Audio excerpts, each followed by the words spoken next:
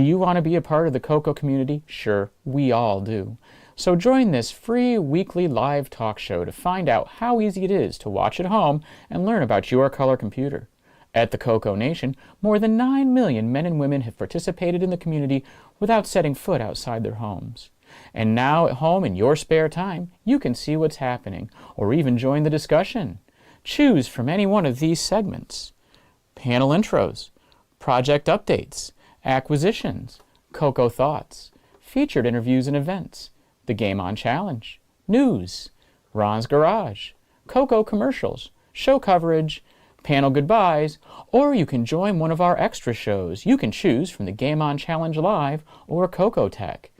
Join the CoCoNation right now. Click the link for the free information TJB Chris spoke about. Then decide if you want to watch the CoCoNation Live Show, the world's leading live weekly talk show featuring the Tandy Color computer, its siblings, cousins, and red-headed stepchildren. Visit thecoconation.com. There is no obligation and no salesman will visit you.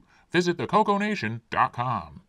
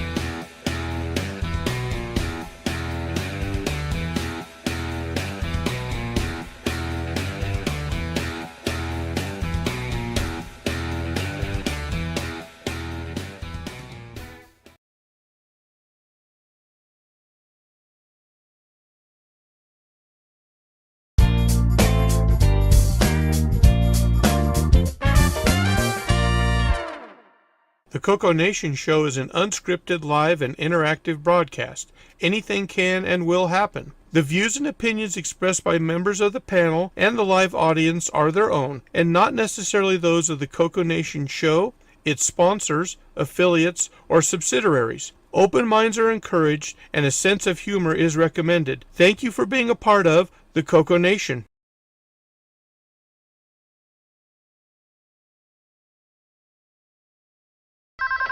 Radio Shack?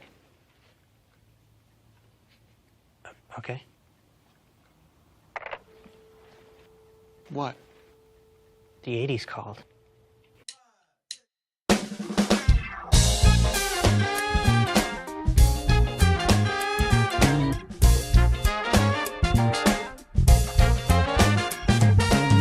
Welcome to the CoCoNation, the world's first live and interactive talk show featuring the Tandy color computer and its hardware cousins.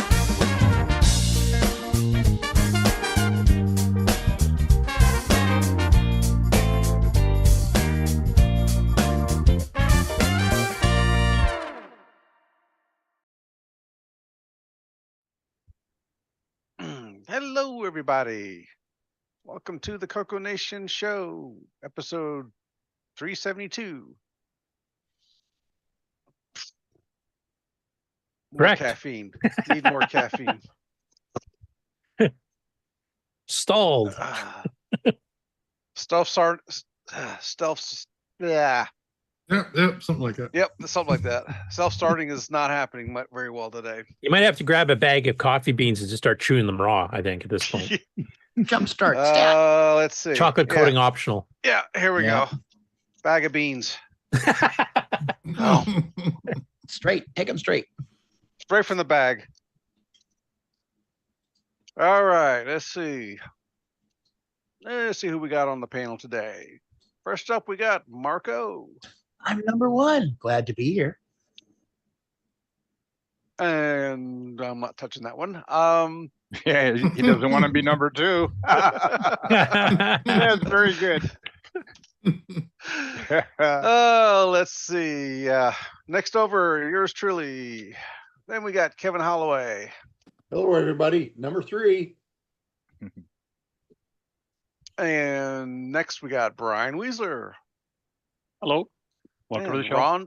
Ron Deluxe. Yep. Center Pentastar, Square. number 5. And On Deluxe to block. L Curtis Boyle. Welcome to the show, everyone. And Ken Waters. No, I'm not frozen. Believe it or not. Oh, he moves. It's just Hey. bandwidth. And Wayne Campbell.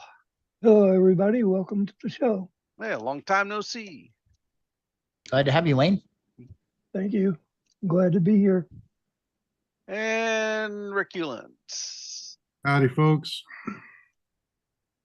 Oh, over in the chat, we got Marco, Kevin Holloway, J.E. Jones, Canadian Retro Things, Michael Zwiffel, Jim Rye, Exile in Paradise, Jim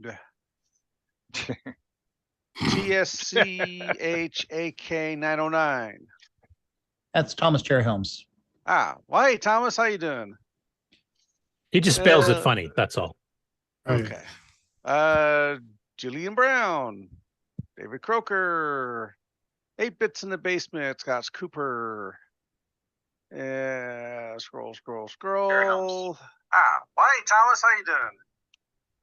He just spells it funny. That's But Wayne, I think you got something playing. Yeah, I was trying to turn the volume off and it was refusing. Hey, Mark B. Exile says that you use coffee beans instead of tapioca in your bubble tea. I think that's probably a good move. Okay. Let's see. Amigos, Retro Gaming, Rocky Hill. And we're caught up. Did I say Scott Cooper? Can't remember. Yeah. Tom Eric Anderson, I'm not sure if you got him or not. Nope. Nope, But he is I think I there too. missed him. 6E, Karen. Yep, 60's there. You threw him off with a bubble tea. Mhm. I must have. I think I'm fried today for some reason. Don't know why. Okay. All right. Let's see. First up, we got some project updates. First up, Brian Wiesler. Let's see. And we've got. Have you got his let's intro see. queued up? Boom, boom, boom. What's that? Brian, we're used to seeing that bright light behind you. Mm, Where are you? different room. Mm. So, okay. You're Well, up. first of all, okay, sorry. Well, first up, I thought I'd start with something maybe just a little fun. I don't know. We'll see. We'll see where this goes. But Want got to this zoom him little- up, Mark? I got this little box right here. And, Okay. In a plain brown wrapper. Yeah, Mhm. just this. Got this little box right here. Let me go ahead and open it up here. I haven't even opened it up yet. So, But I thought this might be kind of fun here, just to kind of kick things off a little bit. There was a listing out on eBay, and it was only $5. So I thought, what the heck? Might be kind of fun. What's that? So you keep it off camera just in case. Just in case. It's not what you thought it was. No, it is what I thought it was. So there was 3 ROM cartridges. The thing that kind of made it kind of fun was not a single one of them had a label. So who knows what we got here? So we're going to play what's on the ROM cartridge. So let me do this real quick. Go ahead. Any bets, anybody? Yeah, anybody want to take Spectaculator. a bet? Spectaculator. Scripts it. Audio analyzer. Audio. Well, we'll find out. Nobody's picking games. Why don't they're all game cards? Yeah, GFL Football 3. Why else would you peel the label off of them? Yeah, too embarrassed to see what it is. So I don't even know if these are going to work or not. But exactly. Let's go ahead and let me switch sources here. Of course, maybe a quick glance to make sure there's still a card in there. Yes, there is a cartridge in this one. So, okay, here we go. Here's the first one. No Leisure signal. Suit Larry. Oh, we got garbage. No, that's pretty. Let's try again here. Clean the cartridge and try again. Thank you, contestant. Spectaculator. It is spectacular. They won. There we go. Okay. That was Marco. Yep, that was me. 1-0-0 for Marco. He's got the first one. It didn't have a title. It just comes up with that. Yep. Well, you can waste ROM cartridge space on it. What does that tell you? I've never tried mine. There you go. Okay, here goes number 2. Number 2. Quasar Commander. Quasar Commander. Oh. We do got one game in there by Mr. Robert Killigus. Robert Killigus. Yep. Okay, we got one game and one application. Okay, here we go. Here's number 3. Last one is Blue Smoke. We'll find out. Oh, we got 2. Scripts it. I got one too then. There we go. So there we go. So what does that make the panel here? 2 for all 3 of those are by Robert Kilgus, I believe. I think so. Yeah. By the way, our audience says Bonsai, Megabug, Neutroid, Color Baseball, Label It, that Mario Brothers 3, and Personal Finance. And Personal Finance. Oh, there we go. That was 6C, Rocky Hill, Jim Rye, Rocky Hill, Kevin Holloway, Rocky Hill. So this was a serious user. He had both the spreadsheet and the word processor, and then he just played a little bit of Quasar Commander in between. So what are you going to use those cartridges for? In other words, I don't know. You're going to gut them and put your own stuff in there? Oh, maybe. I mean, didn't pay a lot of money for them. That might be something to do with them. Maybe I know there's some labels out there on the archive. You can make repro labels. Yeah. Yep. Yeah, make some labels for it, make it proper or something. So, okay. The next thing here I'll show you guys. Rocky Hill was going in the chat. Edge of my seat here. Did you happen to mark on those what they were? No, not yet. I'll go back later. And do that. I'll go back later. You'll go back later. Yep. Won't stall the show here for my handwriting abilities. So, okay, let me switch cameras here again. There we go. Focus. There we are.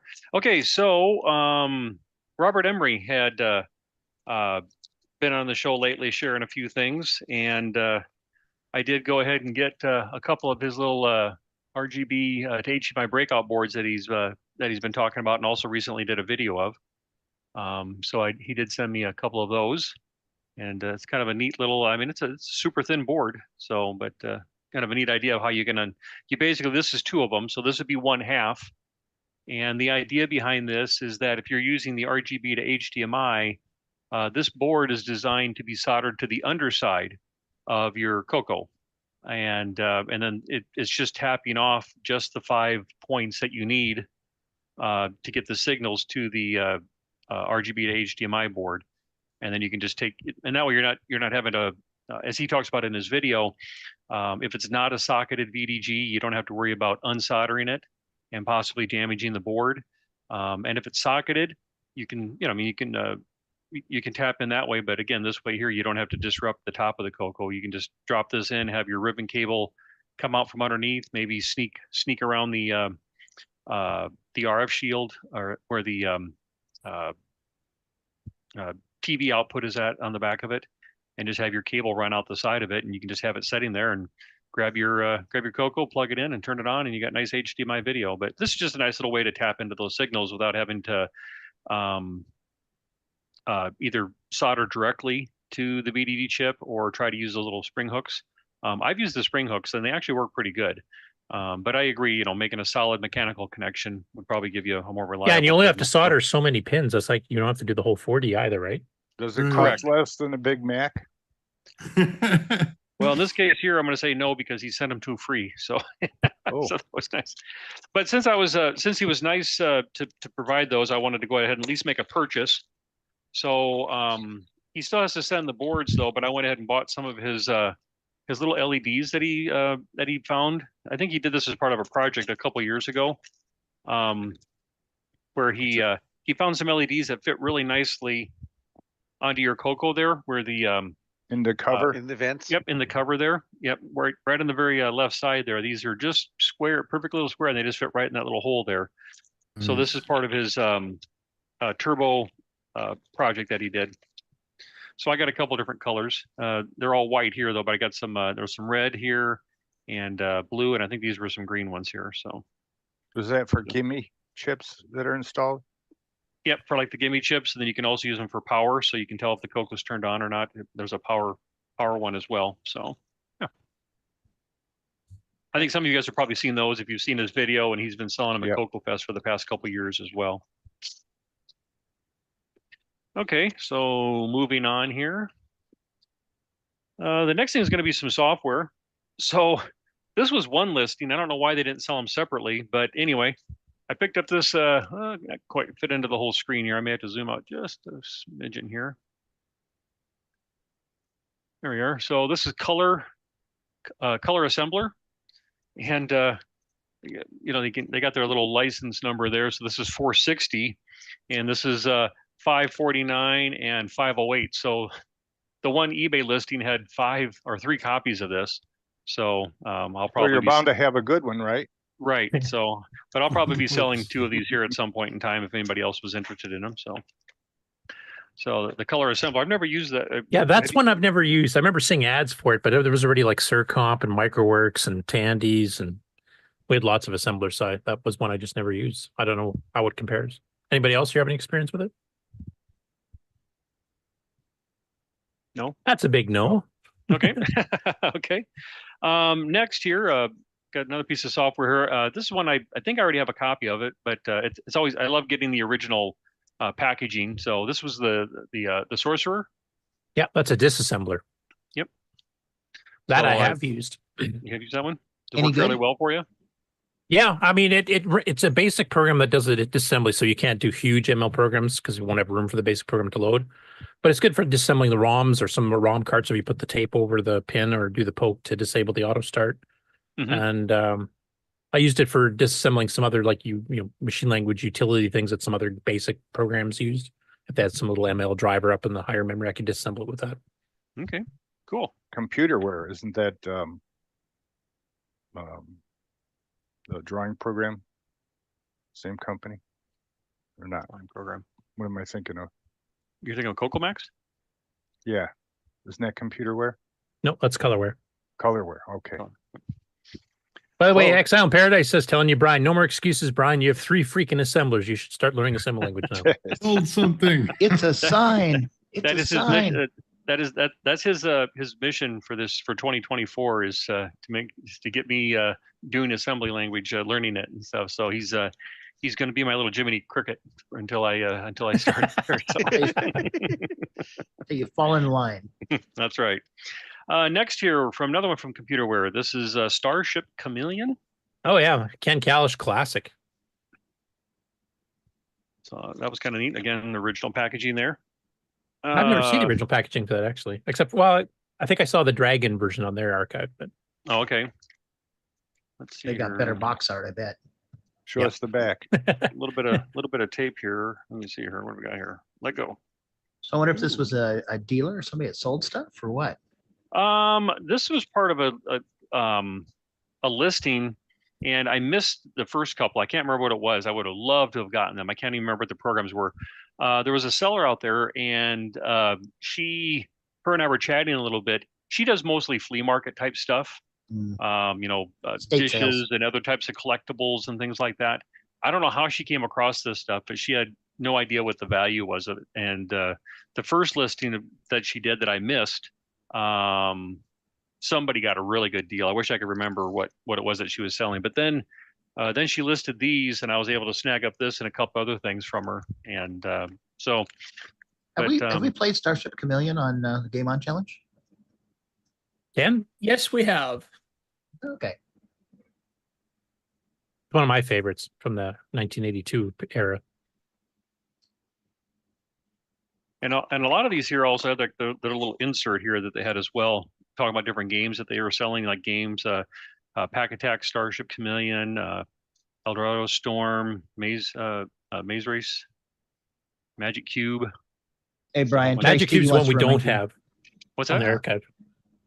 Sorry, go ahead. Terry Stiggy wants to remind you, Brian, that won't be in mint condition if you open the package. Well, this was already opened, so it was already been razor blade right there. So I was merely you're not violating anything. Got it. I'm not violating anything. No. What use is stuff you have you can't use it? That's my motto. I don't care about whether it's pristine packaging. Next one here's Storm. Storm. That's the Tempest clone. Okay, cool. Yeah, that one I don't think we have played. Have we, Ken? He's No, we checking have the not. spreadsheet now. Put it on the list. I have a feeling we keep interrupting Ken's nap here as he tries Well, to rest good. up for the game. Force the little bugger to stay awake. I'm trying to go get a cup of coffee is what I'm doing. he gets 3 steps away and has to run back to the microphone. By the way, this kind of ties into our CoCoTECH from last week because Storm is a Semi-Graphics 24 game. Is it? Oh, there you go. Awesome. Move that up on the list there, Ken. Maybe it'll inspire some people to do some new stuff. What else we got here? I think just a couple more and I'll be done here. Let's see. I wonder if they managed to get like a stock blowout from Computerware, which is, I'm trying to remember the name of the people who ran it. Paul Searby and his wife? Possibly. I think were the ones that ran Computerware back in the day. And Computerware was around before the Coco. They were doing stuff for Flex and it's not even before the Coco came out. But like the fact that you've got original packaging for various things from Computerware games and like from the 82, 83 era, the assemblers from like 84, 85, it might have got a blow itself from Computerware themselves. Yeah, because the other stuff that I missed out on, that was all the original packaging as well. And then two versions. This one here is version 1.00.00, and this one's 02 of Databank Manager. It's basically a database program, but 2 different versions of that one. Have you checked on the archive to see whether we've got all these different versions? Because I know William likes to actually try to get complete sets of how it developed over the years. So if you've got some he doesn't have there, that make some disk images and upload them. Yep, your task is set for you. Because that's one of the things I want to do is there's a lot of things I know I need to scan or image, but I'm as we kind of talked about in the beginning here, I'm in a different room now within the house. And so I'm going to have a lot more space. And so as I start going through things, and one of the things I've wanted to do is to make an accurate inventory of everything I have. And as I go and inventory things like this onto my spreadsheet, one of the tasks I want to do is to look at the archive at the same time and have a column in my spreadsheet to flag things that need to be scanned.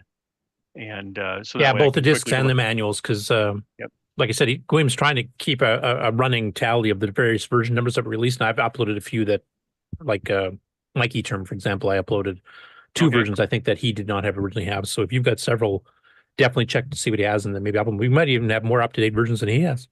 Possibly, yep. And then I think lastly here I got. Wow. By the way, Willie Nathing in the chat is saying Computerware had a storefront in the greater San Diego area, and I used to go there all the time back then. Was this in the San Diego where you ordered from? Out of curiosity? Yeah, did these come out of California? Yep, let's see here. That's where Computerware is, but is this where you got the lot? Where you bought the lot? Or do you know where it came from? Let's see here. Let me look here. I think I still got the packaging for one of them here. Stretching. These came from. No, this came from New York. Oh, okay. Yep. And then lastly here, one called Weather Watch, and I haven't opened up and read, but I just read the little piece right here, and basically it sounds like you can go ahead and enter in weather information like temperature, rainfall, and things like this, and it'll generate reports for you that you can Well, use. that'd be interesting to try. I wonder how that works. Yeah. So, but I recognize the company name. I've actually got a few of their games. They mostly did non-game stuff, but they had a few games. Okay. They made it like a Clue game and some others like that, or strategy board game style. Yeah, it just says if you really care about the weather, this program is for you. 3 programs provide you with National Weather Service approved statistics in a monthly report format, input of daily high and low temperatures, rainfall outputs, a report of monthly average temperatures and range, high and low, and it kind of goes on, and basically you can do like 90-day, 30-day, 32-day, highs and low temperatures. And he needs a copy of this, Brian? Who's that? Grant. Oh, there you go. Yeah. He can start doing storm chasing on yeah, exactly. on his there you go. On cassette yet. That'd be awesome. He could show his friends. His storm There you chasing go. friends. Anybody see Twisters yet? Twister? No. I saw it. I did. So I is saw that the original just- Twister in '96, but I've Saw not seen that it. too. Yep. Pretty good. A lot of Dodge Rams. Yeah. Yeah, baby. I'm just checking real quick. Oh, you know what? Nope, I do have one more thing. Sorry. Let's see here. Let me switch camera back here. Oops. Hey, Brian, that Yes, data sir. bank manager, that's OS 9, right? I was just looking on the archive and they have version 2.00.13. Oh, okay. 64K Coco. Could be OS 9 then, because it did require 64K on the Coco.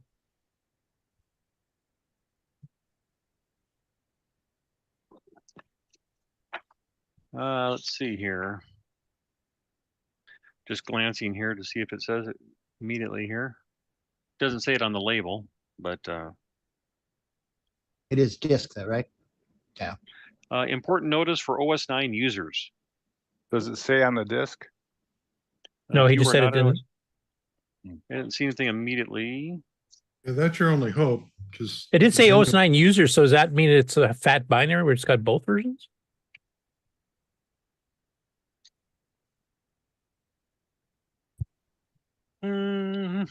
Curtis, are you trying to look at his text? Yep. That's why I'm getting a crick in my neck. Yeah. It just says before you do anything else, you should make a backup copy of your databank disk. It's Input OS the 9. I can original. see load copy enter. That does not work under disk basics. That's definitely OS 9.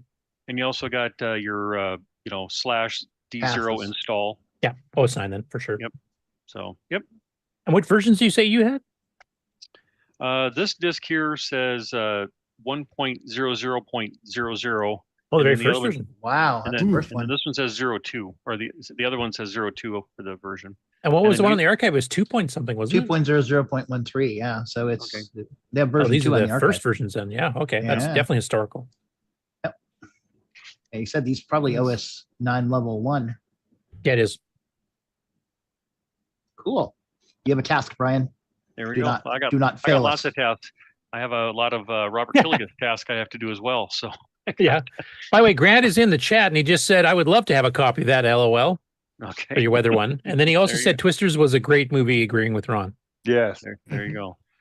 Another cow? Same cow. So one of the things I also enjoy collecting, not just the software and stuff like that, but I really like joysticks, and it's always fun when you can get them in the original box. So this is a joystick I already have, but I don't have one in the original box until now here. So Oh, this is the That this dragon? is the that's like the yeah, dragon. this is it was mostly Dragon. I mean, on the side here, they do reference they do say Tandy. So this would be for the Dragon 3264, and it just says Tandy on the side right here. So how Yeah, much that's for the joy? Coco. Yeah. How much But I thought it was joy kind of exactly? interesting. I thought it was kind of interesting how they show all the different ones, and they use little tabs of paper to basically. Oh, yeah, it have covers one- the boxes where it applies to, which includes Yep. the Tandy, which is the Coco, yeah. And then they also, sold it as a pair or a single. So obviously they put the tape over. So this was sold just as a single. So if you wanted one joystick or if you wanted two joysticks. So, but this is the one that's kind of interesting, but it's kind of, it feels weird to Yeah, it's very ergonomic from what I remember. Yeah. Yeah, that fire button looks like it's going to do wonders for your thumb. Yeah. So yeah. Right? So I mean, a lot of us are probably used to going like this or whatever, but you have to kind of hold your hand down here and then kind of go like this sort of thing. So I mean, least you could buy it does have the grip there Radio for your Shack. hand at least, but yeah. What if you're left-handed? But yeah, that No fire problem. button is the red stock fire button you could buy at Radio Shack. Shack. That all Yep. hobbyists use for a button. And I still have a bag or two of those. They feel horrible. They also come in black. Are they You can also get them as normally open or normally closed. I have a feeling that by the time you get done after a couple hours of gameplay, you're probably gonna have a little divot in your big thumb right red there. divot in your thumb. What is the MTFB or whatever they call it? The Mean time between failure. Yeah. Don't they usually list that when you buy them? More than 4 times. Well, on that switch, it was probably in the hundreds. Right. The only thing is when you're holding it like this and you put your hand, you cup it like this, your thumb's actually kind of like up quite high. If this is about a half an inch lower, it'd be like it would be pretty comfortable actually. But so. Oh, he told me Eric Gunderson said that fire button hurts. And of course, he lives in Europe, so he's actually probably got some of these actual joysticks too. Suffered with them. Although if you're pretty proficient with your 3D printer, you probably could 3D print a little cap or a little cover for that thing to go over the top of it. So I made some asteroids controllers with those buttons in a plastic box. Horrible. They rock to the side and jam and scrape and don't work well. The good thing, Ron, is you could buy a 5-pack of those things at Radio Shack for like $2 or something. Yeah, it was. Yeah, maybe it was $3. I know. So I anyway, actually have a box at work that needs to be powered. I need to repower occasionally, and so I got a normally closed one that I use to basically as a power reset. Ryan.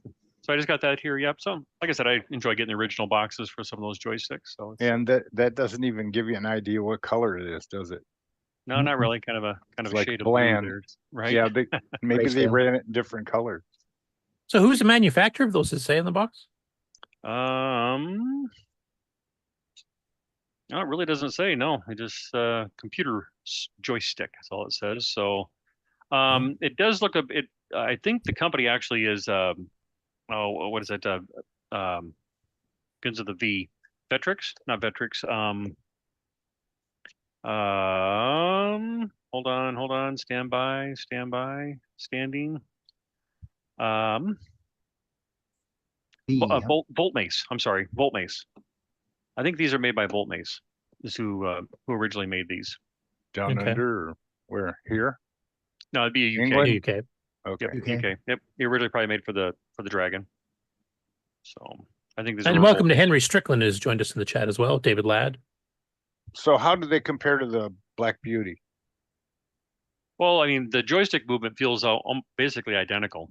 It's just that instead of the fire button being on top, it's on the bottom there. So, but it's a tiny little wedge into your thumb version. A lot larger on the. Yeah. So I mean, but the feel of the joystick, it feels just like you're playing with the Black Beauty joystick. So, yep.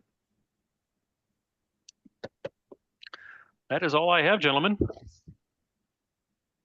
Thank you for sharing, Brian. Always fun. Cool. Then I think we got Rick Hewlett. You have an update as well, do you? Yeah, I do. Big and me, I will describe my journey. That's your cue, Mark. Yep, I'm flipping buttons. There we go. Wait for the tubes to warm up. Okay, so kind of in the same theme. Had to turn Brian off and turn you on. Recognize these? Looks like a key switch. broken switch off the back of a like a Model 1 or something. And thus begins my morning. Yes. So this is the story of the 4-hour turn on, which involves first stripping down to the motherboard, moving the power switch. I did figure out which commercially still available power switches you can use on that. Oh, cool! Because my solution after taking off this was these wires. Yeah, those switches are still made. I got my last batch from Mauser. I can get you the number. So is that the ones that Stacy was looking for to take to the Canadian She computer needed show? a reset switch. This is the power switch. Which Oh, is okay. They slightly are different though. But okay. On the Model 1, the Resets. reset switch is the same line. It's just a slightly Just a different momentary. model. It's a momentary instead of a constant. right, Yeah. right. Because when this thing fell apart, all kinds of little springs and things shot out of it, and that was the end of using it for Okay. a switch anymore. I'll dig that up. It was like a C&K F series or something like that. Yeah. Perfect. Okay. Have so you I already can sent get rid that of my- to Stacy there, Mark? Have you sent her what the replacement would be? Because I know she was asking about it. I didn't know she was looking for it. I mentioned it on one of the shows a couple weeks ago because she posted on Facebook that she broke it. That's the Coco she wants to take to demonstrate. Oh, but that's the reset switch that she needed. Yeah, which but you said that's is- the same switch, except it's one's continuous and one's or whatever you said, Mark. Well, Momentary. yeah, but it's a Momentary. different part. Yeah. Yeah, if you look at Yeah. the spec sheets, you basically build your switch with the part number based off the features, and then you just look up that part Oh, number. okay. What So Coco is that? this is a D board. Okay, And, look, it's got a black standoff. oh yeah, but it's a black case. Let's see, do we have a better picture of the case in here? Not really. Okay, yeah, it's a black case. The spray paint blew through where the pins were. But And it's actually anyway, got the edge connector for the keyboard instead of the ribbon cable. and that's the next part of my journey. I put it all back together, and the keyboard had quit working on a whole row. Oh, don't you love that? And I figured, okay, old chiclet keyboard, it's getting old. So I made this adapter this morning Deoxit. Oh, wait a minute. to put a CoCo2 keyboard in. So here's a ribbon connector, Mhm. and then pins so I could plug it into this thing. Still didn't work. Same problem. What? I'm about PIA? 2.5 You blew a hours. PIA or something? No, nothing like that. But I'm about 2.5 hours into turning on my Coco this morning, and I'm a little frustrated. Talk about the slow boot. It turns out that one of these insulation displacement connectors broke where it's displaced, but it didn't break the insulation, so it didn't look broken in any way. Until you did a continuity test. Until I went beep, beep, beep, beep, beep, beep, trusting this part the whole time and checking this thing 12 times over because, it's Of my course, thing. it's not So broken. it's the one that Yeah. screwed up, right? That's right. So- That ribbon looks excellent. So hours later, here we go. It is now working, and I was able to turn on my Coco between 8 o'clock and noon when I came on here. So, so after the show, I'll be able to continue with the testing that I wanted to do this morning with. And that was Rick's fun-filled morning. And that was the fun-filled morning of mine, and I'm happy to be here now. Good thing he's retired. But unfortunately, I'm not. I'm working as many hours as I ever did. It's just for the ephemeris side hustle rather than a real job that pays actual money. But we won't get into that. But I see we have people who have actually done nice things, so maybe we should move on to someone who's made progress. People are more productive today? Yes, productive Yes, people. Rick. Off the stage. Where's the hook? I just threw into the chat there, Rick. I just threw the Mauser part number. I Oh, believe thank that's the you. right I one. will I grab believe it. that's the right one. And then they have there's another one in that same data sheet that's got the cap. Yeah, let's see here. That would be that's the switch. And then let's see here, because when Mark found the number, I actually ordered some. I just didn't have it in front of me here. 611-211-25, and that's the cap. Which is good because experimenting with this plastic is so brittle now. It's as brittle as my fingernails. It just, it doesn't take much to break it. It was sitting on the shelf. and That's just- power switch, right? Yes. Brian? Not the reset switch. Correct. That's the power switch. Yep. It's a 4P DT. So, or what, 4-pole double throw switch. And this is not the Coco I put it in. These are not the Cocos you're looking for? Nope. I need the other one. No, but by the time he moves it around, it'll probably need one. So I swear, I sat it on the shelf and it broke off. I don't think I hit anything with it. Just- Yeah, there it is. So I've got it on the F board.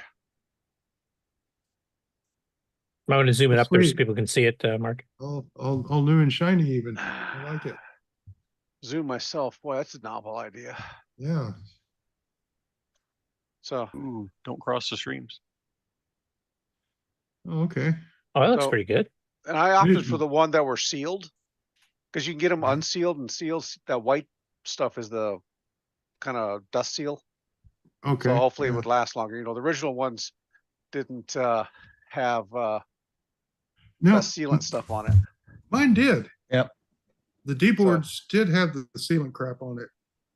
In fact, I had to dig my way through it to figure out how the switch worked, so I knew what to jump to put my board together. I just cut the board off the top of the old switch to figure And it then- out, but it was definitely all glued together. You test those switches with a wet finger? No, single factor. Yeah, they're like 12 volts. I'll use your tongue just like a battery, right? Yeah, there you go. Mhm.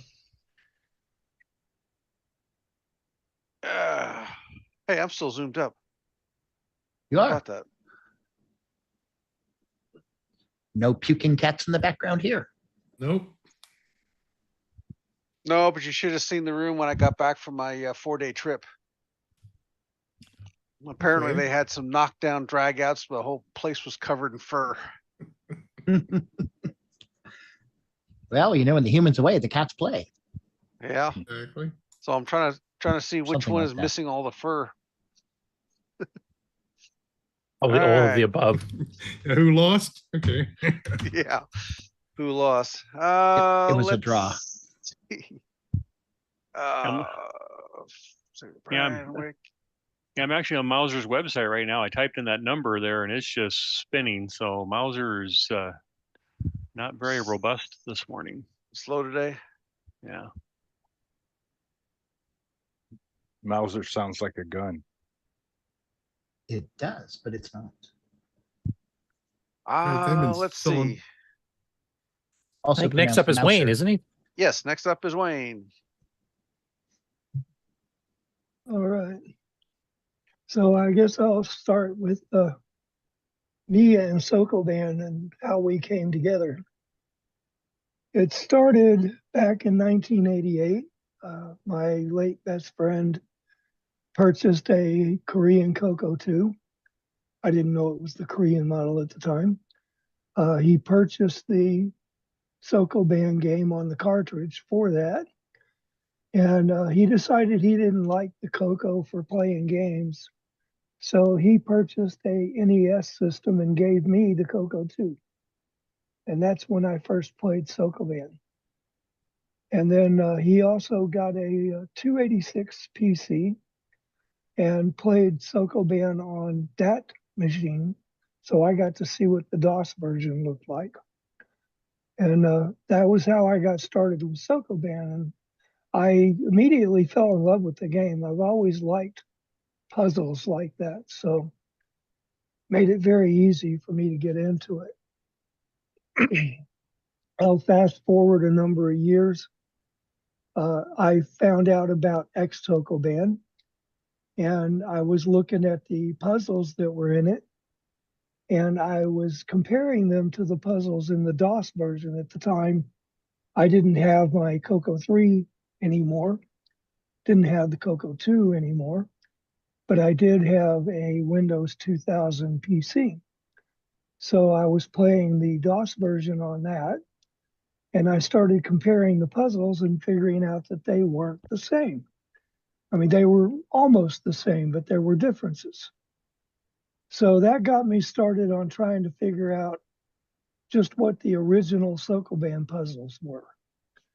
And it took me many, many years and a lot of effort and a lot of searching, but I finally found out that the original game had 20 puzzles, 10 of which had what were called false walls. And then that came out in 1982. And then in 1984, the 50 level version came out in Japan. And I still had not seen either one. So I didn't have any idea how close those puzzles were to the American version. So it still took me more years to get to where I could find that out, but I finally was able to get my hands on a copy of the original 20 level game, the 1984 50 level game. And I found out that there was a 10 level version of the first game that was published in a Japanese game magazine or computer magazine, something. Anyway, so I was able to get a copy of those puzzles as well. And that's when I decided to see if I could port the game from the Japanese version to the Coco. And I decided to start with a extended color basic version because I wanted to learn, it was more similar to the Japanese basic that the original game was written in. And I figured it would be easier to port it that way than trying to figure out how to port it to basic 09 until I understood the game better. And that's where I've heard it referred to as super extended basic, but I always called it enhanced extended basic. Because that's Yeah, or what Coco I remember 3 the basic manual would be another called one. it. Yeah. Yeah, so that's where I started, and I was able to successfully port the game. William Assel helped me with creating the characters, the sprites, because they were hard coded in the original game, and I didn't know if there was going to be enough room in the Coco to have all of those sprites and all 20 levels hard coded into the game the way the original was. So I created external puzzle files using the same format as the original game did. And William helped me create an external buffer file to contain all the sprites. And I started from there, and I was able to successfully port it. But one of the things I learned about the original game was that the goals would disappear when you walked over them. They still counted as a goal, but on the display, it was just another floor space. And I wanted to fix that. So I tried to fix that, and I was not quite successful. And then I put it away and didn't touch it again until this past June. And it being 4 years later, I couldn't remember exactly what I changed. So I couldn't revert it back to before I started trying to fix that problem. So the version that is currently on the archive for the Coco 3 is including the botched attempt at trying to fix that problem until I can figure out how to revert it back. So I just decided at that point that maybe it was time to see about porting the game from the ECB version to the basic 09 OS 9 version. And I started on that last month on the 26th. And I basically completed the game 2 days ago with everything that needed to be added.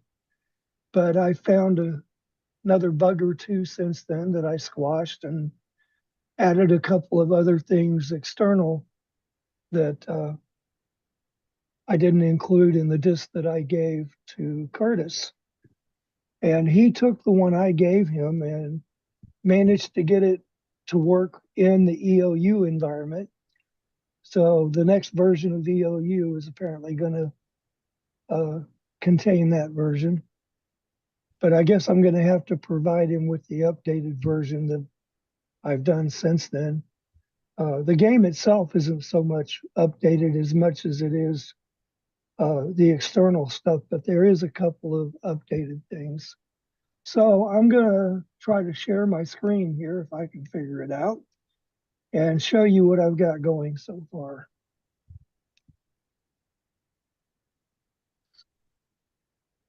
So this version of SokoBan, you've combined all those different levels from the different versions. There's 80 levels in this one?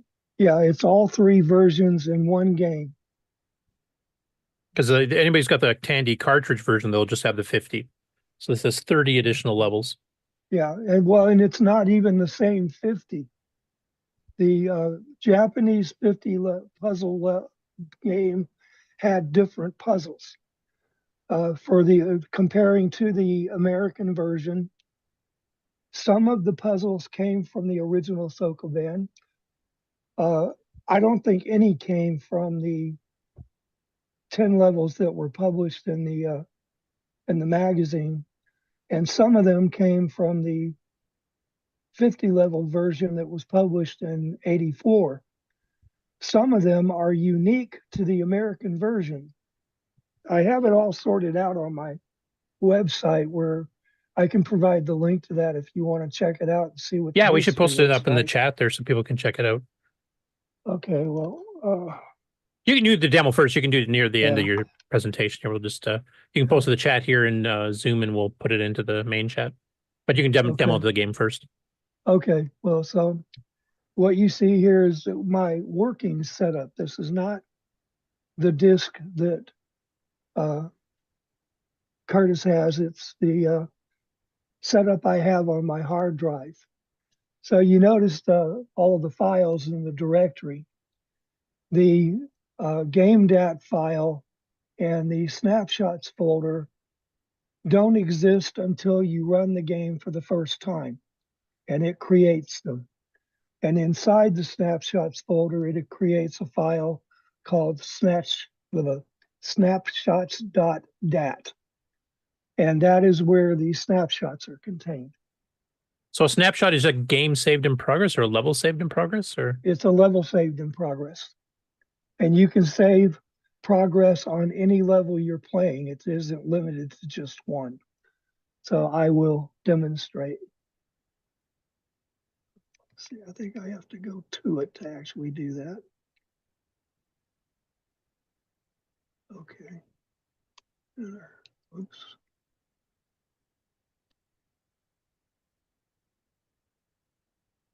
Gotta wait for it to start up here. It has to check and see if the necessary files exist, because otherwise it's going to create a GameDat file in the snapshots directory in a place they shouldn't be.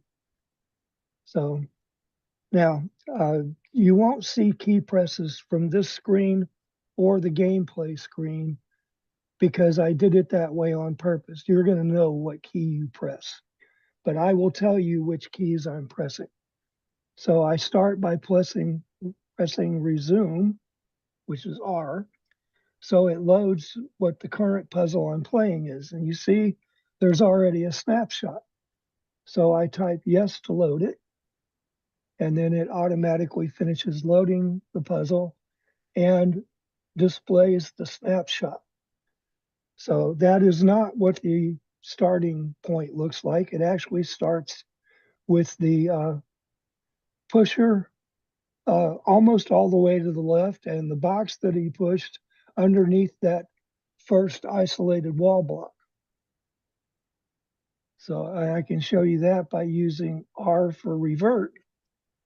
That will revert it back to its original start position. So I'm going to see, I'll do it by using switch set.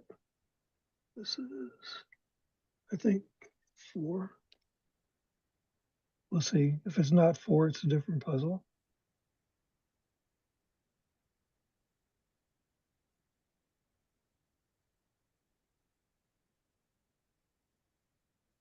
Oh, it's a different set. Okay. C3. No, don't need to save that snapshot. Well, why did it end? It wasn't supposed to end. Maybe I hit E instead of 3. I don't know. They're right beside each other, so that's quite possible. Yeah. Okay, so resume. Demo gods have spoken. Yeah. Obviously. It was foretold there would be a problem. Well, there has to be. It's not programming without problems. By the way, for those who don't know, Wayne is also the author of DCOM, and decode, which are basic 09 decompilers, which I've used extensively on EOU to reverse engineer games we don't have source for, to either patch them for Nitrous 9 or do some improvements. We're slow some of them down because they're running too fast now. So big thanks to Wayne, because there's a lot of stuff on there that you wouldn't be able to even use right now if it wasn't for his code. And I still haven't finished decode. I'm still working on it. So anyway, to show you how the game progresses, you can move around like this.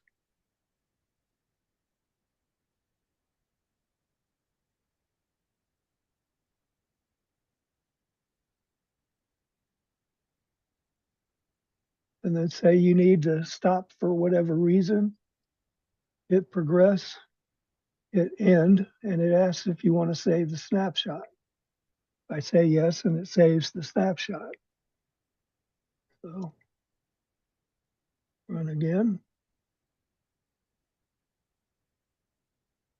Resume again. Load the snapshot.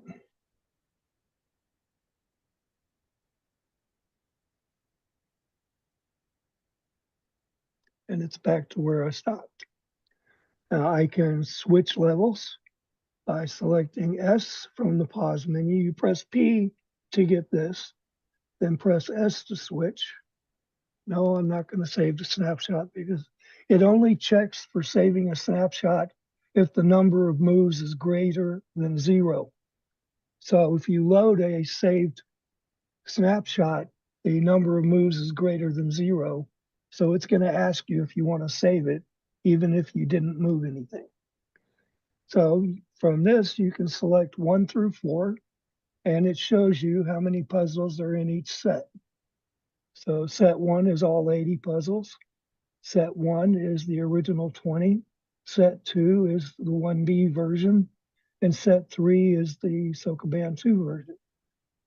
So, for example, I can switch to set 1.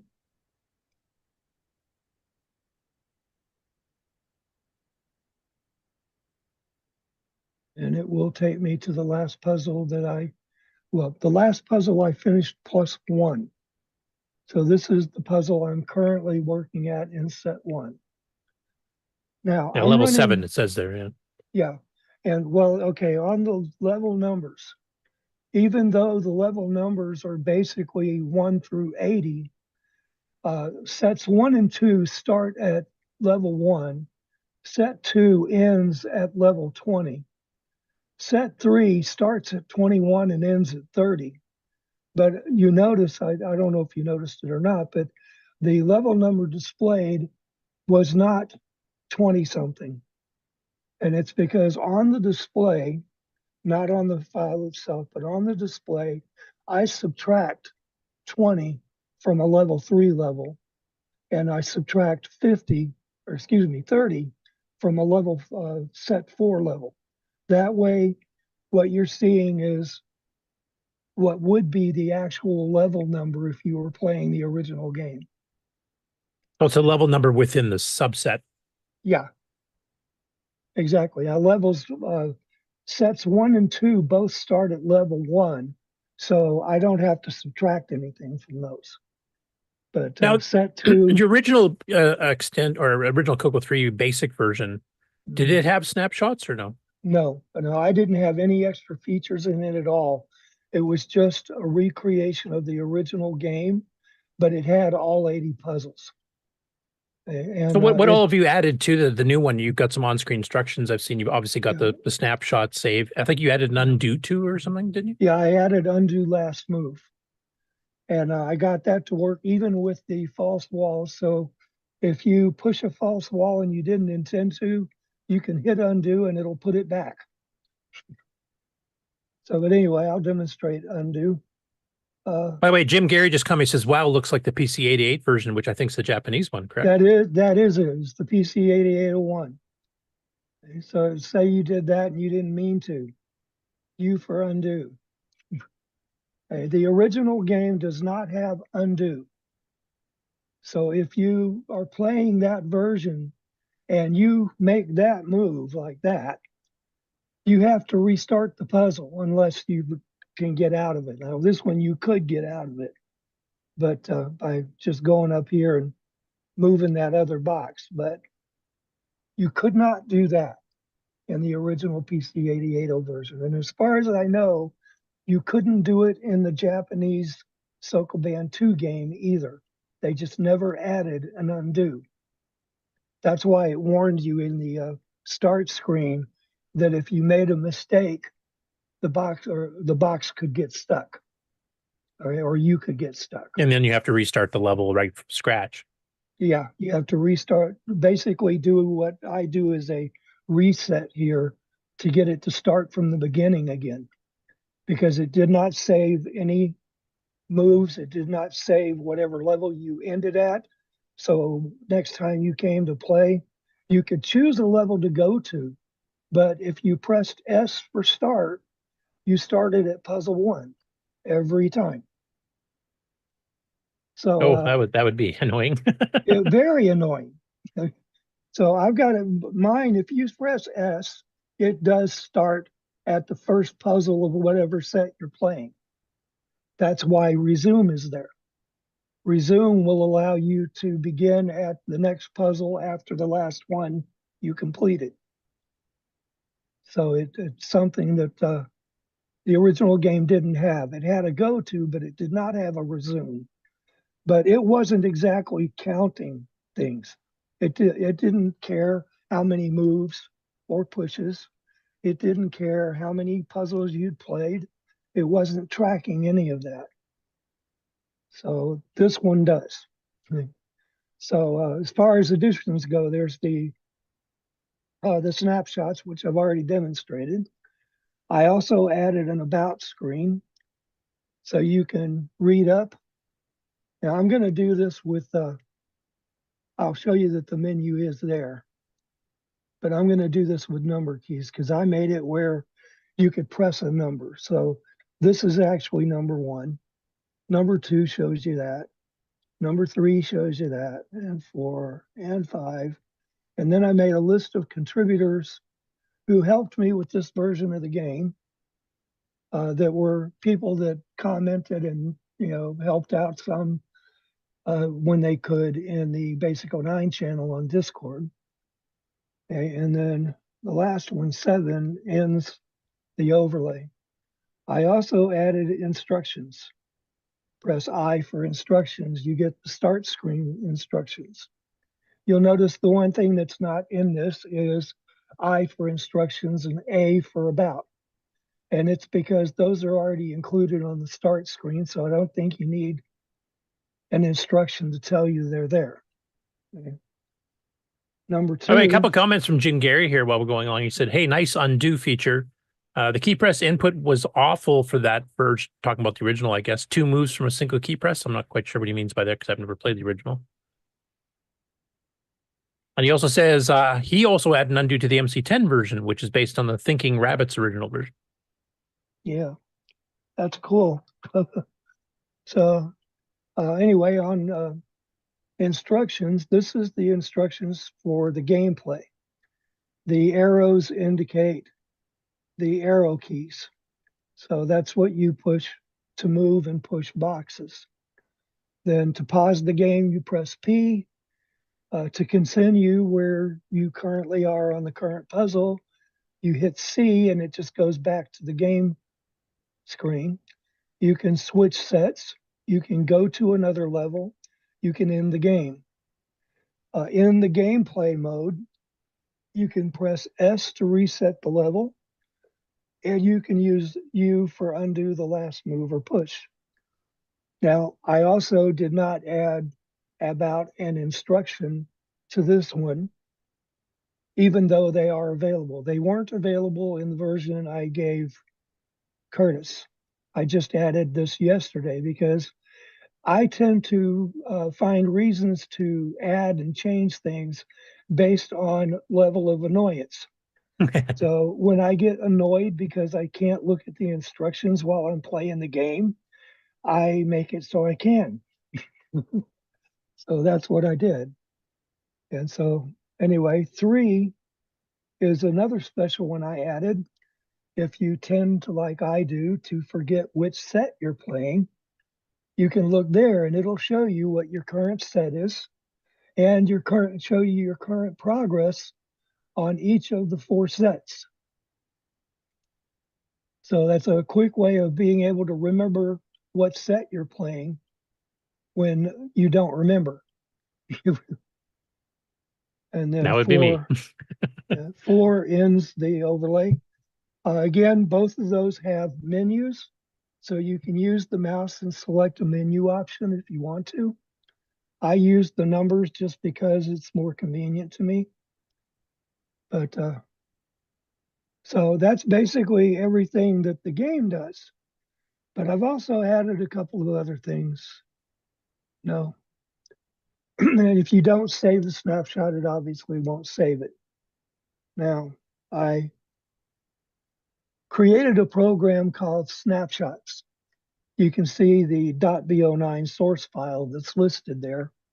On the new disk I've created, there is a packed version in the CMDS directory. I'll show you that in a minute. But if you run it, this is what you get. It shows you how many snapshots there are and displays the first snapshot. This one is set 4, level 40. I didn't change it to put a space after the level number. That should be level 4. Anyway, and then it tells you the snapshot file name. I chose to use the set number and level number because that makes each one unique. So this one is snapshot.4.4. Well, it says 40. It should be 4. Again, I forgot to put a space after the number so that it would do that right. Anyway, I'll have to fix that. So number of moves, 21. Number of pushes, 3. Number of boxes stored, 2. Press N to look at the next record. Okay, and it shows you that this one is set 3, puzzle 28, 56 moves, 21 pushes, and 1 stored. And then press next again. If it gets to the end, it just goes back to the first one. If you press D, it will delete the save. I don't want to delete the save, so I'm not going to. But, well, yeah, I can do that. I'll delete the second one. Okay. Delete. It prompts you if you want to delete the snapshot, yes or no. If you say no, it just goes back to there. Okay. If you say yes, it deletes it. Oh, wow, it deleted both of them. It wasn't supposed to do that. It didn't Good do thing there's that an undel earlier. command. No, there isn't. Well, there live might demo. be in the system. But anyway, it wasn't supposed to do that. It didn't do that when I ran it earlier. I'm wondering if this is another VCC problem. Quit. Let me see. Dear.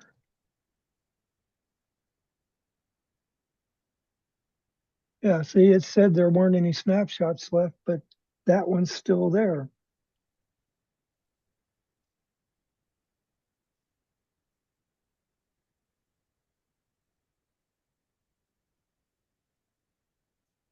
Might have been because you deleted the current one, and if it was trying to print them from that point on, that there was nothing after that. So, Well, no, somehow it decided there weren't any snapshots left and saved the number of snapshots as 0 instead of 1. So it thinks there's no more snapshots, but the snapshot still exists. and Okay, Jim I'm Gerrie gonna says have real to- time debugging. Yeah, I'm Exactly. going to have to look at that and see if I can fix that. Because it shouldn't do that. And it didn't do that earlier, so I don't know what happened. Again, the demo gods have spoken. Yeah, absolutely. That Okay, always so happens. now, to show you what We have my Murphy in the current audience. disk looks like, We do, don't we? it contains 3 directories and 2 files. And then the CMDS directory, oops, contains the game, the install, which I haven't covered yet, and snapshots. So I'll talk about install. It's not needed if when we get the next version of EOU, because it will already be installed and all you have to do is run the GUI and go find it in the games menu and launch it from there. Okay. Again, the snapshots subdirectory and the getdat file do not exist until you run the game for the first time. Curtis did you the favor of running the game for the first time, so in the EOU version, those will exist. I can take them out if you want. Nah, you can leave them there because it's not going to hurt anything for them to be there. It's if they already exist, it just skips them anyway. Okay. So anyway, oh yeah, this is what the screens directory looks like. That's all 80 puzzles. So in fact, I'll even show you what one of this.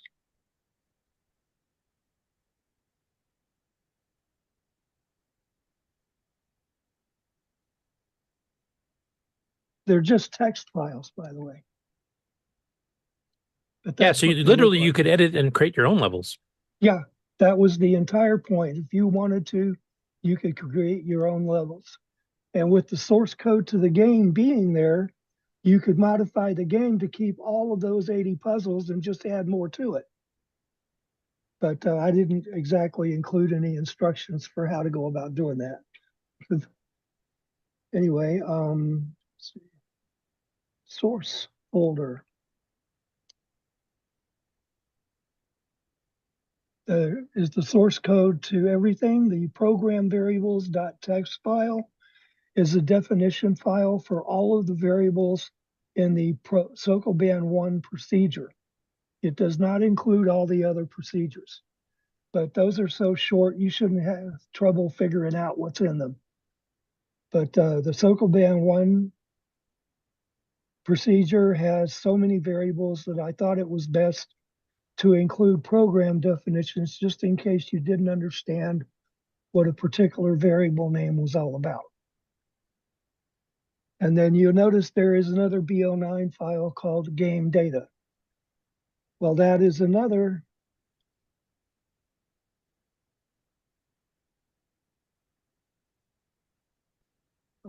procedure that I wrote. It's so small and so short that it doesn't really have anything worth packing. So you just run basic 09, load game data.b09, and then run it. And it tells you what's in the game dat file. That's all it does. But I included it there because some people might want to know what's in their game dat file and don't want to have to dump it. So that's what that's all about. And that's basically the extent of everything I've added to the game. And now I know I have a bug to go track down. Cool. There'll probably be a few more found once people download and try it too. Yeah. Okay, so now I got to figure out how to stop sharing. Oh, there it is. All right. So that basically concludes everything I have to offer at this moment. Nice.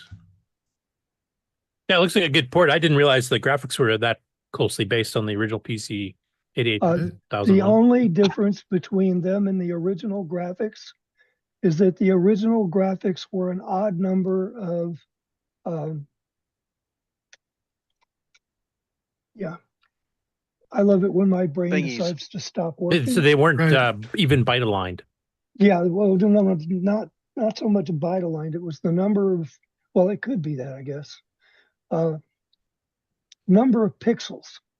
They were they were 9 pixels wide and 10 pixels tall. Oh, okay.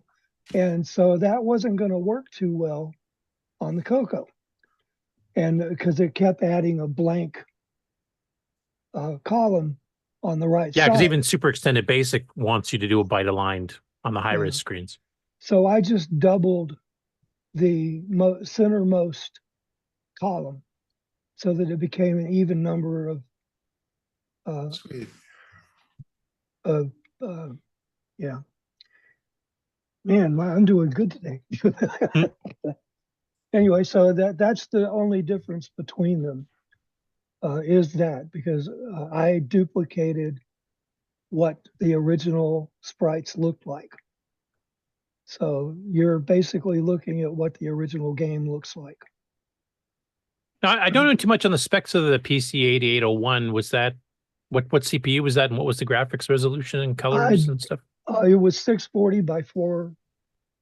I think 640 by 400, but it might have been 640 by 480. As far as which CPU, I have no idea. You must have to shrink the graphics down to fit 640 by 480 then. No, it was just a matter of looking at what was hard coded in the original game and then modifying it. I originally just created them the way they were, and I noticed that extra column on the right hand side and just added one more column. Wasn't that difficult. But I really have no idea what the CPU is for the 8801. Somebody else may know. Yeah, Jim might. He's ported quite a few games from that platform, or the 6601, some of the other ones there in that series, to the MC10. He'd have to change the graphics a fair bit. I noticed that Exile in Paradise says that's some good programming advice there. Write code to solve the annoyance. But that's the way I do most of my feature editions. I get annoyed by something and I fix it. Yeah. Right. Okay. Well, thanks for the presentation. It will be included in AOU. If there's enough requests for it, I might just make a 1.0.1a, and I'll just add Wayne's SokoBan game onto it, and then I can release it pretty well immediately without waiting for all the other crap I'm going to try to cram into the next version. Okay, well, let me get this bug sorted out, and then I'll send you the new disk, and you can replace what you already have with the new ones. Yeah, because I might just backport it onto 101, because I'm already started the 102, but it's a long ways away from being ready for release. So rather than have people wait for months for me to get everything else done, maybe I'll just do a 1.01a that'll include SokoBan and maybe a couple other things if they're ready to go. Okay. I'm actually very glad that you were able to get it to work with EOU so easily. There's a couple of places in the code where I have it's basically a for next loop that just counts from like 1 to 10,000 or 1 to 20,000, just to put a little delay in there.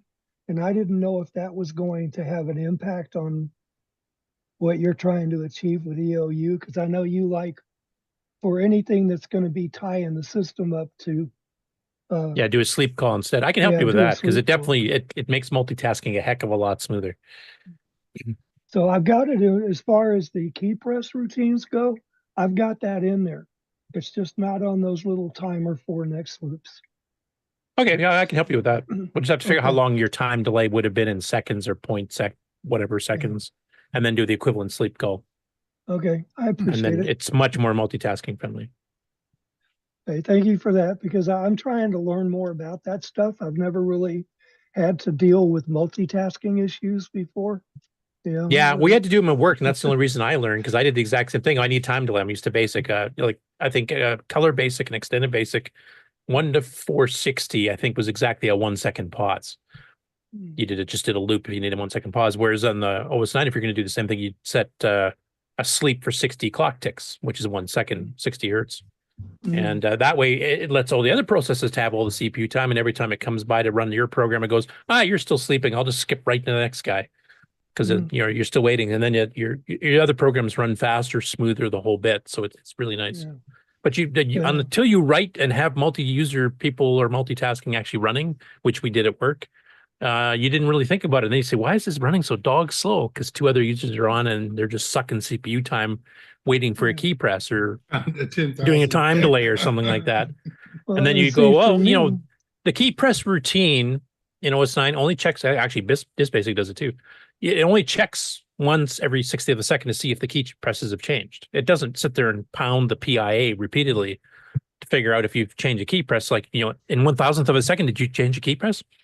It does it every 60th. So there's no point in your program pummeling with a for next loop to pause continuously when you already know I'm going to be doing nothing for like half a second or whatever. You can just use a sleep call.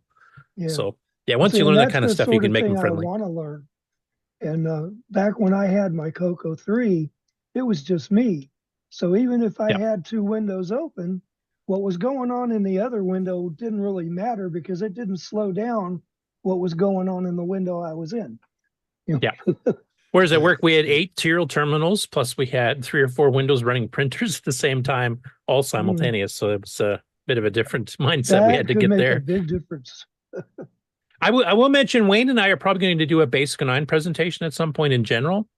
And I think we're going to kind of go through and hammer out some ideas. Like this is one of the things I want to cover is some of the, if you're thinking in terms of a multi-user multitasking system, how you can make your program more friendly. Because a lot of people like Wayne have never had to deal with that before. If you're just yourself running on your machine, like who cares?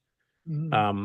I had to do it for running a BBS though, because of the BBS running in another window, and that's servicing a serial port and whatever else. Or at work when we had a ton of people on, and you definitely notice the difference when you change it from a hard-coded loop to a sleep call. It's night and day, especially when you got like 4 or 5 people running that same program at the same time.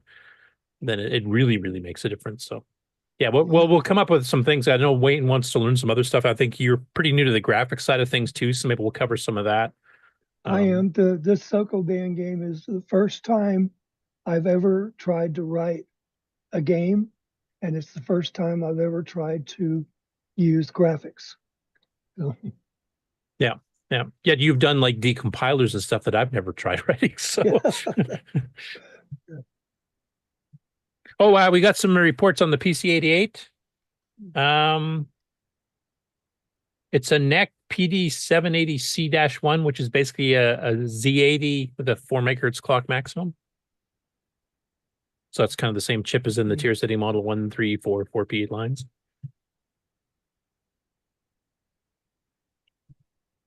Cool. Well, thanks for the presentation. And once Wayne and I kind of work out details there, we'll set up another CoCoTECH episode with a Basic 9 general guest. So I will put this out here right now for anybody, and this will probably be a ways in the future. If anybody has any specific questions they have for Basic 9, if you've toyed with it a bit, but you don't know how to do a certain thing, or if you're wondering some just generalities, send in the Basic 9 channel on the Coco Discord, send some questions in there, and then Wayne and I will take those in, and then we'll make that as part of the CoCoTECH episode. Plus, we'll take live stuff in the chat too. So we'll give you a few months to come up with some questions. Okay, before I totally forget, I'm going to post my website in the chat. Oh, right. So you guys I forgot can already. put it out there. This is your history of SokoBan site? Yeah. It's actually called A New Tribute, and it's because I created a set of tribute puzzles where I basically recreated every version of every puzzle in the PC, Commodore 64, Apple II, and color computer versions. So you could see all the differences. Actually, I'll just share my screen briefly because I just loaded your website just so you can kind of see it. Did my one in the chat go through, or Mark, did you have to repost it? Because I probably don't have permission to post a site link. Yeah, I reposted it. I don't know why you don't have permissions, but we'll get that figured out in post. Because I'm just a peon, that's why. Yeah. Anyway, I'll share this briefly here.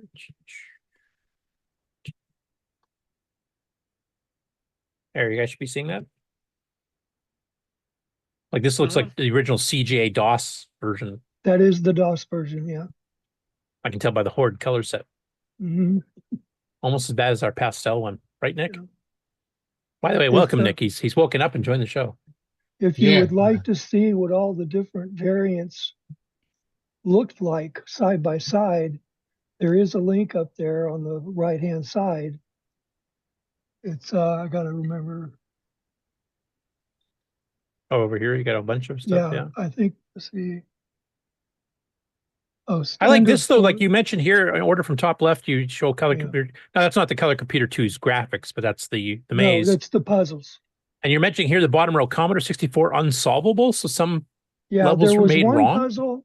There was one puzzle, puzzle 42, in the Commodore 64 version that was unsolvable because it had a box in the wrong place and you could not get through it. And they never corrected it. And it turns out, as I found out later, that error actually existed in the DOS version originally, and they caught it and they corrected it. But if you look on there, you notice that every single version has a different puzzle. Every one of them made theirs look different. Yeah. Just comparing the two Commodore 64s, and it looks like the difference is this one here. Uh-huh. Or yeah, it moved over. Yeah. Oh, sorry, the one Yeah. above here. This one moved over like one space, and that was the only reason it was unsolvable. Yeah, well, actually, it was this one on the, let's see, I got to remember which order I got them in now. Yeah, I don't know. Anyway, if you want to look and see what the puzzles look like originally from their particular game interfaces, scroll back up to the top and click on standard format images. Oh no, that's not the right one. Go back. I have to remember where I put things. It's been a while. Original Japanese images? It could be under there, yeah. No, that's not it either. I got to remember where I put it. Hold on a minute.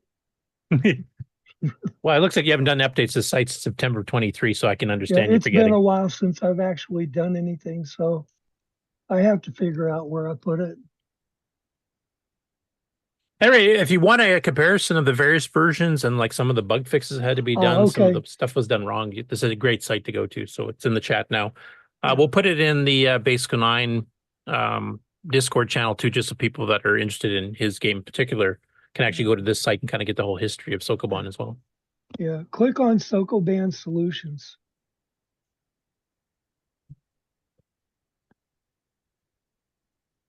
Then click on Original Puzzle Images.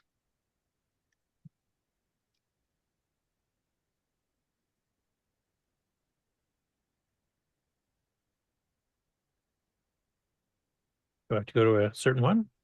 Yeah, click Next because the first one is the start screens from all three versions of the Japanese game. Okay. Hey, it looks like these first two are 40 column mode like you're doing in yours, and this looks like an 80 column special mode or something.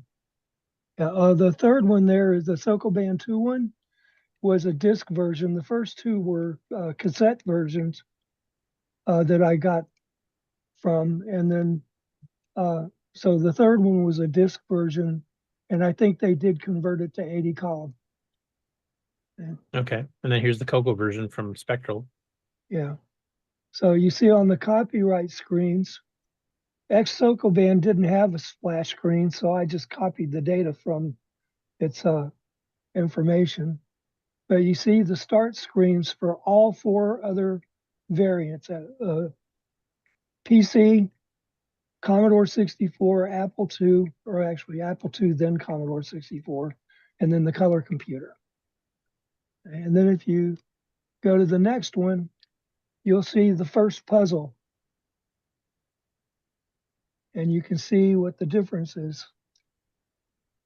Yeah, yours looks almost identical. Well, it is pretty well identical to the original PC's Well, 8000. the other difference is if you look at the PC or the American versions, from where the start position is 4 spaces before you get to the area where the targets are, the goals. Or actually it's 3, including 4 if you include the start position. On all of the American versions, it's only 3. Okay? 2 if you don't include the start position. They narrowed it by 1 column so it would fit the 19 by 16 format. Okay.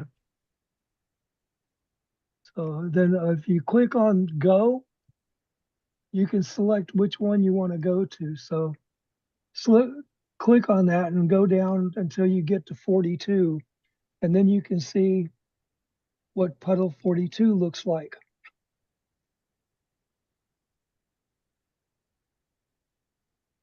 Oh, that's quite different. Mm-hmm. You got like two single block walls here, and these other ones have this big square, big square, big square. Mm-hmm.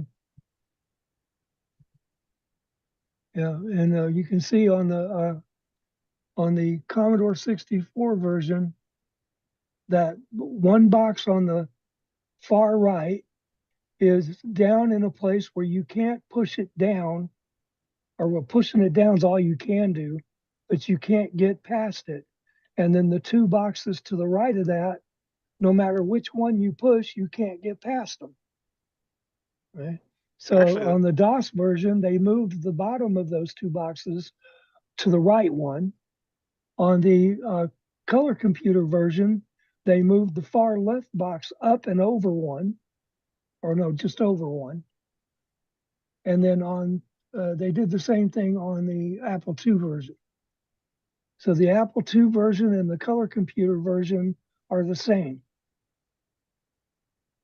The rest of them are different.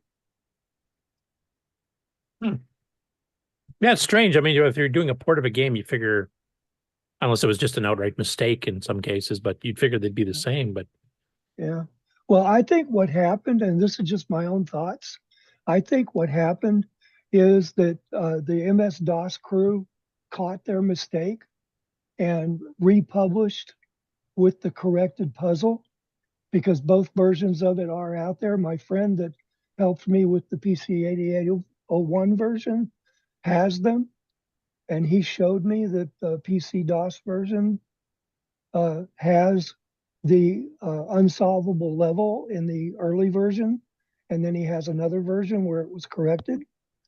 I think they notified the other crews, the Apple II crew and the Commodore 64 crew, that of that problem. I'm guessing Apple II wasn't out yet, so they corrected theirs before they released it. And I'm thinking Commodore had already released their version, and they just said, F it. Jack ain't gonna redo nothing. Yeah. Yeah. So, you know, unfortunately, the Commodore crowd was stuck with an unsolvable puzzle. it's kind of like we were stuck with a version of mine while you couldn't get off the first level. Right. By the way, Alan just mentioned in the chat here, and actually looking at it closer, he's right. The original PC 800 version in the upper left corner here, it's not a totally different maze. It's flipped 90 degrees. Yeah, it's just flipped 90 degrees. Rotated It's not a different counterclockwise. maze. Rotated. There's a lot of those. They were either rotated 90 degrees one way or the other, or they were flipped upside down or rotated 180 degrees. Okay. So they did a lot of things different in the Japanese version of the game. Yeah, I wonder why. Did it have a really weird aspect ratio or something? I don't know. I don't know. I mean, the PC or the Japanese versions were capable of 32 columns by 32 columns by 20 rows. Okay, at least the largest puzzle is 20 rows, and the largest width puzzle is 32 columns. So the American versions had to reduce the puzzles down to fit 19 by 16, because that's what Spectrum Holobyte decided theirs was going to be. So in order to fit that format, they had to make changes on some puzzles. Other puzzles they had to just totally eliminate and not use. Because of what I found in the Japanese games, there were apparently more puzzles added than what were included in the American game. So they just picked the 50 they wanted. And there's one particular puzzle in the American versions that doesn't exist in any of the Japanese versions. It's totally unique. I can't remember offhand which puzzle that is. Cool. Well, if people want to check out the history and go through like screenshots like this, you can see the various different home ports of it and how they differed from each other. check out his site. And Mark already posted the link into the chat here live if you're catching us live on Twitch or YouTube. Or you can get it on the Coco Discord. Do you want to put that in the games channel or in the BaseCoNine channel, Mark? What do you think? Maybe both, actually, just so it isn't missed. Okay. Do you want to handle that, or? Yeah, I'll do I also wanted to say that the first puzzle to the right of the Japanese version, that's the ex-SokoBan version of the game. And I made those screenshots using SokoBan YASC. And it has multiple skins you can choose from.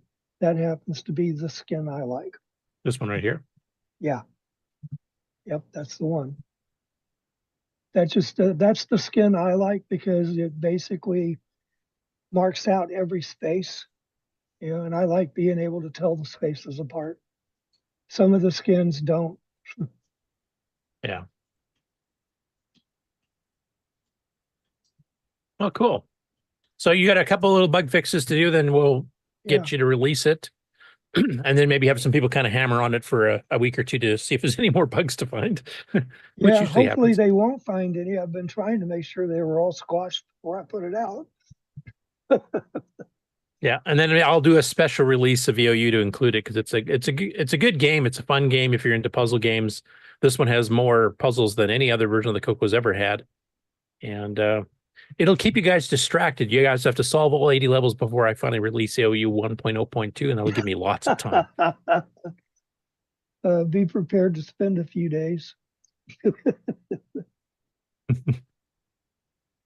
Okay, well, thanks, Wayne. Does anybody else, Nick, did you have any updates or stuff you want to talk about? Or Not really. I mean, we did that talk about the game that I was doing. So whether you mentioned that during the game news, that'll do. Well, we mentioned a little bit of it. We were taking kind of a survey as to who'd actually watched the episode yet. You've already done that, have you? And no, actually, we haven't. Oh, we haven't actually gone into any details, but we did talk about how many people would watch it. Had anybody had a chance to try it yet to try their own programs on it? And quite a few people watch it. Nobody's actually given it a shot to run it themselves yet. So I was just noticing the YouTube views for that CoCoTECH number 6 are at 228. So oh wow, that's almost as much as the regular show. Sometimes. Oh well, but nothing really new. I've just been working to finish it. That's all. Yeah, and you showed me a sneak peek of a little bit of it there. Was it last night? Yeah, it's getting close. It's getting very close. I want to finish it so I can continue working on my my other game, the main game that I was working on. Before I distracted you. Well, it's turned out to be bigger than Ben-Hur. It was only supposed to be a little demo game. Now it's I'm trying to make it as good as I can in BASIC, so I'll try that. Well, now that we've released that and people have a chance to do it, I mean, like Wayne's already ported his SokoBan to Super Extended Basic on the Coco 3 and for OS9 Level 2 with BaseCoNine. Now you can do a Semi-Graphics 24 version for the Coco 1 and 2, so you can have like 9 colors. Yeah. Is that a dirty look? I can't quite tell. We're seeing quite a few people using BASIC to develop on.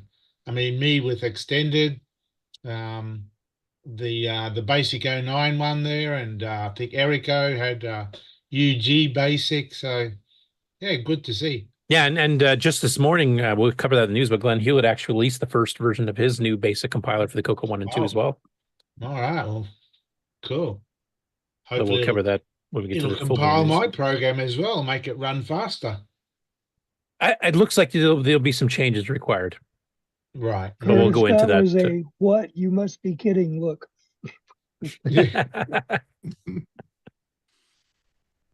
Okay, well, I think that's it for project updates and acquisitions then. So I think we're ready to go on to, do you want to go to the Game On Challenge and get that out of the way and then have a commercial break, Mark? Or do you want to do a break now? Or Well, we're an hour 41 in, so let's do a first let's do break then, yeah. Definitely.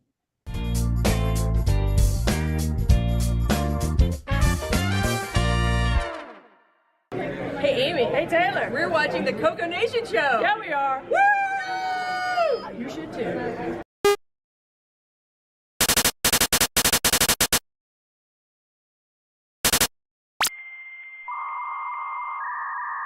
Hello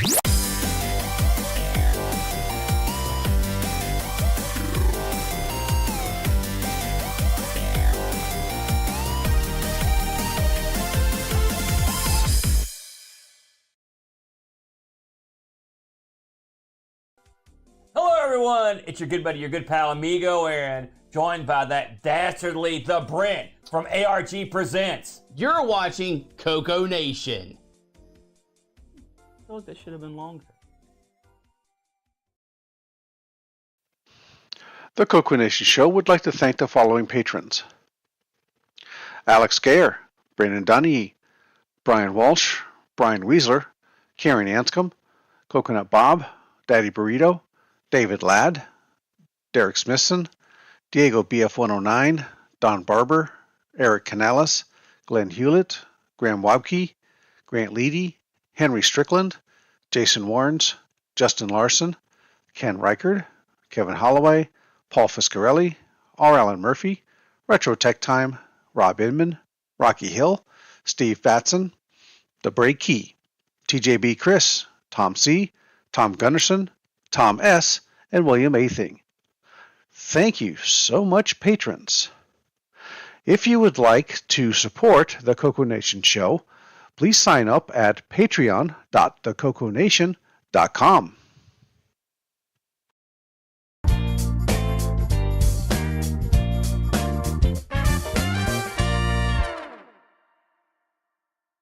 Welcome to everybody's favorite segment, Who's New to Discord? VinnyMan1 says, "Hi. I'm Vince O. My first micro was a Model 1 back in the late 1970s, but I've never owned a Coco. Nevertheless, I'm fascinated by the 6809/3 and OS9, so I hope I'm still welcome here. I currently retro using the TRS-80GP emulator, which allows me to run a Coco 1. I haven't tried that yet, because I'm busy programming the Model 1 and writing articles for TRS 8-Bit Magazine. The previous bios were edited for time. Thanks to Glenside Computer Club, Paul Fiscarelli, Paul Shoemaker, Tandy Color Computer 3, and the CoCoNation patrons for boosting the server. Please consider joining Discord and visiting the welcome section to read these bios in full and see what the community has to offer. Just go to discord.thecoconation.com. See you on Discord.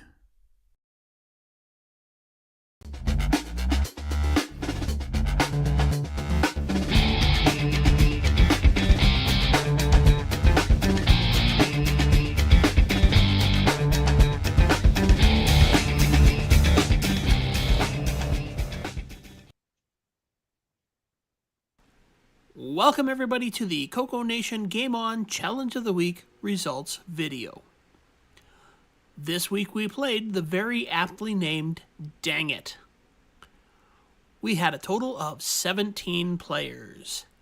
We had Sloopy Malibu with negative 112,222. Ed Rhodes, 19. Kieran, 25. Exile in Paradise, 26. Mark B, 29. Mark O and Mike tied with 41. Jason Warrens, 48. Just Mike, 9966 with 49. Canadian Retro Things, 51. Jim Rye, 53. Buck Owens, 56. Coconut Bob, 57. Tasman, 63. L Curtis Boyle, 64. Shenley, 79. And this week's number one score belongs to Dr. Ted with 102. Thanks everybody that played. We'll see you again next week. And the CoCoNation salutes Dr. Ted. Salute. And yes, that was a real score that Sloopy put in, and he had a much higher negative score because he had turbo boosted his emulator and let it run for like a week, but then forgot to take a picture of it before he turned it off. So he was up in the millions in the negatives. Oh yeah, he was at 500 something last week. Yeah, working on it, and then he turned it off. This schmuck. Yeah, he had to reboot it for an update for Windows reasons. Right. But yes, I did see a couple comments in the in the Discord that said that he photoshopped those, and no, actually, he just let it run and never touched the thing, so it kept subtracting a point every time the thing moved across the screen. Okay, so I could not find any reviews of this game, but I did find the original article in the January 1984 Hot Cocoa with the type-in program for it. Well, since it was a type-in program, was it ever sold commercially? No. No. Unless it you was count just a- buying hot cocoa on tape. Yeah. Yeah. It was just So- a magazine, so. Did the Sorry, what? magazine articles ever show up on reviews? Not usually that I remember. So the most interesting thing in here is that the writer of this article actually worked it out that your highest possible score in this game is 324. 27 across, 12 down, and then you'd have filled the screen up. I'd like to see somebody do that. Yeah, I would. I I was only 298 short. So when Dr. Ted got over 100, that means that he was a third the way done the game. But actually, and the program listing does actually show you how to change it to work on the MC10 in here. So, Oh, I didn't but realize mostly, that. Cool. Mostly, actually, it's a good article to read if you're interested in basic programming because it goes fairly in depth, basically talking about everything that's going on in the program, what it's doing. So it's a good learning tool to type this in and read the article, and then you'll be able to see follow along and know exactly how the program is working. So it goes up to line 900 there. And I guess in this original printing, there were white blocks because the author does actually say in here somewhere about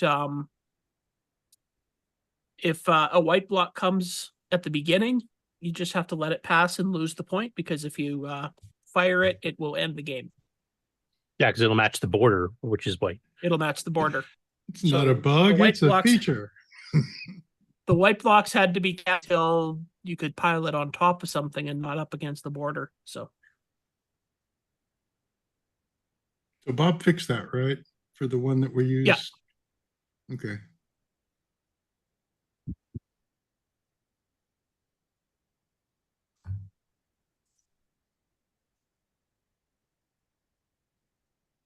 yeah. So It's a fun little game. It's definitely harder than it looks.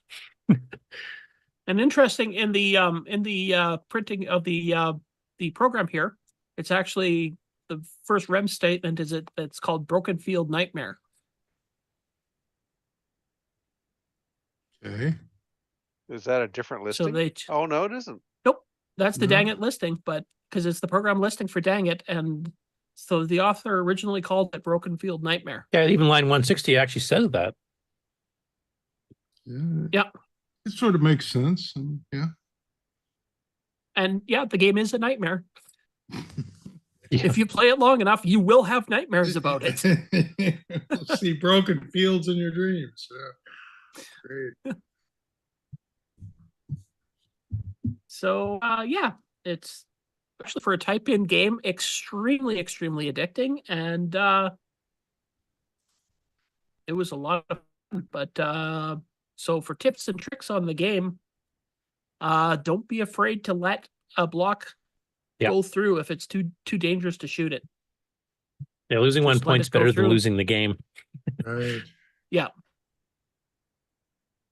And no, the game did not need an undo button because that would just be cheating. Then you could actually get the maximum score. I'd still like to see somebody try to actually do that, though. That would not be Right. easy. That would take eons. So I'm going to put my money on actually probably Dr. Ted on this one. So Dr. Ted, by next week, we want to see the maximum score in Dang It. You don't think Tasman and Buck Owens are up to the job? Well, both of them were a little higher up on the list in this one. I know Buck Owens was getting a little frustrated. He was like, why is this game so hard to do? Because really, it is such a simple concept and sounds like it would be so easy to do, but Own it. I didn't even try. I tried and I gave up.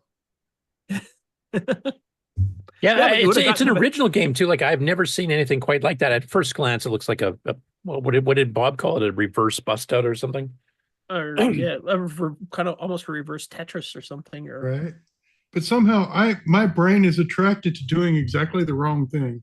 Oh yeah, well that's the biggest thing about it. It will just do that, and so I just gave up. It's too irritating. You just really have to fight that urge to make colors match, because Yes, in every other game you're playing, you have to match colors. In this one, you have to not match them. But it's interesting because this would have come out at a time long before there were a billion games where you had to match colors. Right. Yeah, this is out before Tetris was, wasn't it? Didn't Tetris come out? Well, maybe it was around the same time in Russia anyway. But Probably, yeah, around the same time. I think Tetris was about 83, 84. yeah, the Coco version was a bit late, but that's because they waited till the Coco 3 came out and made a fat binary version. Yeah. But yeah, it's actually interesting that this is a concept that, I mean, everybody went the other way. You've got to match. Don't not match, because Right. and obviously matching colors is way easier than not matching colors. It's a good game. Anybody who's not tried it, I would at least give it a try and give yourself a bit of time to get used to it, as Rick's mentioning. And it's quite addictive once you kind of get enough of a hang of it that you're not dying instantly. But it's really hard, especially when you start filling the screen up. You'll get to that point where you're going to say something a little more colorful than dang it, and then immediately start again. Right. Chris Durst in the chat says, I tried it in my brain, never even attempted it on a real Coco. Yeah. I gave it a couple of minutes and got irritated and said, Yeah, oh yeah. That's definitely one of the charms of the game. It is going to irritate the hell out of you. Yeah. Yeah, dang, it's too mild of a description for the title for me. Right. But well, they cleaned it up for magazines, I guess. yeah, exactly. Children may be playing this game. Maybe they'll learn new words. I'm sure children could probably come up with better words than we could. Right. But yeah, I don't know. Anybody else have anything to say about this game? It's pretty good for a basic game that's only got like 90-ish lines of code. Yeah, fits in 4K of RAM. Fits in 4K, yeah. Runs on the MC10. Yep. Alan says kids learn new words from you, hearing you play it.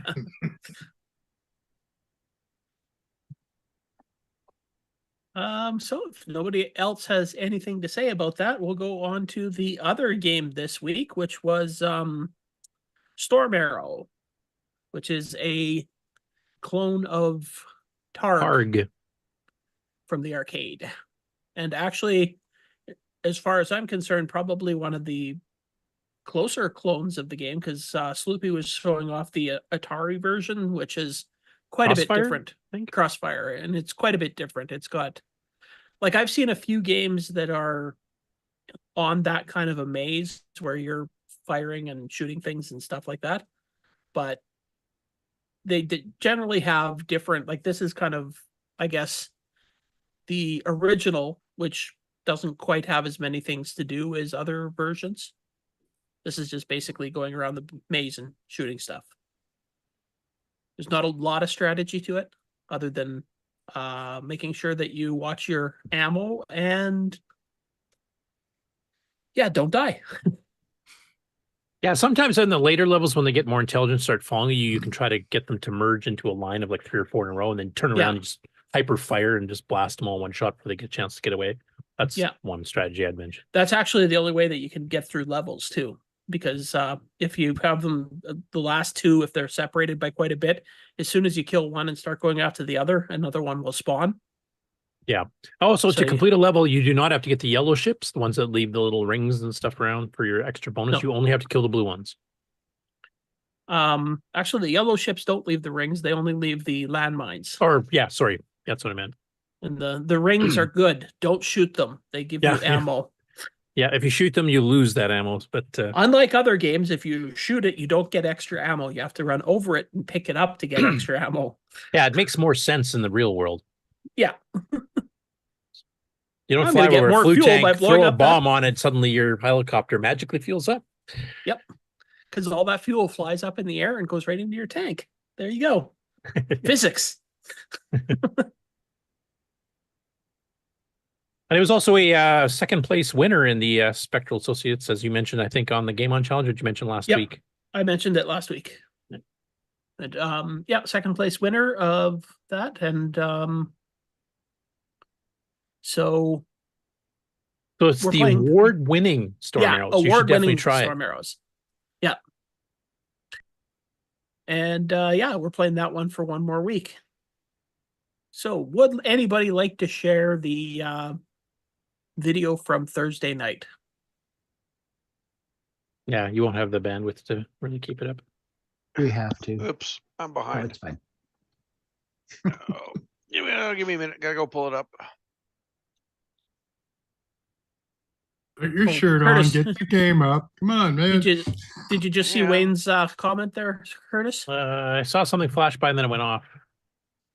Bug isn't in the game. It's VCC. Yeah, that wouldn't surprise me.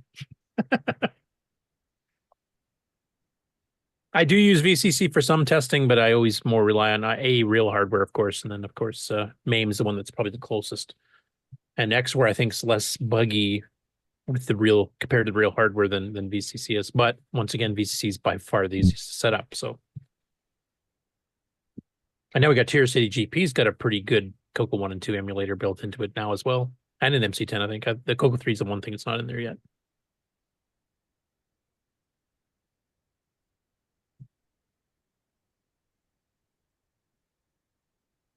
There we go. There we go. The live Game On Challenge from Thursday night. So I think we had 7 people at once playing eventually. So, like I said, the only person that played anything that wasn't the Game On Challenge this week was Sloopy, who was playing the Atari version of. So, not even a Coco game that he was playing, but. See if I can find that in here. It'd be closer to the end, I think. The dramatic reading of the instructions, expertly done by Mr. Mark B. Oh, there it is. All right, somebody's playing this game. Yeah, there's the Atari version. I'm not playing it, even though it says it on the screen. We know that Curtis is secretly an Atari guy. Nope. So I guess the big difference here, you can't go to the outer part of the screen. You have to wait for the aliens to come in off of the outer part and shoot them. And then there's some things in the center blocks that will also come out. So, and they shoot back at you. Yeah, as where it's the original arcade and Storm Arrows, they have to ram you, I believe. I don't think they shoot at you ever, do they? Nope. The only thing that they do is the one ship drops the landmines. By the way, Mark B, you've got a compliment from David Ladd in the chat. He says that you do a good job at the readings. Oh, okay. Then he added a laughing face, so I don't know if he's being sarcastic or not. Yeah, I was a little off this week.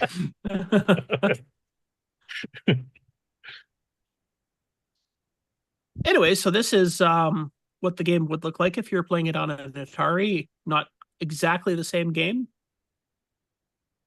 This is more like the other versions of this that we do have on the Coco, which I can't think of what they are right now, but.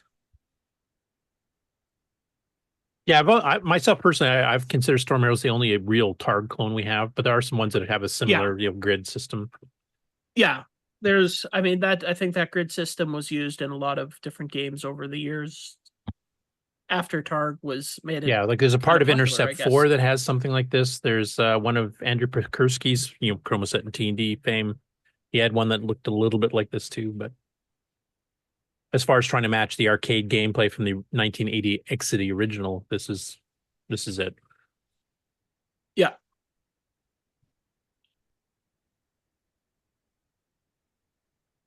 So yeah, Thursday nights at 8 o'clock Eastern time in the Discord Game On Challenge. Everybody is welcome to come and join us. Yep, you can use an emulator, you can use real hardware, you can even do online emulation on the Color Computer Archive and share And that screen. honestly, if it's relevant, you could even play an Atari. We don't recommend it, but we will allow it if it's relevant. Since when is Sloopy ever relevant?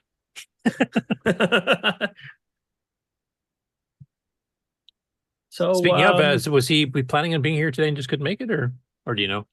I'm not sure. I haven't talked to him since Thursday.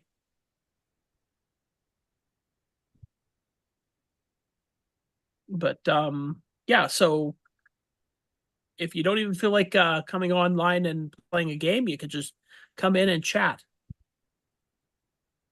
Which we've had people. I thought that was heckle. Or heckle, yeah. Or heckle. Okay. And if for some reason you can't actually make it Thursday night, don't forget you can take a screenshot of your score and just submit it to the Game On Challenge channel on Discord and still be part of the final results every week. Yep. I forgot that. No matter how low your score is, just ask Mark B. Hey, I haven't been on the bottom the last couple of weeks. No, it's been I think we have to test you for enhancing game playing enhancing drugs. Oh, welcome to Trina's Technobabble. She's just joining the chat as well. Hello, Trina. David Ladd says he likes using MAME for its debugger and its AVI feature that I use a lot. I know he uses that for recording the videos and stuff there, and I use the debugger constantly, so I have to agree. The other ones are starting to get debuggers, but they're not quite as freewheeling where you can just throw in the debugger and start assembling code just at random. They usually have to have source code links. So it's more for developing your own stuff as opposed to figuring out how other stuff works.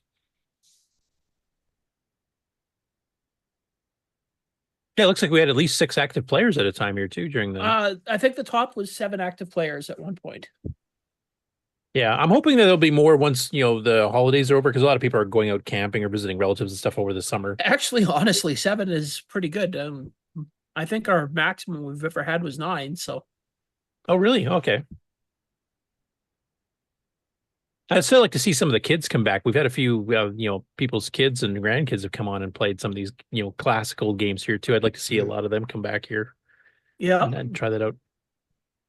Well, maybe this week's selection for a game will be something that will be more relevant for them and make them want to come on and play. So would you like to know what that game is, other than playing Storm Arrow for another week? We're all waiting. Okay, well, I'm waiting for Mark to stop sharing. Drum roll, please. Mark! Hang on, I'm getting Mark, there. wake up. I'm getting there. It's like he times it so that every time we're about to switch to him, he leaves the room in a hurry and goes outside and has a walk or something. I don't quite get it. He's cleaning up cat puke. Basically, he's cleaning up cat puke. Yeah, cat puke. Amazon showed up. Oh, Al in the chat says my daughter wants to own her own Coco 3. Oh, good luck with that. Oh, she knows. That's because she knows what they're worth. Yeah, that's a retirement fund. All right, so next week's game is a new one that Curtis talked about last week on the show. Oh, I know this one. It's by Paul Shoemaker. That's a hint. Yep. That new one. Goop. That was the pip thing, right? Yep. Fallout Boy. Or something. Yes, it's the Fallout Boy version of Ghost Rush, and it's called Goop Rush. Now, unlike the other various versions of Ghost Rush we've had, because we've had a Halloween edition and a Christmas edition, which is basically just reskinning the same game, this actually adds some new gameplay elements. It's got new gameplay in it, and for those of you that either are a fan of the Fallout series of video games that have been around for the last 20-ish, 25 years, or of the new TV series that came on last year. Yeah, here's a tie-in. So I will post a link to where you can download this from Paul's itch.io account with the and it's free Discord. Yeah, and this is a free game, so you have no reason to not download it and play it. And just tell your kids that it's Fallout and it's a new Fallout game. And right now, Ken, one thing you should explain for the people who have played the various Ghost Rushes before, what is different on this one besides the graphic presentation? Okay, on this one, the difference is that you've got just a second. Let me bring up the one screen here. There. So on the side, you've got the RADS indicator, and as you're playing, the level constantly goes up because of radiation. And if you get hit by the saws that are falling down, your radiation stuff goes up fast, and the game is finally over when you completely fill the bar up, which means that it's not one hit and you're dead, which is nice. Yeah, that was one thing that was annoying because it was so easy to die quickly. This way, you at least got some time if you can get, instead of just getting grazed and killed, you can actually get grazed and still survive. Yeah. I don't know if it makes it any less frustrating or not, though. I don't know. I'm expecting much higher scores than on the original Ghost Rushes. As a matter of fact, I'm wondering if Paul put in enough point positions on it. Who will be the first to wrap it, Buck, Scott, or Dr. Ted? Yeah, because it won't be any of us. Oh, God, lower no. people. So put in your bets now. Who will be the first one to wrap it? Not me. I'm going to go with the classics. I'm going to say Buck will be the first one to wrap it. I reckon Ron will be. Ron? Yeah. There you go. Right. Well, Ron, you have no excuse not to play this game because there's only one button. That's it. That's the whole game. One button. It just changes your direction. Yeah. That didn't sound like you're committing, Ron. I'm not. I don't think he's impressed. We haven't sold him yet. Let's keep working on that. I think you've got to download it and try it. See how it looks on all have. the. You've tried it? Tried it. There. Yeah. There you go. Play it again. Post a score. It's kind of mono,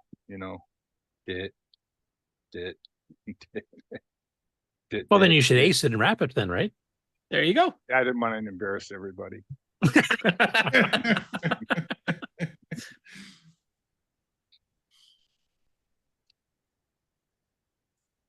Michael Zweifel in the chat is saying he's got a score of 1,041. Well, you have to post a screenshot of it to count. Words mean things. Words mean nothing. It's all about the images. Tell the truth. Now everything's AI, so nothing's the truth anymore. I'm not even here. Am I exactly? Am I really? I'm not here? even real. I'm AI. I've been AI the whole time. Yeah. That's why I'm retro. I don't do stinking AI unless it's called Eliza. Hey, how did you know what my base program's called? We're all part of a matrix. How does that make you feel? We were talking about you, not me. Wasn't there a Coco thing that talked to you and, was Dr. Coco or something? And yeah, there's a bunch of Eliza-based programs. There was even a couple that used a speech pack to actually talk to you, literally. Yeah. Well, that wouldn't be creepy at all, right? All my therapy came from the Coco. Yep. That's why I'm like I am. You're very happy. Ken's a successful result of an FBI experiment with AI back in the 60s. Oh, come on. I'm not that old. It was the 70s. I'm mooning y'all and you don't care. Mooning us, huh? Yeah. All right. Well, I got nothing else to say about that stuff. Well, you do have to answer the request from Alan from the chat. Oh, what's Alan's request? Where Ken, please do a video for CRT just as Eliza. Oh God. What am I gonna tell you what, Alan? I will interview you as Eliza. How's that sound? We'll do a video where I'm interviewing you. By the way, Bruce Moore in the chat has obviously played the actual Eliza before because come elucidate yourself. I remember that quote specifically. I think we've all messed around with Eliza. Yeah. Anyway, so next game on challenge live Thursday, 8 p.m. Eastern, Coco Discord. Please join. And if you're not that much into gaming, then a game like Goop Rush is perfect for you because, like I said, it's one button. Just super easy controls. Super easy controls. Anybody can play it, and I know that a lot of the young kids had a lot of fun playing the Ghost Rush games. So now I think it's just 32K Coco 1, 2, or 3 is always required, plus a joystick with a button on it that works. Sounds about right. I don't know if he mentions on his itch.io page. I'm pretty sure it's just 32. I don't think it's 64. He does. I just don't have that up right now. Okay, so the joystick can actually be broken as long as the button still works. Yeah, yeah. Your potentiometers can be completely ratched, and you can still play this game. You could just plug two wires into the joystick port and just keep tap the wires together. In fact, we'll give you bonus points if you play it that way and can prove it. It says 64K. Coco 1, 2, or 3. Oh, it's 64K. Yep. Must be for all the music tunes and stuff. Doesn't say anything about the dragon, though. Close that door.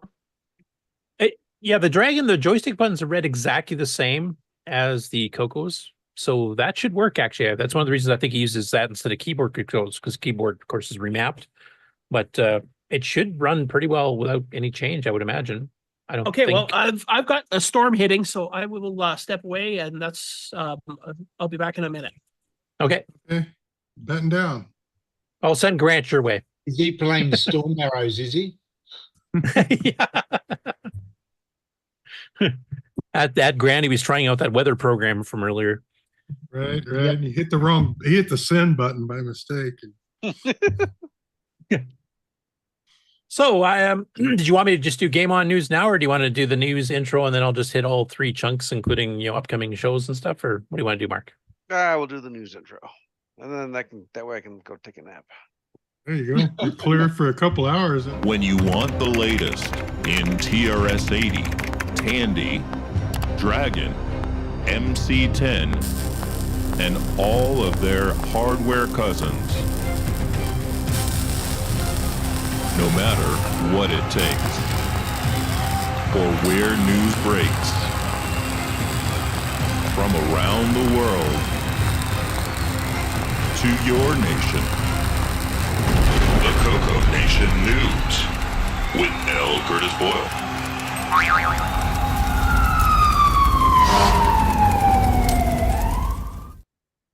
Although it's going to be hard to take a nap because the cats are in a full wrestle on the bed. Okay, unfortunately, I can't show you any. Like we were talking at the beginning of the show, there was a live stream in Spain going on about the Coco and actually modifying the ROMs for different languages like Spanish. And it was on this channel here, La Meca. I'm going to butcher the pronunciation because I don't speak Spanish at all. La Meca del Clasico, which is basically a classical computer retro channel. And it was actually on. I was watching it while we were on the show earlier. When the stream cut off, it suddenly went to private. So I don't know if they're planning on doing some editing and stuff first and then re-upload it so it doesn't appear on there right now. Now, I will live try a force refresh and just see if I get lucky and it's actually here, but I'm guessing not.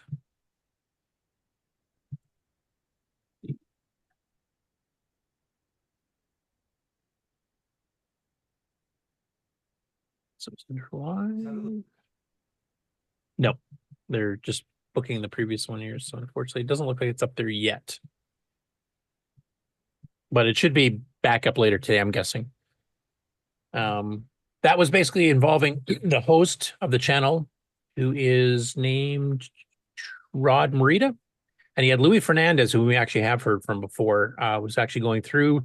And as far as Google Translate could do the original title that they posted in Spanish, it was basically titled First ROM Hacker Translations into Spanish in History on a Tandy Coco with Louis Coco. So basically, I think what they were planning on doing was actually modifying the extended basic ROMs, etc., to use Spanish words. Probably not just for the splash screen, but maybe in the keywords and stuff, for commands like for next, etc., or print. So I'm kind of curious exactly what they wanted to cover and what exactly they did there. So we'll have to see. I'll do a follow-up next week once the video is reposted. So, and if anybody speaks Spanish out there and wants to maybe check out the video and give us some information on it as well, I wouldn't mind hearing back next week on that as well. Other upcoming events, we got VCF West, which is actually next weekend, and that's August 2nd to 3rd, which is the Friday and Saturday, at the Computer History Museum in Mountain View, California. And they're partnering with the museum itself, so now your admission gets you into both the museum, the regular museum display that's there year-round, plus the VCF West. So that's nice of them to kind of get that all organized together. I've heard it's a really great museum. Mark's been there before. Michael Furman's been there before. I think some others have been there before. I do know there's some people in the community that are going to it. I think, Mark, you said you can't go this year. Is that correct? No, I'm not able to go at this point. I know Steve Batson from the Sacramento area says he's planning on being there. Previously, Tim Linder's been there, but he lives up near me now, so probably not. And who's the guy who's helping Mikey with the Python 3 conversion on DriveWire? Reddy Kilowatt. I can't remember his name off the top of my head. But anyway, he might be there. He's in the area. Yeah, plus in the area, the Tandy Assembly meetup, which is like a 4-hour thing, is in the same area as well, the San Francisco area type thing. So I'm hoping maybe some of them will be able to come out, including some people that use Cocos. But yeah, I've seen a few people are planning on going, so hopefully some of them can post some pictures and stuff that we can show. So some guy actually took the name Reddy Kilowatt from the old 70s electric. Spark. Yes. Oh, yeah. Cool. Okay. Yeah, his name's slipping my mind. That's the mascot of my local electric company. Yeah, I felt old there for a second. He used to run around with the zip code notices back in the 70s. Sorry, Next up after that is the New England Classic Gaming. They're having an electronic and computer swap meet on August the 24th, starting at 9 a.m. Central Time at the Norfolk Public Library in Norfolk, Massachusetts. This is one that I think Henry Gernhardt pointed us towards. So if you're in that area, you could definitely go check that out. This is probably going to be more game consoles, I'm guessing, but they do have classic computers there as well. Also, Henry is not on the show today because it's his mother's 80th birthday. And I'll actually be touching a bit more on that a little bit later in the show because he actually included a shout out to her and some Coco related things about her as well in the regular news segment, but we'll get to that a little bit later. Next up after that is the big honking show, the VCF Midwest, and in their new venue because they needed more room yet once again. September 7th, 8th in Schaumburg, Illinois at the Renaissance Schaumburg Convention Center. And there's quite a few people planning on going to this one. I know Sloopy was planning to go until he got hospitalized, and now he won't be able to, unfortunately. But I know Ken's going. I believe Rick Hewlett's going to go for at least the day. I'm sure there's some other ones that are probably going as well in the Coco community. And of course, friends of the show like Taylor and Amy and a bunch of others are also going as well. So it's going to be a big one. I will make it to the show sometime, not too far in the future. I'm hoping within a couple years, and maybe even become a regular. So if I do manage to get there, Ken, in the next couple of years, is there any recommendations of things I should prepare myself for? Fun, lots and lots of fun. And by that you mean drinking? Is that what you're referring to? Or? Oh, that happens Saturday night and Friday night, but just the actual shows. There's so many cool things there to see. Yeah. Just don't be like me and just kind of hang around talking to the people until like late Sunday morning and then realize, oh crap, I have to go around and get footage of like everything on the show. And it's kind of organized in sections too, right? Like there's like certain machines in one area and then another area. They kind of keep it organized. Like the big iron, and then there's like there's usually some guys there that have like some NASA computers, and there's some. There, Ron might want to go now. Then you get like Commodores and Apples and Ataris and the Coco section, and then some newer stuff, some PCs, and Amigas, and yeah. Michael's wife everything. on the chat is saying he's planning on going to VCF Midwest, so you'll get to meet him there. Oh, cool. I don't think we've had him on the show before. I'm hopefully getting a table, so stop by my table. Say hi. Now, is there a general Tandy section you're in, or is it just a lumped together microcomputer section, or how does that work? It'll be a general Tandy section. It's usually like me and Jason and Jim Brain, Sloopy maybe? Or no, when Jim he's is probably with usually the there. Commodore people at that show. Isn't he? Jim's usually pretty close. We're usually right beside the Commodore people. So, a few other people, a few other people from the Coco community. Sometimes Jason David Ladd's sometimes is there. Jason's usually there. Yeah. Sloopy usually, except not this Sloopy year. usually, but You do. yep. So there's a small little dedicated group of Tandy people that are usually, they push us off in one corner. Hey, but at least we're in the main show floor. We're not out in the hallway. Yeah, we're out in the parking lot, like has We're been. out in the parking lot. Yeah. Can you imagine having a storm coming through during that? It'll be the cicadas this year. Yeah. Also, I should mention, I did mention on the Game On Challenge, but for those of you who didn't watch that, that anybody's doing orders from Frank at Retro Rewind, they've had to kind of pause everything because he got flooded out. There was a huge storm in Toronto about a week and a half ago now, and his office and house both got flooded, and he lost equipment. He lost manufacturing equipment. He lost parts. He lost even a few people's machines that he was repairing. They got inundated with, I think it was 2 months worth of rain in like 45 minutes or half an hour. So it was so fast and coming down so heavy. The amount of rain wasn't really the issue. The fact that the entire sewer system just completely got overloaded and basically nothing was going underground anymore.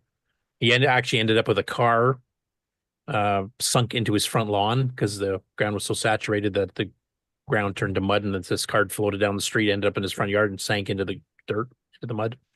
Great. So he's kind of in recovering. And then literally this week, they had another sudden storm come through, which started causing running water down the streets again. It wasn't as bad as the first one, but it wasn't exactly helpful. So he apologizes, but there's not much you can do about Mother Nature, as Grant can attest to. But he'll try to get everything back going and get Retro Rewind back on its feet again as soon as he can. But yeah, definitely our best thoughts with him as he's recovering. Not everybody, nobody was hurt or anything in his household, which is good, but he did lose some equipment, some expensive equipment, and some customers' computers too. So now he has to try to find replacements for those. So sorry for the bad luck there, Frank. Exactly. Kind thoughts his way. Okay, next one up, the World of Retrocomputing 2024 is September 14th to 15th in Kitchener, Ontario, Canada, which is west of Toronto. This year is located in the old Goodies department store.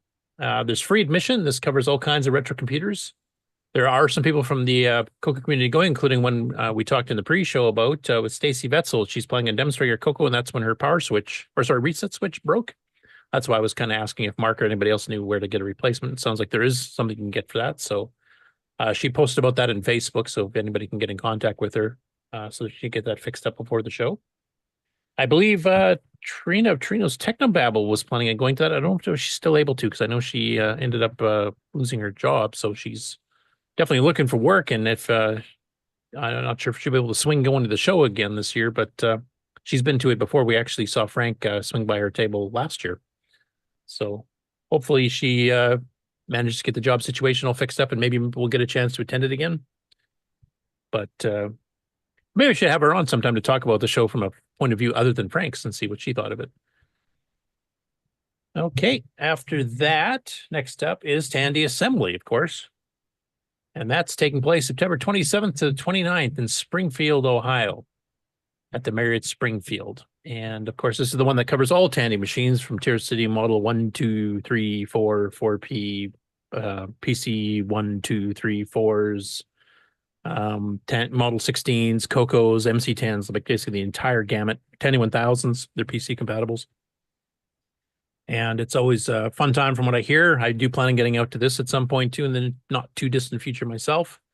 Registration is $10 per attendee for Saturday and Sunday. There's also a Tandy Tech Track. These are deep technical talks, kind of like our CoCoTECH show.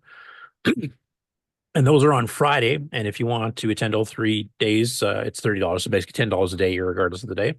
Children 12 and under are free, and all proceeds pay for the cost of running the event because they have to rent the space, everything else too. And they usually have some pretty good seminars. They have a good time with the stuff like the trivia contest, which we've done at CoCoFest a few times as well. And yeah, definitely if you can attend this, especially if you have an interest in all of the Tandy computers, like Ron, you've obviously got other Tandy computers and stuff too. That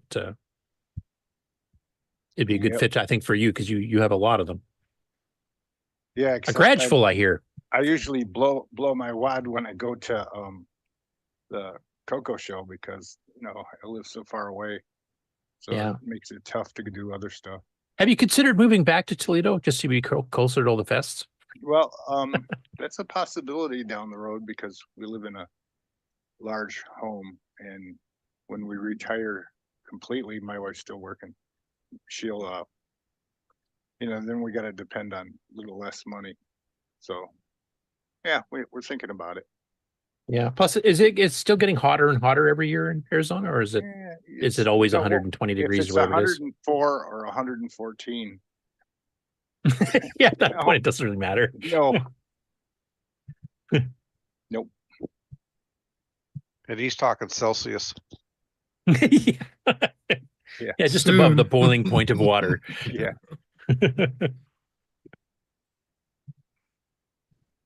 Yeah, my mom's in Kentucky and she's not doing well. So if you guys pray, consider giving her a little prayer. She's going. Does she live in Kentucky now? Yeah, with my sister, and she's transitioning to hospice now. She's still awake some of the day, but she sleeps a lot of the day, and I think the next few months or two, you don't know how long they can go. But she's what, 93 or something? 92, yeah. And 92, like that's a pretty good life. Yeah. Yeah, I'd be happy to be there. Yep. Next up, and this is swinging over into England, is the Retro Computer Festival, the Dragon Meetup first. That's October 12th to 13th. That's confirmed at the Museum of Technology in Cambridge, England. This is the World of Dragons forums you're seeing on the screen here. And I was asking to verify because it's been at a couple different venues within a couple blocks of each other. So, I mean, if you booked ahead of time, if you can walk 3 or 4 blocks, it's not a big deal to get to the proper one. Both museums that they've held this in, the Center for Computing History and the Museum of Technology, are both fascinating. We've seen some footage from them before covering this show the last couple of years. And I honestly, if I ever get out to that, I'm going to be visiting those museums, aside from the Dragon Meetup anyway, because both of them look like a lot of fun to go through. Computing history, of course, covers stuff from like World War II on as far as computers go. And the Museum of Technology goes to all kinds of technology dating back hundreds of years up to modern times. So it's just looks like a fascinating place to be irregardless. And we're hopefully going to have, some of the regular people out there come and join us on the show, maybe even live after the fact. We usually hit them when they're in the pub, unfortunately, because of the time zone difference. So hopefully we can get some footage or some photos that are taken earlier in the day before they hit the pub of the actual presentation stuff we can show on the show. So looking forward to that. And then after that, we got the Retro Computer Festival 2024. This is the UK's equivalent of VCF. It's their largest general computer show that covers retro computers from all kinds and makes and models. And you can buy tickets individually for the different days. So there's Saturday, November the 9th and Sunday, November the 20th, or Sunday, November the 10th. And you can book them individually or book them both at once. And you can click on them on the Computing History Museum's website. And you can also include a concession where you actually get some food and stuff included, kind of like we do with CoCoFest with the Saturday night meal. And this covers everything from Dragons to BBC Micros to C64s to Ataris to Jupiter Aces to everything. So it's pretty well their equivalent of VCF and one of the bigger shows in the UK concerning retro computing. And that's it for the ones right now, though I will mention VCF East does have dates confirmed next year, April 25th to 27th, same facilities last year at the Info Age Science Museum in Wall, New Jersey. No details yet on hotel rates, if they're getting a special discount, et cetera, or, who's doing what seminars and stuff, but that'll be coming later on. And that's it for the upcoming shows. So we'll skip on to the game on news. Let me bring my window up so I can see it. Hey, Curtis. Yeah. Did you want to put a plug in for the CoCoTECH that we did and what we'd like to do in the near future? Yeah, actually, let's do that before I start sharing this. Exactly. So since it's your segment or your show, I will let you talk about it first, and then I can pipe in with any specific details on the episode we just did. Sounds good to me. Okay, so this last Monday, we did a CoCoTECH number 6, which we were talking about semi-graphics in mode 12 and 24, basically using extended basic to extending extended basic to use those modes, which it doesn't do natively. Anyway, so there were some resources posted both on the Color Computer Discord under the CoCoTECH channel, as well as on Facebook and on Facebook in the TRS-80 and Dragon groups. Anyway, we're thinking about doing some sort of special with people, maybe doing some implementation stuff with that. I'll let Curtis take that away. Actually, Nick's here too, so we can talk about it as well. Oh, yes. Do I have to wake up? Yes, you do. No, that's only optional. Okay. A little bit. I'm not going to bother. Yeah, so basically it's tricking BASIC into letting you do the higher semi-graphics modes because give a little bit of technical detail here. It basically allows get puts and P modes and P copies and some other commands to actually function, because basically the setup of the chip between the VDG and the SAM is very similar. There's only a couple of bits for setting the actual video mode, and this allows you to use some of these commands in BASIC. And I have a little demo. If you go download either from Facebook or from the Coco Discord, there's a little demo disc with a couple of demos for SG-12 and SG-24 where you fly a little rocket ship, which somebody pointed out to me on the show that looks like a Battlestar Galactica, the original series, Viper. And they were right, and I didn't realize that at the time I did it. So by fluke, I actually drew something recognizable. Wow. But basically you can run that and it's got, remarks. It's also got some subroutine packages included if you want to just merge that with your own program or use it as a base to start your own program or game, which has the routines that you need to do that kind of stuff, including, pre-doing the colors so you can get the colors to function easily. Also do digits if you want to do VDG style text as opposed to drawing it with actual graphics blocks. Warning, if you do that, that will not work on the Coco 3. And what did you want to mention, Doug? Like, you were obviously showing off for the first time your port of Heroes, or Hero, I should say, from the Atari VCS 2600 machine to the Coco using just BASIC, no machine language routines at all. Well, yes, it was just to be a little demo to prove that Curtis is not lying, that these things do actually work. And it was just meant to be a demo game, but it looks like it's turned out to be a major project, and so I'm stuck till the end. So it's not finished yet, but I'm getting close, and it'll be just a freebie I'll just allow for people to download. But when it's finished, I'll make it available. Yeah. And from our discussions, I think you're going to have two versions of the source code on there. One will be the fully commented one, so you can actually kind of follow along with Nick, what he's doing. And then you'll have another one where he's actually going to compress it down to run faster. Fully commented is a bit of an exaggeration. I'm very poor at... has occasional comments. How's that? Yeah, that's all. It just sort of breaks the code up. I put REM statements to split things up, and I put a little title to indicate, yeah, this area does this. The following 50 lines, heavily condensed, does this. You work it out. But yeah, so there'll be two versions I'll have. One will have that version, which is the version I use when I'm actually developing, so I can find out what's going on. And when it's finished, I'll then take out all the REMs and renumber the whole thing by ones just to try get a bit more speed out of it, because it is only in BASIC. I mean, you are still running in the limitations of BASIC, but this technique that Curtis has, it lets you get a bit more performance as far as moving graphics around and using the semi-graphics modes. So it's just to highlight or demonstrate what can be done. Yeah, I mean, the main thrust of it was to get the semi-graphic stuff, because of course there's no support BASIC for that whatsoever normally. No. But to get it to work properly, especially with get and put, you have to use the even byte boundary version of get put, which is not documented. except for maybe the Unraveled series. It's not documented in the basic manuals, extended basic manuals at all. But it actually can run. You can use this technique too with P-mode graphics as well. But you can actually get put buffer stuff go running like several times faster than you're used to if you're just used to using the regular get put. Depending on the size of the shape and the dimensions on the X versus the Y, you can actually get it running up to 10 times faster. I've seen in a few tests than the stock ones. So you can do some pretty cool stuff with it. Every pixel is in blocks of 8. Yeah. It doesn't go 0, 1, 2, 3. It goes 0, 8, 16, 32 is the way it all works. So a few little differences, but we are trying to fool or use extended basic in a way that it wasn't really meant to. And as long as you know those limitations and quirks, it's possible to do something with it. Yeah. Now, it was a pretty successful one. I think there's been over 200 views of it already, hasn't there, Mark, since we did it Monday? Yeah, it's like 228.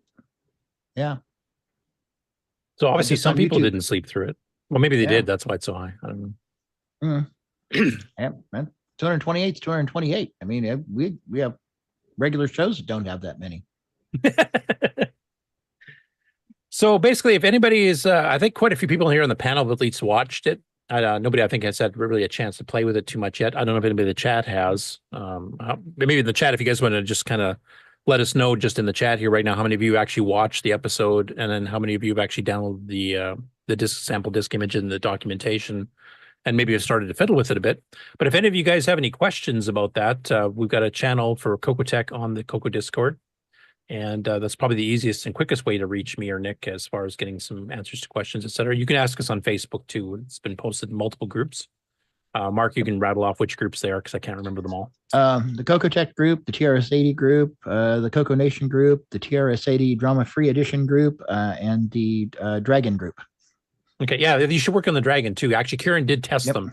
There was one little quirk on the other. There's a little test program for viewing where it fills part of the screen. That one actually wasn't quite functioning properly. I'm not sure why, but the actual spaceship demo and stuff actually worked fine. So that's what the main core of it is. So Kieran did confirm that does work. And I think he actually sent me a Dragon DOS image. So I'll have to get that uploaded to you, Mark, and you can post it in the regular spots. Excellent. Too. I will do that. But anyway, we're going to be planning some other episodes. We mentioned one earlier today where Wayne and I are going to do a Basic 09 one probably the next couple months here. I want to do an OSINT assembly language one as well. Not sure when I'll get to that one too, but one thing we should ask, is there any suggestions, maybe not necessarily from people who can host such a CoCoTECH episode, like really know something, fairly well. Is there any technical questions that you guys have on a specific topic or group of topics that are related that you would like to see a CoCoTECH episode on that we just haven't thought of yet? So I'd like to get some suggestions from anybody on the panel here right now or in the chat. And if anybody's watching this after the fact, they should contact Mark to see if we can arrange that, and he can kind of reach out to the community for who would be the best expert to host a CoCoTECH on that. Where should they reach you, Mark, for that kind of thing? Probably the best one is CoCoTECH at thecoconation.com, and that will get to me. And or you can chase me down on Discord or on Facebook, which I do check every once in a while, or one of my regular emails like marco@marcoverholzer.com also works as well. May I suggest Curtis does a Coco talk about soldering? That's going to be the shortest episode ever. I just want to watch your hair. I would look over my shoulder and go, Bill, can you show them how to do this? I'm going to go have a nap now.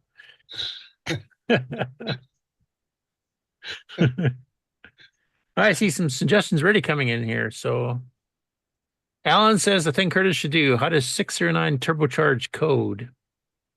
Yeah, that'd be good. Yeah. 60 mentions this concerning the Dragon trying to run that one demo program. He said the poke to avoid VDG mode reset does not work on the Dragon, so the line input in the test program caused it to drop back to the normal text mode. Kind of remembering that now because Dragon DOS and stuff is especially different on the Dragon, so the hooks are a bit different. Yeah, it's possible just needs to be someplace else. And that explains why the spaceship parts work, because that's just using joystick input or the Q key, like an in key to quit. It doesn't actually do an input where it forces Through the screen to keyboard, text. yeah. You could write, I guess, an in-key parser and display the text characters in semi-graphics and kind of duplicate it that way, I guess. That way it would work in both Dragons and Cocos. Coco Living showed up. Basic 09 tutorials. Yep, we're already on that. Wayne and I will be doing one in the next few months. If you have any specific things in Basic 09 you'd like to learn about, let us know. I don't want to just kind of wing it with a general Basic 09 because I don't know where to start. Do I show you how the internal editor works, or are you going to be editing it offline, or are you going to be editing a text editor in a different window? There's so many ways to do things under OS 9. So to give us some guidance as to what you want to do. I do have one section already kind of planned a little bit, which is kind of doing tricks with some of the graphic stuff in Basic 09 and OS 9 in general. There's some routines that you can use to make it appear it's doing something pretty fancy when it's actually not. So my lazy way of programming.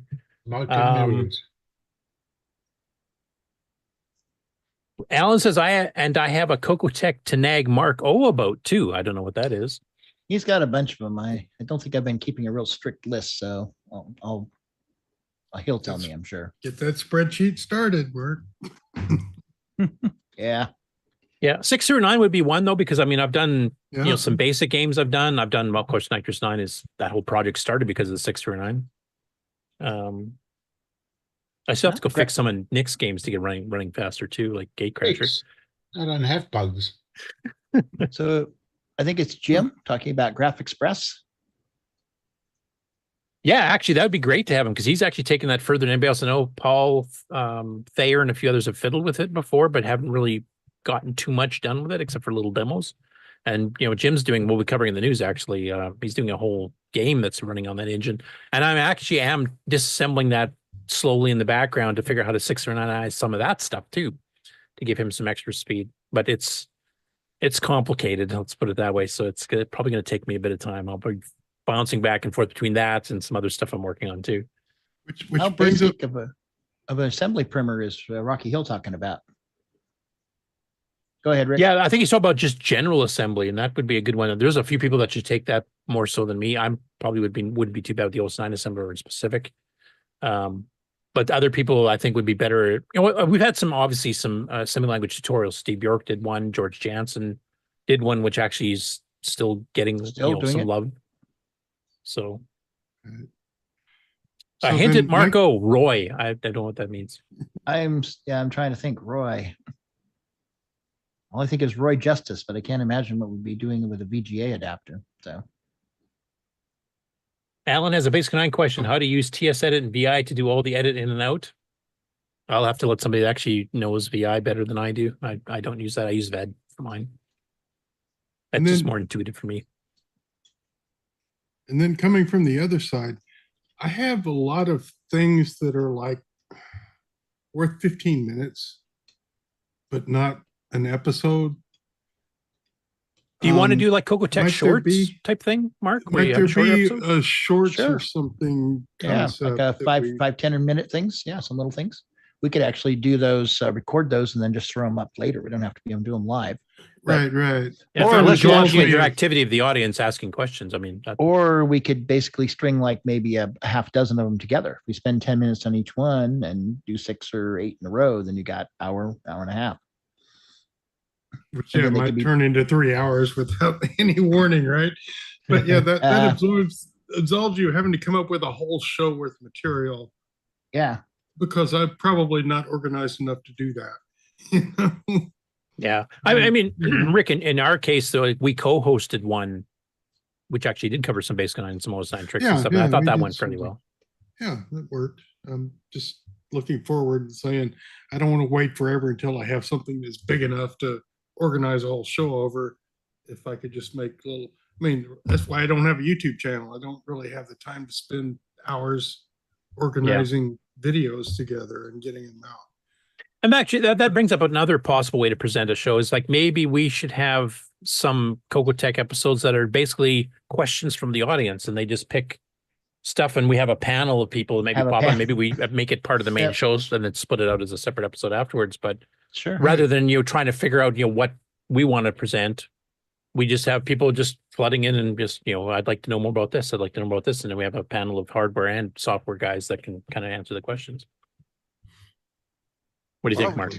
We do have the graphics in the for the show Yeah. where we used to do a Q&A section. Yep. You could pull that back out again. Yeah, we were kind of using that originally for like people new to the Coco community that don't know too much about the TR City Color computer Yeah, and we'll its get those to hardware come back, cousins. though. Yeah, we should bring that back. I mean, we should do it every once in a while for people new to the community anyway, but why not have some more advanced topics that, like how do I scroll a screen in BASIC or something like that? And it wouldn't be a CoCoNation show without feature creep.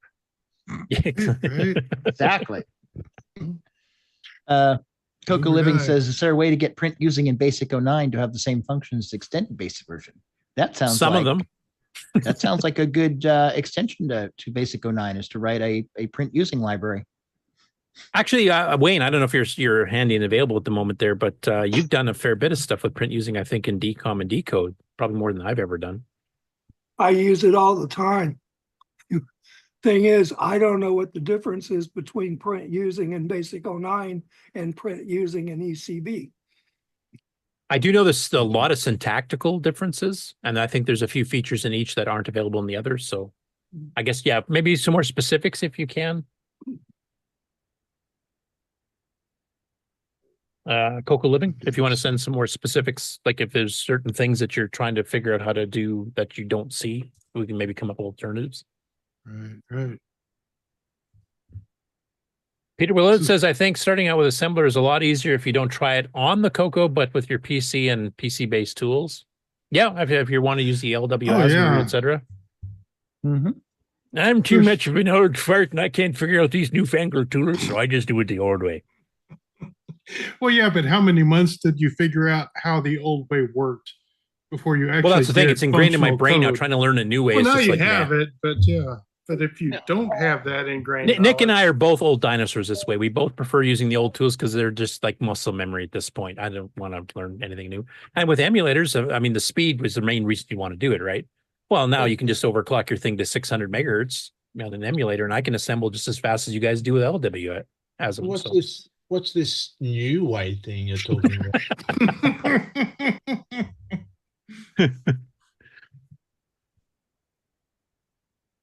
What else we got here? There's so many flying by here. There's a lot of suggestions coming in. I hope you're recording these, Mark.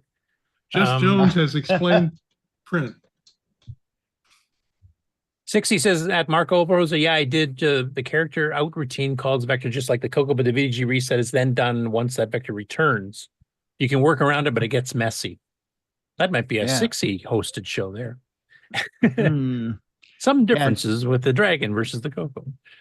Yeah, it's interesting because I mean you're just shortcutting it on the Coco by just short stopping the short returning the code you don't want executed. Where it sounds like on the not working like that on the Dragon. Yeah, unfortunately, that might not be able to pull off all in BASIC. Might have to have a little machine language stub that does the. That's I the think right what he thing. hinted at. You have to kind of do. You have to replace the hook rather than shut it off. Yeah. Jim Ellis is also saying. That's okay. Apple II is notorious for doing stupid little things like using data statements in a loop and plugging machine code into a blank spot of memory. And yeah, I can also do a show on basic speed optimizations. Yeah, that would be. Yeah. I mean, Al Huffman would be really good to do that because he's done entire blog sets of those. I keep bugging him to come back on the show here. He's kind of busy with the summer stuff at this point because of course he does Renaissance fairs and stuff too. Doing well, man. Glad to see your game updates. Maybe a segment on how to properly set up and use all the different emulators. I think there's some videos already out from most of that. I think Stevie did a few. I think I've seen some others from Aaron and Boat too. I know they've covered like VCC, and I think Steve's covered MAME. I guess if you're doing Tier City GP, I don't think anybody's done a video covering that yet. And XWAR, we probably should have one because there's a lot of stuff that config file you can do you can't do through the GUI. So a good review here, a good review episode of the differences and advantages of the different emulators. Yeah, we should actually do a summary because all of the emulators have had updates since any of these videos were previously done, and there's quite a few changes. Stuff you would have complained about before maybe doesn't apply anymore. That would be a good idea, is to do a review, do a CoCoTECH on the review of the current emulators and go across the board, everything, MAME, VCC, and maybe from different viewpoints. Like I'm a user, I want to play games. Which would be my best pick? And no, I'm a developer and I want to get right into the core and figure out why this machine language routine's not working. You might totally pick differently. And it's cool how the archive has added the ability to put a emulator to use right away. Yeah, that's extra. Online extra. Yep. Thank you, 60. Yeah, they didn't have that before. Yeah. James Jones says basic on print using is more like Fortran format specifications, color basic, and even standard basic is more like, of all things, COBOL pictures. I don't know enough about COBOL. That kind of makes sense. Pictures in COBOL are basically you put a string layout, you describe what it's going to look like. It is kind of like print using, but it's not like the same. Screen painter in Sage or whatever. Yeah, the text screen painter. Yeah. Brian Walsh says, Rick, you could do an episode where you show how to set up CoCo.io from scratch and get it talking to the internet. I still can't figure it out. Asking for a friend. I will do that. I'll make a little video lit and we can do something with it or not. I plan on tapping Rick for a lot of things just because he's got a lot of really good ideas and he has a little time. And I like working with Rick. David Ladd can talk about floppies. Again? Not that I'm interested. I just need to. That would be a whole channel into itself. Yeah, that'd be a 24-hour CNN style news reel thing going on It's forever. just to help me sleep. That's all. CoCoTECH, the floppy channel. Yeah. That's right. Like ESPN, you'll have 15 or 20 of you. Every hour on the hour, top highlights. Peter Willett says, not enough attention has been paid to micro games basic, UG basic, and I think that's true. Yep. Yeah, that'd be fun. And Alan kind of agrees. He would love to see Marco get on a CoCoTECH for micro games basic, and we need some people that have actually used it a fair bit. So Erico, that's a good suggestion. And Eric C. Canales, who's both done UG basic extensively on real projects. Actually, yeah, that'd be a good idea. Eric's been on the show before, so is Eric Canales. So. Yep. And that's one I would like to learn a bit more. We'll be talking about a bunch of compiler updates a little bit later in the news, including that one. Oh, TRS-80 retro programming says you can't play games in the TRS-80 GP. It's stuck in turbo mode for non-basic apps. That's not good. Oh, okay. I haven't actually tried TRS-80 GP. Nick, have you tried it? Because you actually do some Model 1 and 3 stuff too. No, I'd be interested to see it too. What emulator did you use for your Gem Hunter game? Which one was it called? It's been a while now. Not the GP one. Okay. There was another one. Yeah, I'd have to look it up again. I forgot.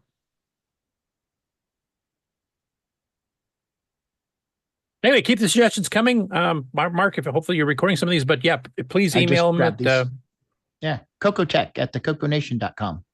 Yeah, or go into the CoCoTECH channel on the Discord, send it there, or the CoCoTECH page on Facebook. Put your suggestions all in there. Yep, all of those places. I'll try to check them all. Anyway, I think I rat-holed this long enough. Yeah, there, you've got the next 40 episodes planned now. Just a matter of scheduling. Yep, and getting the right people to show up. Yep. Anyway, I'll go on to the game on news now. I just want to check one other thing because I did get a request to check.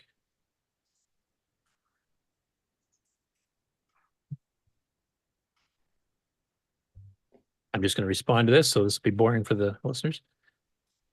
I should make sure, though, you guys are seeing my screen here, which is kind of like red and yellow. Yes. Yeah. Well, we have the 6 lilies full of text infograms.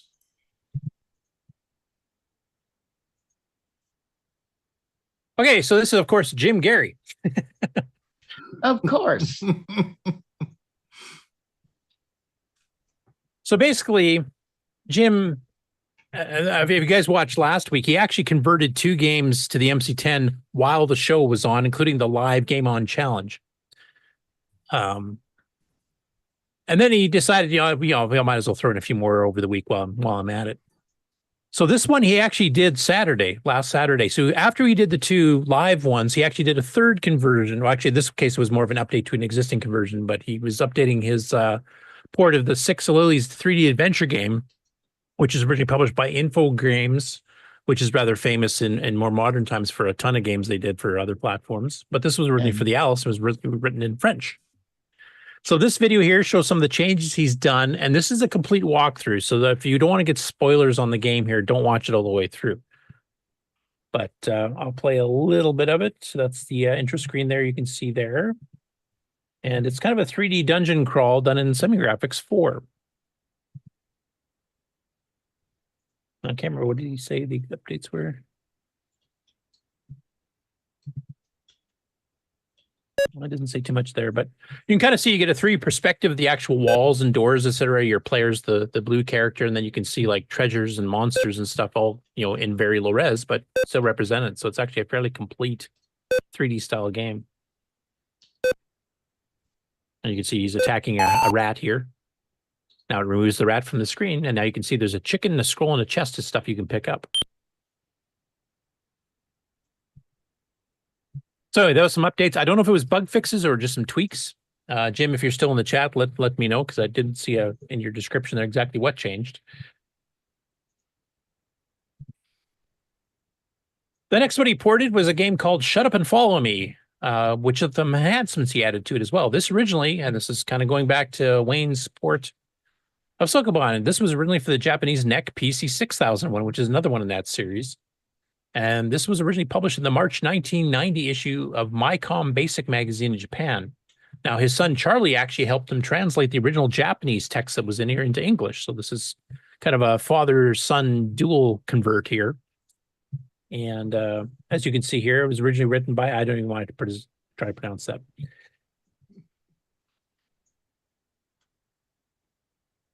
And it's kind of a bit of a puzzle and arcade style game. So if you read here, you use the keys A, W, S, and Z, because he's Canadian, I'll pronounce it Z, to move the X. Capture the yellow with the @ sign. So the premise of the game here is that you're steering the little X thing around, and you move like left, right, up, down. But that's not actually what is capturing the yellow gold bars. That is controlled by the @ sign. So the direction you move your character also moves the other one faster. So you're kind of trying not to trap yourself in your own little area, but it's extended to you're controlling this other thing at the same time. It's probably easier to show you than try to explain it. Actually, it looks like a pretty innovative, cool take on basically just to capture almost like a snake game. So see here, you're the X. That's the @ sign your control. So he moved down, now he moved right. So that thing will keep moving in that direction until you move yourself in another direction. Now he moved up, now he moved left. But you have to make sure you don't trap yourself, right? Or hit one of the places you've already been. So it's kind of a strategy. Sometimes you might have to do a big outside circle to go around and get it to, move around. So there you move the X up, and now he moved up. Now he moved it right. Now it's moving right. And now he's trying to move himself out of the way so he has room to maneuver to change the direction. Otherwise, he'd run over himself and die. So it's kind of a pretty interesting concept. I don't think I've seen something like that. Has anybody else seen a game where you're kind of controlling one main thing, but it's actually controlling a secondary thing? It definitely looks like it's going to get difficult. It's got 3 levels of difficulty in it too. But let's get your character, the X, you move it in a direction, that'll change the @ sign to go in that direction until you change your direction again. And you can't run over your own trail. So kind of a combination of a few gameplay elements. I thought it was pretty cool. That's one I wouldn't mind seeing ported to Coco, actually. And this one here, he actually put up a video showing his conversion of Dang It, that we covered in the Game On Challenge by Richard Rommel, of course, from the original Hot Coco January 1984 issue. And this is what it runs like on the MC10. So he put up a video of the one he converted while we were playing it, or while the show was on live. And you can just see there like how small the game is, source code wise.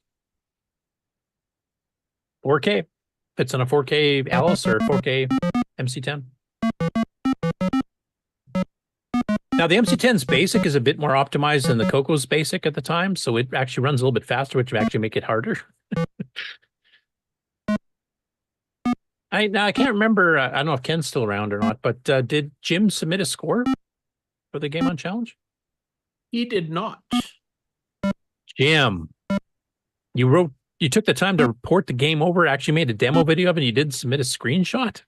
I guess I should have looked at his demo video and counted that. Yeah.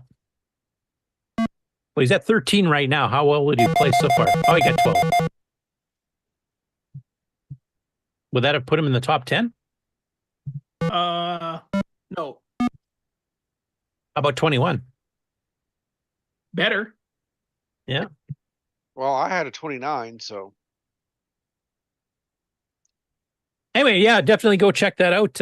If you have an MC10 or an Alice, it runs good. It runs actually, like I said, a little bit faster because the basics a little more optimized. So, ported a couple years later to the 6803. Uh-oh. What's up? Cat hack. Oh, okay. I thought maybe you're having bandwidth issues. No. Your cat's having bandwidth issues. Yep. I'm starting to hear a. Where can we get Gerrie's stuff? Gerrie's stuff has moved. It used to be hosted at the university he teaches at. Now he's got it on the Internet Archive. So if you look for Jim Gerrie on the Internet Archive, you'll find it. Okay. Including hundreds and hundreds of downloads. Yep. Does he have bulk downloads at all? I don't know, Jim, if you're in the chat, if you want to let Ron know, because I honestly don't know. I believe you can just download one file that's all his games. Oh, cool. Because I know he's got stuff for like the SDC or SDX 32. Yeah, like that's the why I need it. 32K RAM expansion plus the extended basic graphics commands and stuff. So he's got a lot of stuff in there. And then the other one he converted this week is called Devastator. This was originally written by Charles Brannon in Compute magazine, which was a cross-platform magazine, the August 1984 issue, and it was originally written for the Coco. Now, Jim did do some modifications to this one as well. He added some high score features. It actually keeps track of the current high score in the current session. He sped the game up a bit. Now I wanted to show, like normally I just started in the gameplay area, but I want to show this because this is a technique I'd completely forgotten about. And this works in Coco Basic as well as Microcolor Basic. You'll notice that some of these prints here are just jamming CHR strings together with no semicolon between them. And that actually does work fine. So if you want to crunch your code down a bit, doing these, graphic characters, et cetera, even, some of the odder text characters, you don't have to put the semicolon between the CHR strings. You can actually just jam them together. And that saves you a byte each time. So that was a technique I'd totally forgotten about, but it does work. I tried it on the Coco and it works there too. So this one here, let you actually see the gameplay this time.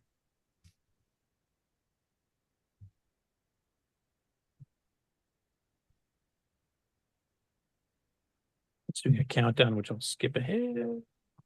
So it's kind of a 3D trench game and kind of fakes a 3D perspective of this saucer coming at you and you're moving the crosshairs to try to shoot it.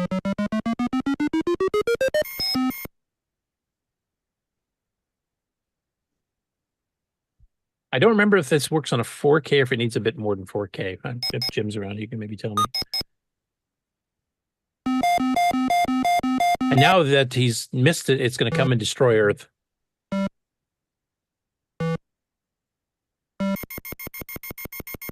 You have failed us for the last time. Yep.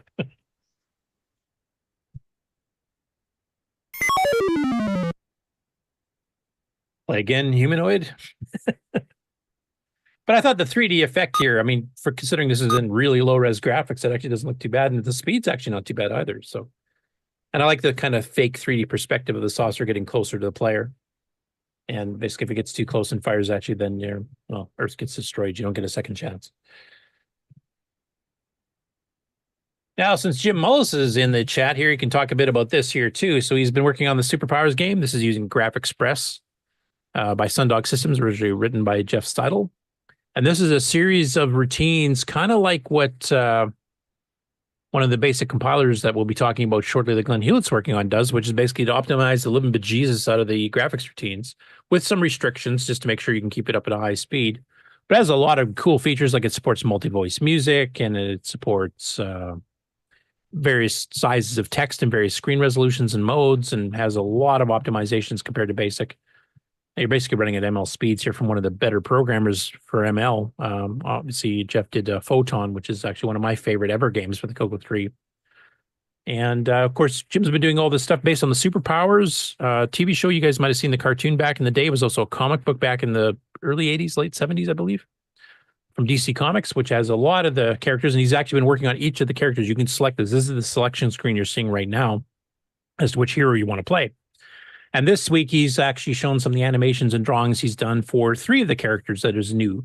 So the first one here will be Firestorm. And I'll play a little bit more on this first one here of the actual loader screen and stuff, so you can kind of see what the game looks like when it launches. The other players, I'll just fast forward to the actual, playing, so you can kind of see what the animations look like. Because some of the players can fly and they can have different types of weapons they can use, or they punch or whatever.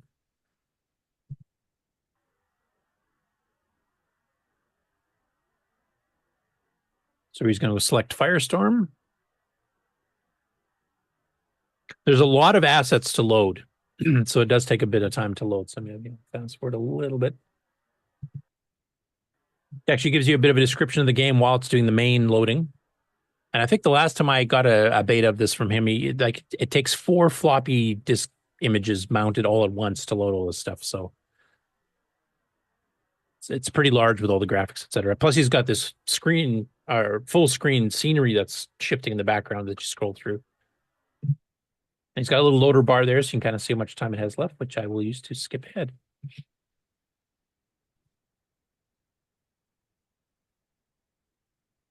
You can see the Firestorm character on the left there, and one of the enemies. Even does kind of the arcade style thing where it blinks, and now it has the flashing "Let's go" to tell you to go to the next level or next screen over. So it scrolls the screen as you're walking. You can see some of the projectile weapons instead of the punching part.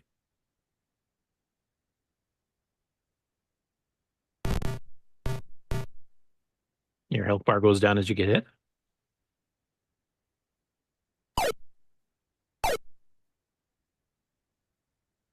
But he took a lot of time getting these graphics drawn, I have to say. These actually look pretty good.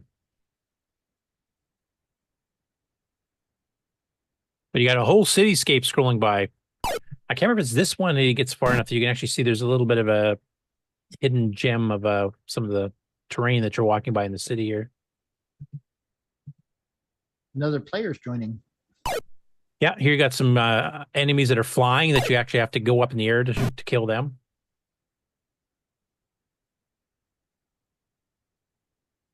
So I think he'll do the flight animation, or maybe he lets Firestorm die. I can't remember off the top of my head.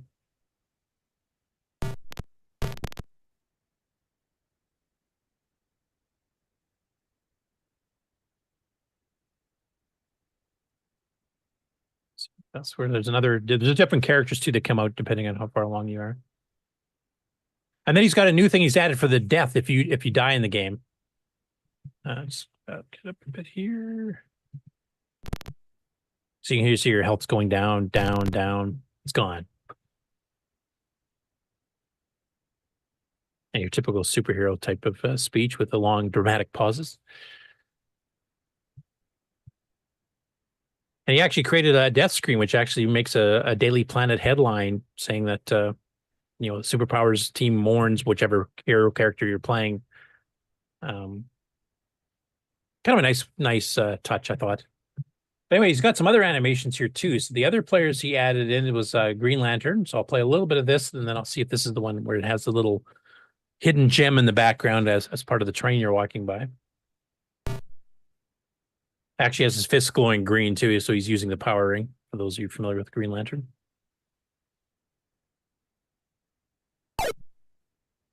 And he shoots green bolts. So we find the one I'm looking for here, though. Ah, there we are.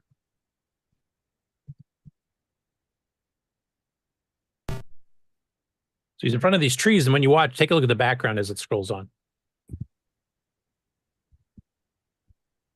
There's a Radio Shack store. Yeah. There you can see Green Lantern flying. Wonder how long it took him to make this one.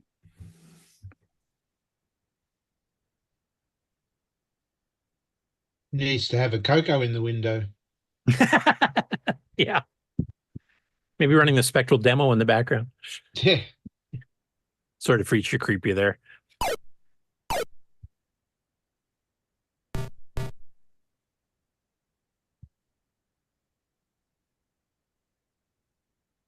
Yeah, he just mentioned the chat too. He said his daughter came up with a newspaper idea. That was a good idea. I like that. Instead of just saying "game over, you're dead" or whatever, you actually have this little pseudo, newspaper article about you being killed valiantly combating evil type thing.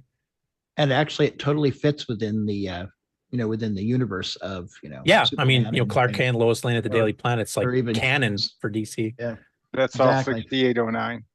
Yep, this is all 6809 because I've been working on the 639 version of Graphic Express, but the routines are so tightly tied together and calling each other constantly. I have to fix a lot of things at once to get it to work without it crashing. Right. Also, it relocates itself depending what you're doing. Like when it maps in a graphic screen, it normally loads at a certain spot and it has to shift itself down 8K to make room for the graphic screen. So then I have to worry about routines calling routines directly with an address that is moved. So I have to kind of figure out all this crap on the fly too. So it's a lot more difficult than I was hoping it would be. But I'm going to keep going at it and see if I can get something going.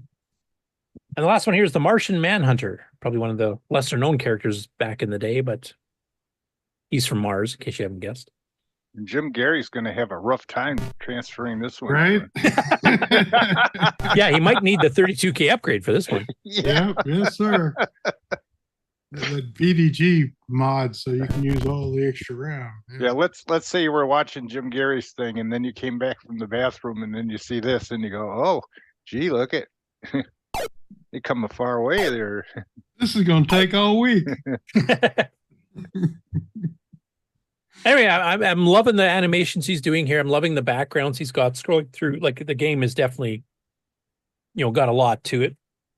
Has anybody ever made I don't know, a software program or a game that would be a guy sitting in a computer making the code for the game while you're like a war game style thing? No, like he would be, you're actually with the guy as he's building the game, and that would be part of the game is making it as it goes. You see a guy at a screen and he's, typing away and making the game as the game plays. That would be kind of cool. And then at the end, it runs or it doesn't run, or I don't know. It's just be. The closest I could think of that would be like the Color Robot Battle, where you're programming the tanks, but you actually write the program yourself. Oh, you write the program, and then you watch them fight each other based on the program you wrote. Oh yeah. Okay, I remember. So kind of, but not quite what you're saying, but no, but that would be a concept that's a little bit, kind of whacked, I guess, but it would be kind of challenging to, make the graphics work. While the guys maybe, once in a while he would stop and turn the monitor off and come back. Well, what comes to mind is Spaceballs. Like in real life. Yeah. The scene where they're watching the movie of the movie they're shooting. Right. Right. There you go. See what's going to happen next, so you can, Yeah, there you go. I got to say, though, this is the nicest game graphics for like a 3D adventure game kind of graphics. Yeah, it's real life. Right? I would like to play with this program. I just have, I need another. Yeah, and this is like all years. the scrolling, all the animations, the sound, everything. That's all Graphic Express from Sundog, which was meant to be a programming language for doing this kind of thing. But we've talked about it before, but like the wording they have on the splash screen and in the manual too about having to license the engine.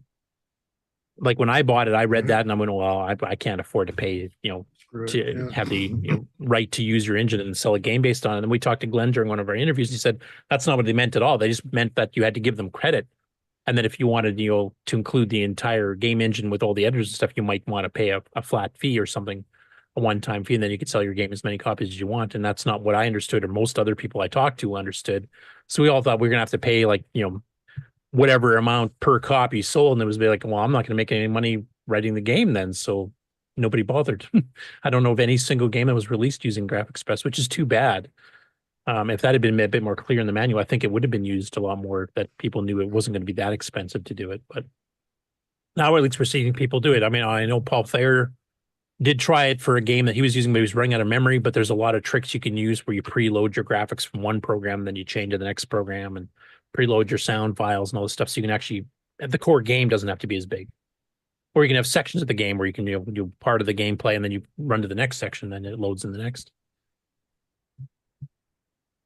Anyway, it's looking really good. I'm still going to keep plugging away at the 639 optimizations here. I'm trying to find ones that are safe right now, that I don't have to worry about like native mode screwing up interrupts, because it does use interrupts for sound and a bunch of other things. So I can't just insert like I normally do.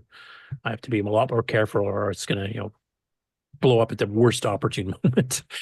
Well, as a guy that doesn't program these games or anything, to see the things scroll by, and then part of the background becomes part of the foreground by having somebody come down, you know, from the background and start doing things through a door or something, which is, you know, kind of cool. It isn't like Yeah, just a screen of and this graphics is in going basic. by. I mean, GraphExpress has its own string-based basic add-ons, but he's writing this in super extended basic, basically. Wow. So that's the power of GraphExpress once you kind of learn how to use it.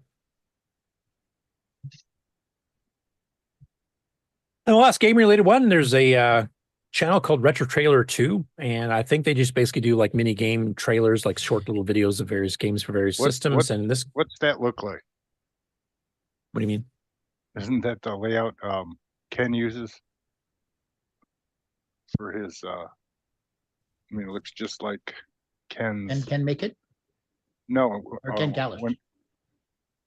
Ken, the game guy here. He doesn't he Oh, have Computer that- Retro Things, Ken?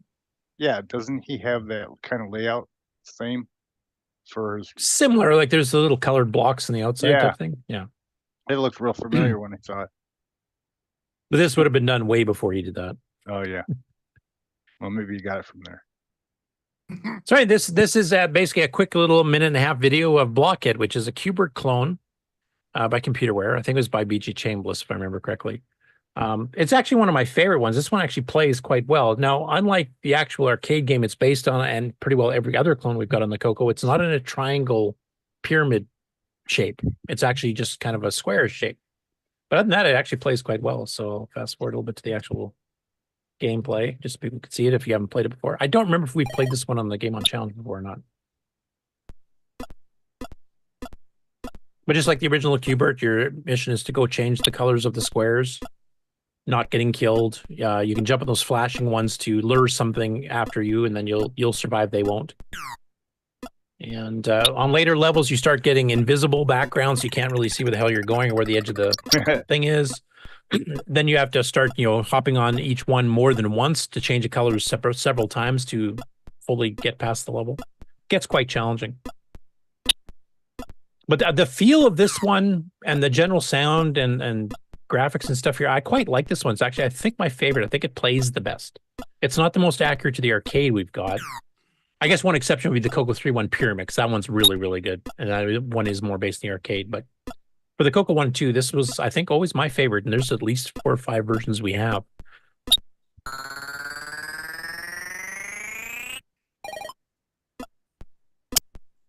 Anyway, that's it for the Game On stuff. So let's switch over to regular news. Let me just bring it window so I can see it.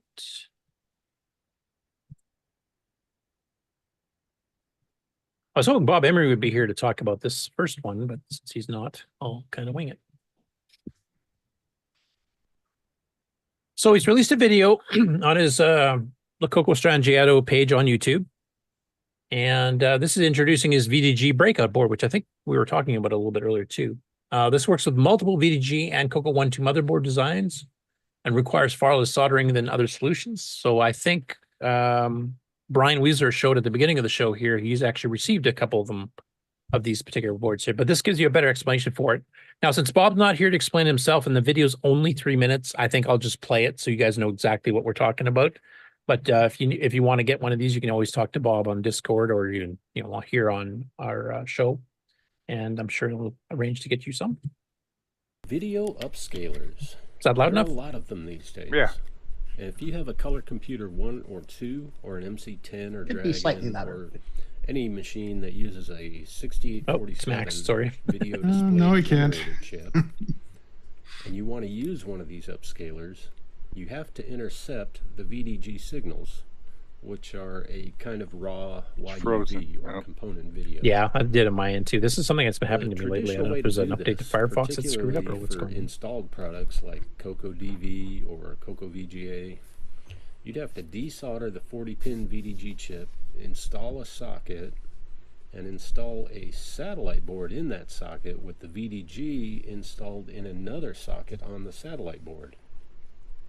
Now this is fine, especially if your VDG was socketed from the factory, but if not, the removal process does come with the danger of damaging your motherboard or the VDG itself. as well as design limitations like different board layouts and different case clearances, so you might need multiple versions of a product. Well, I'm about to change all of that with this.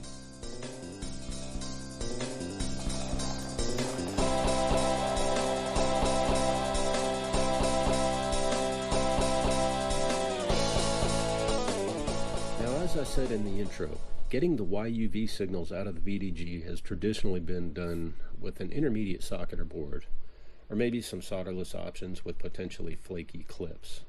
Not a big fan of solderless clips for video signals. Brian was okay with them.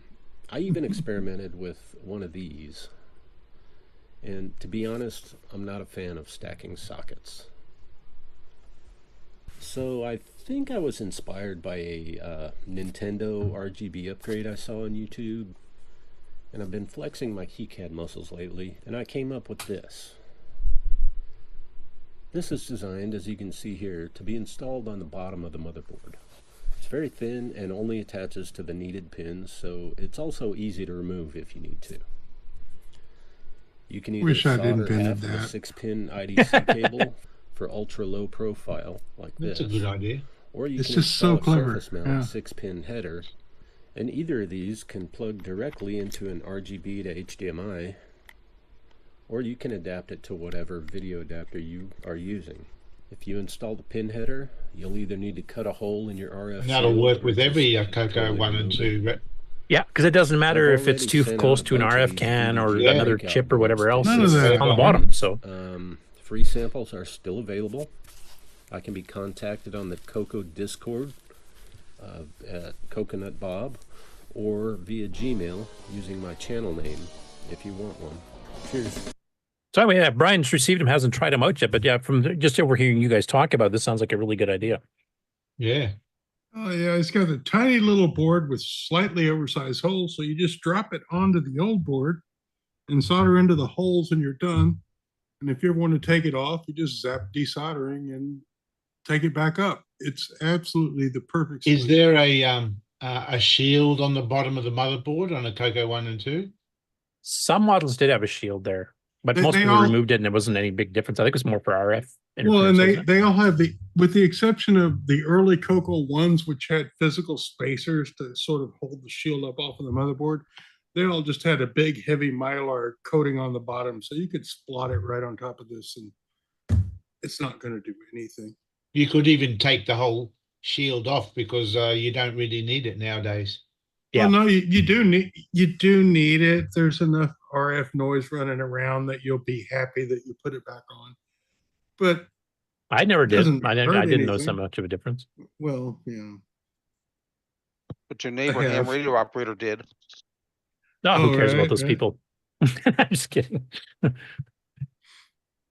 I got to play Blockhead. What would I care? You guys are like, monitoring So, storms that are to kill me. I noticed when I plugged in my Coco 1D board, which is very well shielded. It has actual metal plates around Yep. everything. With a ton of little And clips, if I remember.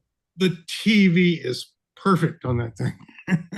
There is not a wiggle. There's not a waver. There's no background ghosting going by, nothing like that. And then I plug in a Coco 2 and go, oh yeah, they did make it cheaper, didn't they? So this takes the place of bodge wires, right? Basically. Yes. Yeah, All or right, trying and- to desolder the entire chip and socket it if you have a Right. So solder then, one. and then you run that line out the back, and then what's that connect to? One of those. Well, you can connect to a couple different things, like he said in the video there, that you can, have this as an RGB out or a SCART out, or So I don't that know could which one you you'd could signal. run your Coco 2 on a CM8. I think with the appropriate adapter. I mean, it's not the adapter itself. This is just to basically pull the Right, pins right. off that you need for the adapter. Oh, okay. But this will get you to a modern monitor without having to really mess up anything Yeah. or rip anything out or. Yeah, as he mentioned, it's basically to prevent you from having to do a massive soldering job to get the pins out So- of the chip, the VDG chip. Wouldn't this be a neat thing if the color computers were still being made and I just build it in, yeah. yeah. Yeah, it would at have the been factory. nice. Yeah. Hey, thanks, Okay. Bob, for that. And it does sound like there's some definite interest for it. So contact Bob in our go to Coco Discord is probably the quickest way to get hold of them, or on a comment in the YouTube. Patent it. Yeah, but that's the thing. You can't really charge money for little projects like this. There should be like a Patreon system or something where you can say, yeah, send me $5 if you like it, without having to make a big deal out of it. Set up, I don't know. I'm just thinking. Yeah, that's a pretty pink CoCoNation could do something like that, Yeah, quick, change the screen. Yeah, so Cheers to Rich Programming is actually in the chat last time I checked here. I don't know if he's still there or not. He did a couple updates here. He's kind of working on fiddling around with some Mario style graphics. He's got 2 videos that were released on this theme this week. So Mario's Magic Mushroom. And this was an re-upload. He had a graphic glitch in the first version, so I didn't bother playing that one because it's kind of fixed it up. But basically, he just got this little mushroom that's kind of animated. Just using standard, get put type stuff. Hey everybody, how's it going?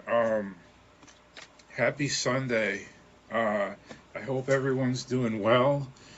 He does some discussion on Windows 11. He seems to have had a lot less compatibility issues than most people I know.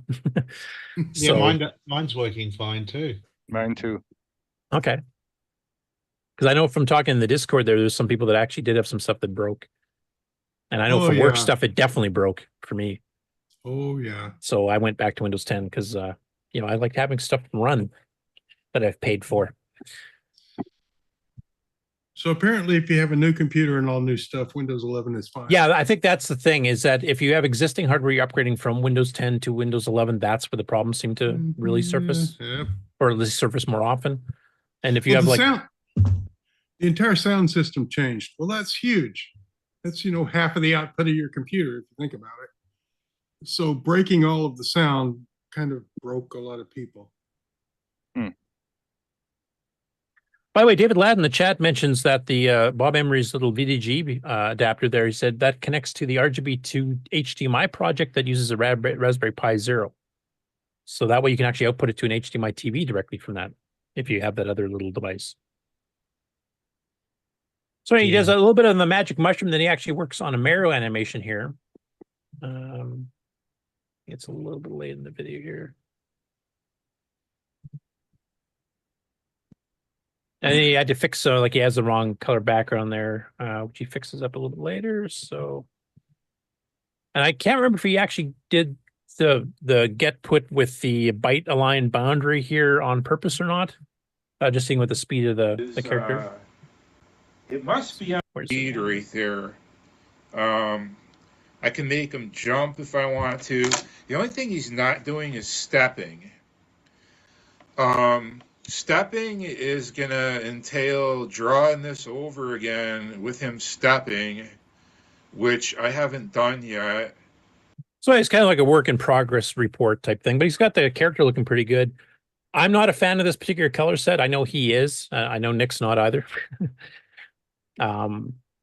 Honestly, for me, I mean, if you wanted to do it out of the non-artifacted color sets, I would probably pick the other one just because it's... Well, if you've ever seen Monkey Kong by Ken Kalish, he does a Mario Luigi style character too. That's using the red, blue, yellow, green color set, and that one I think actually looks better to my eyes. Anyway, I'd probably use the artifact if anything. But it moves at a pretty good clip. I mean, this is P mode 1, I believe. But this is the type of game where you'd really want to use the even byte boundary get put stuff, which we did cover on the CoCoTECH episode B, I think it was. I did cover some of these techniques. Maybe we should just go through and do a revisitation of some of the Coco 1 and 2 graphic tricks you can do, the get put type thing, the Poke 178, how it applies there, which is a bit different than the semi-graphics one. And there's some other, little techniques you can use too. So maybe that's another CoCoTECH episode. Go ahead. Pull it all together. Pull it all together. Anyway, it's kind of an in progress thing. He's still finishing up a couple of his other projects. He's got a couple other games that he's working on. If you can please email me at curtisboyle@sastyle.net. I would love to get you switched over at least to using the disk stuff, no matter which emulator you're using, because I noticed you're still using cassette stuff, and that for a lot of people is a real pain in the butt having to switch cassette images and loading in multiple programs. It's a lot easier on disk. You just load one disk and you just let it run. That's also a lot faster, especially if you're trying to run it on real hardware. So, and all the emulators you're running, I notice you do have the disk basic ROM loaded, so you can definitely do it. And if you need some help learning that stuff, because I think you'd said back in the day you only had cassettes, so that's what you're familiar with. But unlike the UK, I think most of us switched to disc pretty early on. I don't think anybody here ever run like say a Coco 3 on cassette, because I don't know anybody that has. They all kind of just by that time you're already running disc and you stayed there. Anybody here on the panel that had a Coco 3? Did you guys ever use cassette, or were you straight to disc? Well, if you use cassette, don't you have a graphics problem? Like if you did Winnie the Pooh or something, would it be black and white or? Well, beyond all that, I mean, none if of you this- loaded it, like. No, the graphics should be this. I mean, where they load in memory, if you're loading machine language, might have been different, but the graphics would look the same. Oh. Well, the RGB issue, but then it's a very pretty narrow division. Who bought a Coco 3 at the very end just to play games and stuff? And who bought a Coco 3 to augment their old Coco 2? And I'm pretty sure all of us had the old Coco 2, so our Coco 3 had. Yeah, and we probably already had a disk drive from the Coco 1 and 2 days from that, for that matter. Exactly, but there are people out there who bought the Coco 3 with the CM8 for cheap. And, Yeah, like James Jones in the chat mentions, he went straight to disc. He had two 80-track double-sided drives at first. That's how he started. Woohoo. And then he added a hard drive. And that, I mean, I didn't jump that far off the bat, but I got a 35-track drive as soon as I could afford on my Coco 1. And I never went back to cassette. I mean, unless it was to back up a game or two once in a while. Well, it's irritating because the Coco cassette wasn't that fast. The ZX81 had a faster cassette interface. And I was kind of disappointed when I got my Coco 2, and it took Really, it did? Because I know we had 1,500 baud, and I mean, I used like some of the big 20 and Model 1 at 300 and 500 baud, and we were way faster. And I think the ZX81 had 2,400 baud, and it was always tokenized no matter what. So, Okay, I didn't realize that. Yeah, it was pretty quick. Well, it was all it had. So, yeah. Because from my recollection is we had one of the faster ones. I remember I could literally load Zaxxon from tape faster than the Commodore 64 could do it from disk. Oh yeah, yeah. Well, that's the beauty of the what is it? The 1540 whatever. I got one back there. Yeah, it's scary. 1541 boat anchor. Yes, yes.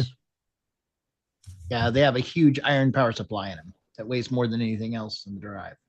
Yeah, and the Coco disk drive was quite fast. I mean, a 9 granule file would load in like, what, 10, 15 seconds, and that's like 20 some odd K. And it basically used the same, I can't remember what the format's called, but it's basically the same thing as IBM. We just had a different size sector, but it was the IBM standard for setting up a format with the... I remember right. Yeah, so it actually worked quite well. In fact, we can read and write PC disks on a Coco. Just if it was a big enough disk, you know, your drive had to have like 40 tracks and double-sided to read it properly, which later Tandy ones were, like the FD502. I use third-party ones because they're a hell of a lot cheaper than Tandy's. But, you know, even 3.5-inch drives, 720K ones, I could read and write PC disks just fine. So we were kind of lucky that way. We didn't have some weird proprietary format like, say, the Apple II did. Right. I had PC-DOS and RS-DOS were the two programs that flip-flop things from CompuServe back in the day. It was great. Yeah, because I remember I read and wrote like MS-DOS, PC-DOS from the IBM PC, Atari ST disks, because they basically use the MS-DOS style format too. So we had cross compatibility, you know, as long as you had the right utility or driver for it, just fine. Didn't have to buy new hardware. Whereas if you try to do like an Apple Mac or a 2GS, or I think even the Amiga used custom formats that had, you know, weird drives that were. Well, Apple had the hard sector, so good luck with that. Yeah, the Amiga, I think, used variable size sectors per track, depending on which track you were on. Like the inner ones you could fit less, and the outer ones you could fit more. So you could fit more in a disk, technically, storage-wise. But Boy, we used flippies a lot. yeah, I mean, we had double-sided drives in OS9. I usually used them as proper double-sided. I didn't have to flip them. But for Disk Basic, since Disk Basic never got updated past 1982, they didn't add in support for double-sided drives, so the flippy was the way to do it. But yeah, you just punch the hole. We had to punch two holes, though. Some of the other ones, you didn't have the index hole. You didn't have to punch that because they never used it. Like the Apple II, I think you just had to do the write protect clip, and you didn't have to change the index hole. The Apple II is soft sectored. It doesn't even use the starting index hole. It's totally software based. But didn't most of us have like a little boot program they ran for Disk Basic to get change the stepping rate and the printer baud? The Coco 3 era I did, ADOS. but not in the Coco 1 and 2 era. ADOS Really? did it for me. I didn't have to mess around. Yeah, you just Oh, yeah, burn I the ROM and you're suppose done. Yeah. No, I fell into that right away. I got to do this to make my computer work, run boot. Yeah, ADOS 3 in particular, like ADOS 1, 2 is pretty good, but ADOS 3 was like a whole step up. That was premium. an extended ADOS 3. I mean, that built in RAM drive support and lowercase have- commands. And to have your own name on top of the computer when it started booting. By that time, I wasn't that vain. Well, actually, no, I'm lying. get I it. embedded my name into Nitrous 9 right in the Coco shell. too. So, actually, no, in the SCF driver, I embedded it. Me, Bill, and Alan embedded our names in there. I noticed they changed that in Nitrous 9 over the years after we released it. So, Yeah. but we were following the path of giants because Microware did that too. You can actually see Ken Kaplan and some of the others in stock OS 9. If you hit Control A on a brand new screen that's never been used before, you'll see their names pop up. One of those Easter eggs. Yeah. Anyway, it looks like he's going to be working on a Mario style game, and he's kind of getting the graphics going and seeing how fast it's going to run. I'd like to help him out with some of the tricks with get put buffers. You can do it. You have to design it. Like, this is one thing. If you're trying to design stuff for the Coco, you have to play the Coco's strengths and against its weaknesses. So don't make odd sized 3 pixel wide or 7 pixel wide fonts or graphics, because it's going to run slow. It has to translate and bit shift and a bunch of other technical things I'm not going to get into here. But if you design with the Coco in mind and go, I should do it on even 4 pixel boundaries, like in the Coco 1 and 2 case like this, the speed up gains you can get are well worth it. The extra time to get that set up properly. So yeah, get in contact with me at my email that I gave out earlier. Curtis Boyle at sastel.net. Next up, we have Coco Town getting back into some assembly language, and this time he's back into the Moon Patrol style game instead of one of his side projects to figure out how joysticks work and a bunch of other things. And in this case, he's going to explain how he's using physics and math, the absolute anti thing for me and Nick anyway, math part, to improve how the buggy jumps. So I'll play a little bit of the intro, and I'll play you what the original look of the jumping was, and then what he changed it to. And I think it does look a lot better. Hello and welcome to Game Revolutions, the series where I write a retro game for retro hardware, using my pitifully retro brain.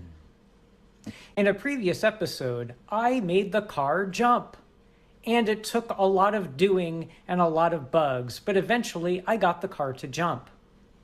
Today, I use real physics and an actual math formula to make the jumping appear more realistic. Because as every discriminating Moon Patrol clone player knows, realism is paramount. Yeah.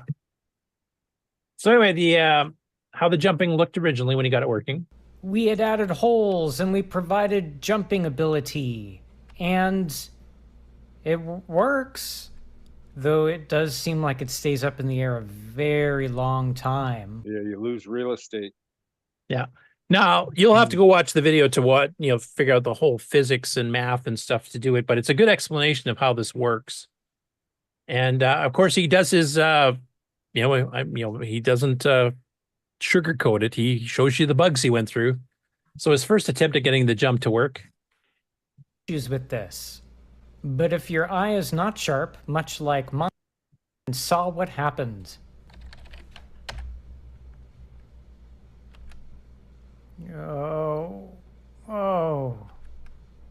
Cloaking mode. Well, the funny thing is, it jumps up and doesn't come back down, so it just keeps stretching. No. Which am I? Why you do that? Where's the real one? Let's see if I can slide to the right. Well, look, He's gonna get an overflow eventually. Yep. He's a flying car. Oh, neat. I've invented a new game. Yeah. You want to see how high up he can go? Surely nothing bad will happen if he keeps on going up here. Oh, look at that. I think he went from one buffer to the other buffer. Yeah, it's double buffered, so you're seeing alternating screens. And there it crashed. Let's take another look at... Oh, that's so familiar doing that kind of stuff. I won't play the second time. I'll play the final one. But if you want to kind of see what kind of bugs he encountered and what to look for if you're trying to do this stuff on your own, definitely check out the rest of the video. And the explanation of how the physics and the math work to actually figure out how to make a more realistic looking jump is definitely worth getting into, because you can use that for momentum and a bunch of other things too if you're writing a game. Whoa, bonk. Whoa, bonk. Whoa, bonk. Now that is what a car looks like when it jumps on the moon. This is realism, folks. Let's do a side-by-side comparison. Pretty good. Pretty good. Anyway, he always has such great humor and, showing the warts and all of programming development, etc., that you're not getting like some YouTubers give you just like, I programmed everything perfectly the first time and this is what it did. He lets you see it, and no, everything goes wrong all the time. That's just normal for programming. So I don't have bugs. well, except Nick. Nick would be one of those YouTubers that brags about how perfect they are. Okay, next up, this is actually came out a bit later than I was expecting. So this is Randy Kidnick of Floppy Days podcast fame, also Antic, and he also does one on programming too with Evans, who's also a member of the Retrocomputing Roundtable. So this is a seminar he did on modern storage and video output options for retro computers, where he covers 24 different platforms, which includes both the Coco 123 and the MC10. And he did this one at VCF SoCal. And it just took a while to get it uploaded here. So I kind of fast forwarded it, and I'll just let you kind of see. Now, I will give one caveat here that basically he is covering stuff that he has actually got himself. He's not going through every option that's possible or even out there. So you may not agree with some of the selections that he's picked. And there's definitely other solutions available. And this goes for all the platforms, not just the Coco and the MC10 ones we'll be covering here.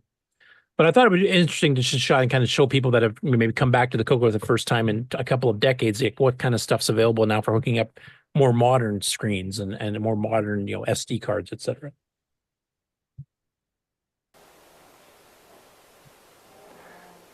Tandy Coco 123, a lot of options there, and I think one of the most popular for SD card or virtual disk solution is the Coco SDC, and I've had one for probably 4 years now, and it's probably the most popular, and I'd say by far pretty easy to use. And there are disk images already created that you can put on this, and it's ready to go.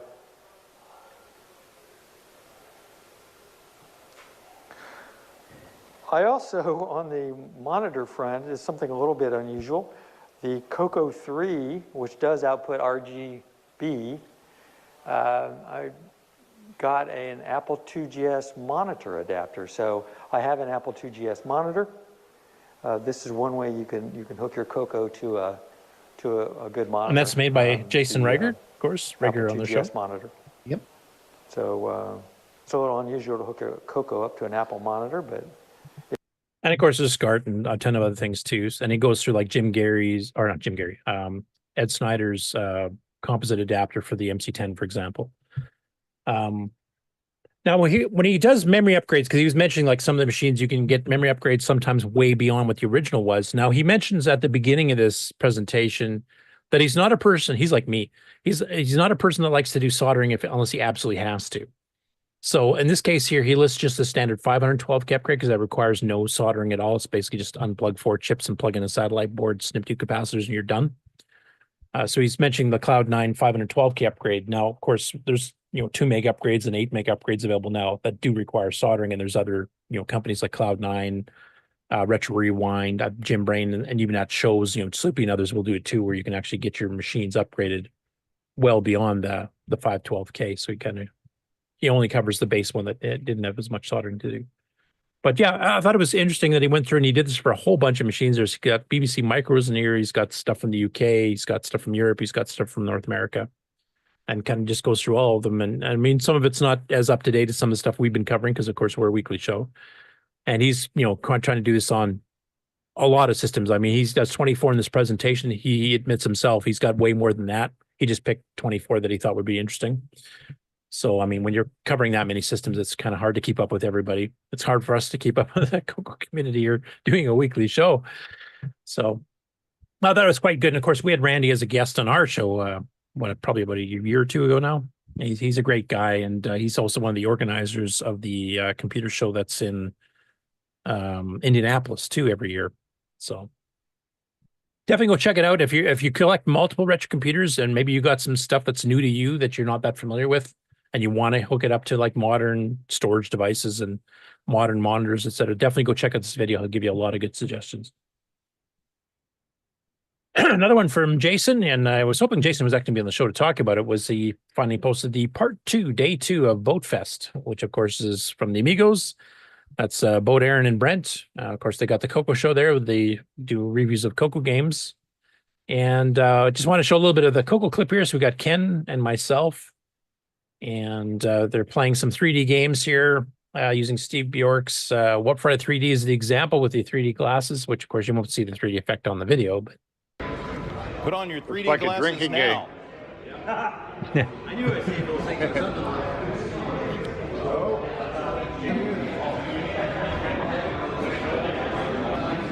I know I demonstrate this at Coco Fest as well, but basically it's a red, green, or red, blue glasses, and it basically flips between 2 images every 60th of a second. So you get the red one and you get the blue one, and depending how close you put the same shape together or far apart, it will make it appear to come out or go in 3D, depending which is on colors on the left, which is on the right. And I've actually fiddled with this in BASIC, and it does work even in BASIC. You can page flip even on a Coco 1 and 2. Cool. But you might adjust like tin controls and stuff and get the right shade of plastic on your glasses to get it to fully look correct. I got a couple of high color screens that have the red and blue, and they look 3D in the glasses also. Yeah. Well, even Nick supported that on his RASCAN and Digiscan later on. He had a version for the red blue glasses, which I actually did use back in the day when I still had a RASCAN. You remember that, Nick? Yeah, I do. Here's a Boat trying out the 3D. I'm not sure which looks cooler, the glasses he's wearing or his shirt. But he definitely stands out in the crowd. And then I got Aaron trying out, for those of you at Coco Fest this last year, David Craker actually was selling the remake of the Dicom phaser adapter, which takes the Sega Master System light gun and plugs in the Coco. And Dicom made a couple of games based on that, Medieval Madness and Iron Forest. Looks like somebody lost their mind on the table. If I remember, this was the free table. This is just free RAM chips for slightly more modern machines like Sims and stuff that you wanted to grab. They had auction stuff too, and it's a bunch of different platforms. But I thought I'd play a little bit of Aaron trying the Sega Master light gun with the Dicom, the remake of. I've got the original Dicom adapter here, but you can get the replacement from David Craker.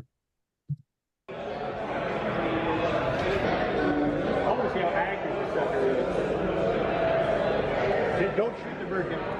Oh, whoops!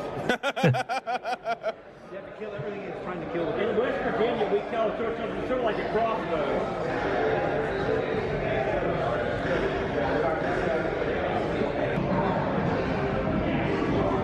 But they had like an original Odyssey 1. They had all kinds of stuff. Oh, here we're playing the transcode that what's the Australian guy's name, Nick? Mike?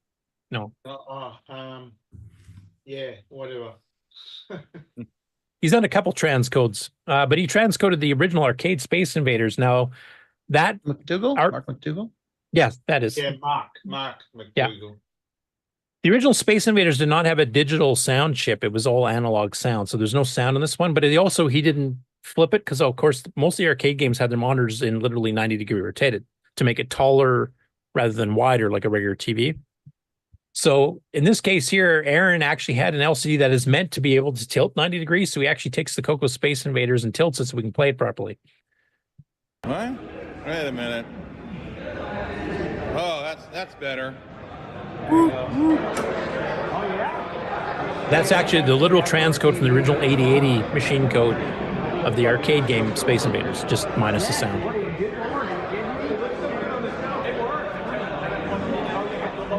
And there's Graham W. Vebke in the green shirt there behind, in case you're wondering what he looks like, Mark B. That's one of our patron sponsors there.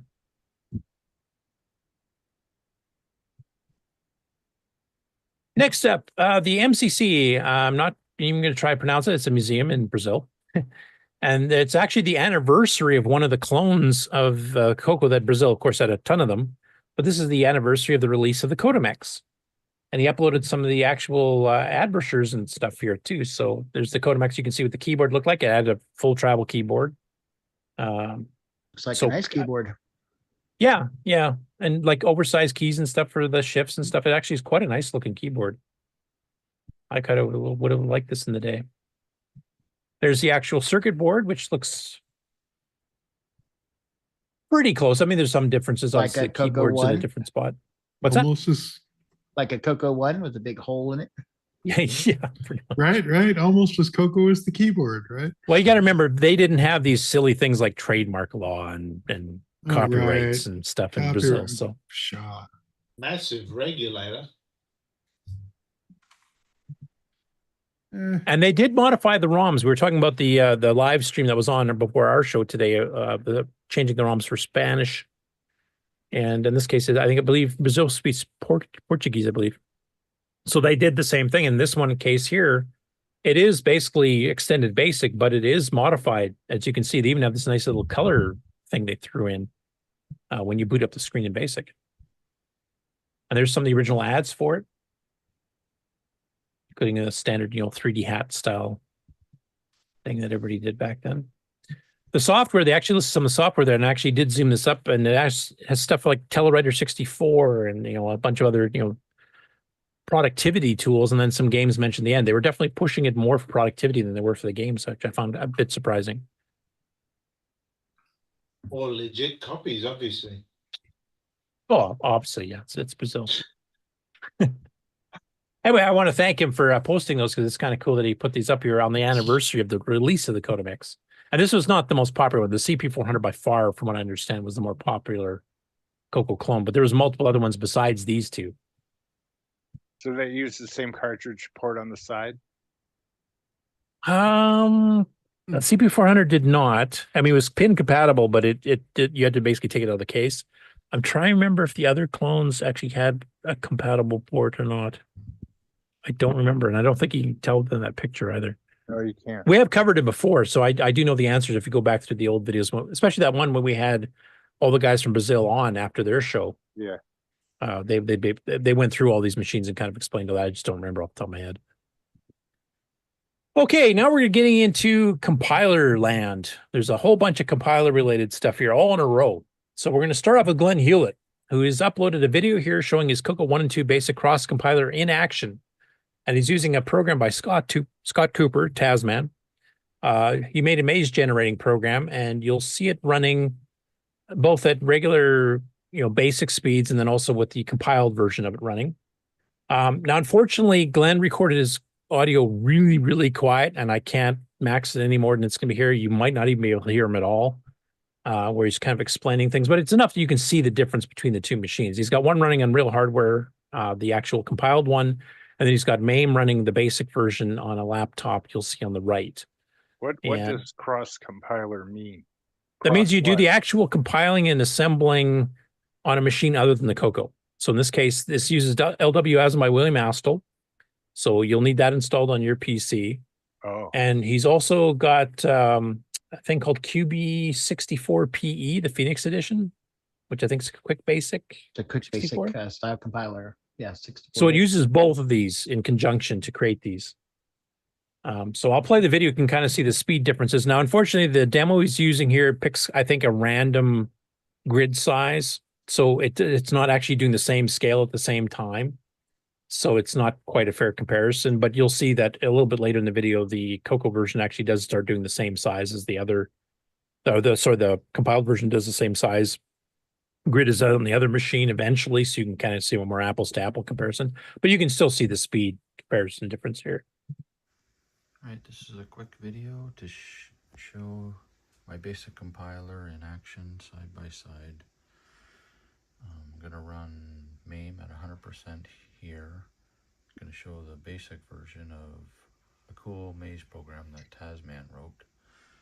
And I'll show the same program compiled on real Coco hooked up here. So here's the basic program that Taz wrote. I'll run that.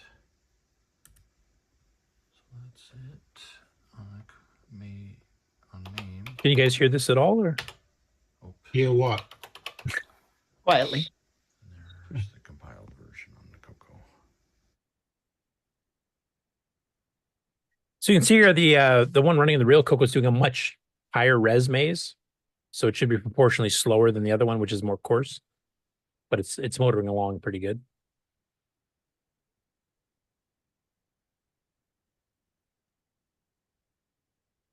This is a bit more matched, closer, I guess.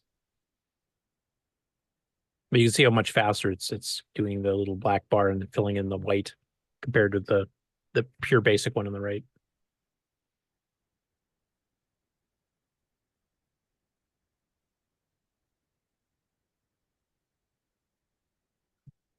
So that's a video kind of demonstrating the speed difference between them, and it's pretty noticeable. He also wrote a blog post that just came up this morning here where he talks about it in a bit more detail. Now, for the audio listeners here that can't see this, I will actually read some of this out loud so people kind of get an idea what's happening here. And also some of the differences between it and regular extended basic. So first of all, the compiler right now is targeted for the Coco 1 and 2 only. It's not doing any Coco 3 specific stuff.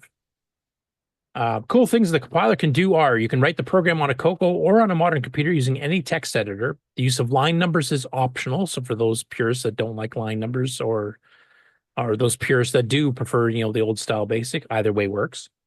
You can use labels for sections of code to jump through to which are case sensitive. So you can do named calls instead of line number calls, kind of like calling procedures in Basic 09. Variable names can be up to 30 characters long and are case sensitive. So you can actually use very descriptive variables. And because you're cross compiling this, you're compiling it on the PC side, memory's not an issue. Make them all 30 characters if you want to make the code more understandable. And it'll compile it down to a binary which doesn't have variable names anyway. So it doesn't really matter as far as the final Coco result product. It has if, then, else if, and end if. So a bit more structured if-then statements than the plain old extended basic. Select case, while end, do while loops, loop until. All those are added, which if you've used Basic 09, you're familiar with most of these, though the syntax is a little bit different in a couple cases. One of the big things, though, is it does not use any ROM calls at all. So that gives you twofold things. One, you don't have to worry about trying to use some slow basic routine that was in there. Like I know a lot of the basic compilers that were native to the Coco back in the day, like Surcomps or Computerwares or some of the other ones there, some of the routines they deemed a bit too complicated to try to rewrite. So they just call the ROM routine, which means you get no speed up for those functions. Some of the floating point numbers, there's a few of the graphics commands like circle with, using the arc options and stuff like that. In this case, he's using all his own stuff. So that gives you the optimized routines beyond above what Basic would have done for certain functions. But the other thing is, which is really nice, it means you can actually write a program that can take 64K of RAM. Because basically the ROMs aren't needed. So you can map them right the heck out if you have a 64K Coco 1 or 2 and actually make a bigger program than you could on a regular Keller Basic compiler and use the entire 64K. The semi-language code is generated and fully commented, showing each basic line and how it is compiled. So you can actually go through the compiled output and see what machine language code it's making based on the actual basic lines that you've typed in. You can use that to help debug. You can use that to figure out, how basic, how his version of basic is actually creating routines to do certain things. It actually will help you teach you with some of these semi-language stuff. Like if you're drawing a line, you can go through like line 20, you had a line command, look through the actual assemble output, and then actually figure out how did he draw a line command in machine language. So it's actually could be used as a development tool for learning with, as well as just getting out code that runs faster. And you can also use the as he mentions here, allow an experienced assembly programmer to optimize the program by hand. So once it stops at that point, you can actually go in and tweak it before you actually send it to the LWASM, William Astle's assembler, which is part of the package as well. Limitations, and this is common with some other ones from back in the day. Numeric variables are 16-bit signed values, no floating point numbers. And he puts this in bold. Speed is the priority. That was the same reason that Computerwares and Wasachawares and Surcomps all did that too, is because it's just so much faster. And it's one of the advantages of basic 1.9 as well, because it allows you to use floating point, but you also have integer variables. And if you can fit whatever you're doing into integer variable, it's orders of magnitude faster to do it that way. So if you have stuff that doesn't need floating point, then don't use floating point. But in this case, no floating point support at all at this point. Speed is a priority, so everything's integer base values. And if you're drawing graphics and stuff, it makes that so much faster. Currently, he has no file or disk access, and he says maybe in the future he'll add that, and maybe he'll also add some CocoSTC file specific input and output. This I think he would have to fix later on. I mean, right now he wants you to make one self-contained program. But if you're doing something like, say, Wayne Campbell did with SokoBan, where you're loading in 80 different files for level maps and that kind of stuff, well, you might just run out of RAM. And if you can fill a disk with that stuff and just load it in as you go between levels, that would be nice. So I'm assuming you'll probably have that later on. Arrays could have only up to 255 elements per dimension. I can't remember if that's the same limitation as extended basic, or if it had a 16-bit number for the array elements. Can't remember. But you are allowed to use up to 255, and you can also have multi-dimensional up to like 3, or actually it's 4 dimensions here on one example. One that might be a bit of an issue right now for people is there's no play command support. You can't do play command for sound effects, etc. Another is it only supports P-mode 4 graphics and graphic commands, and the part of this is for the optimization again, because right now BASIC does all this translation and scaling and stuff of coordinates you send it, depending on which P-mode you're really on, and it makes things actually a pain in the ass to calculate, for optimized get puts, etc. So in this case here, he's only supporting the 1 resolution, which means he can hard code his routines to be as fast as possible for that particular resolution. You don't have to worry about trying to bit shift stuff over for, to fix or not, or scale stuff, between the different modes. He just writes 1 set of routines that runs as lickety fast as he can. So this actually will make things run a bit faster. And he said the circle command can only draw complete circles. You can't squeeze them or draw an arc. Arc is fairly complicated. I've gone through the code in the graph-driven Nitrous 9, and it's 90% of the circle routine command is the arc stuff. Doing squishing with ellipses, like we're switching the left to right or the top and bottom, actually isn't that difficult. You probably could add that later on if you had enough people requesting it. But right now it just draws, normal circles. How to use, he goes through and talks about the fact you need the BAS to 6809, which is the program he wrote. And it is written in BASIC, specifically QB64PE, the Phoenix edition, as Mark was mentioning. That's multi-platform. It can run on a Mac, Linux, or Windows machine. And you'll need to compile it using QB64PE. Once you've done that, then you pass it on to LWASM. Now, LWASM, I believe, is currently Windows and Linux only. I don't think there's an OS 10 version, or is there? Does anybody know? There has been in the past. I don't know if there's a current one right now. Okay. William Astle is pretty much Linux only, but and I think Tormod does the Windows compile. Okay. Anyway, there's some command line options. It goes through a bunch of them here. Like there's an extra optimized level or optimized branch lengths.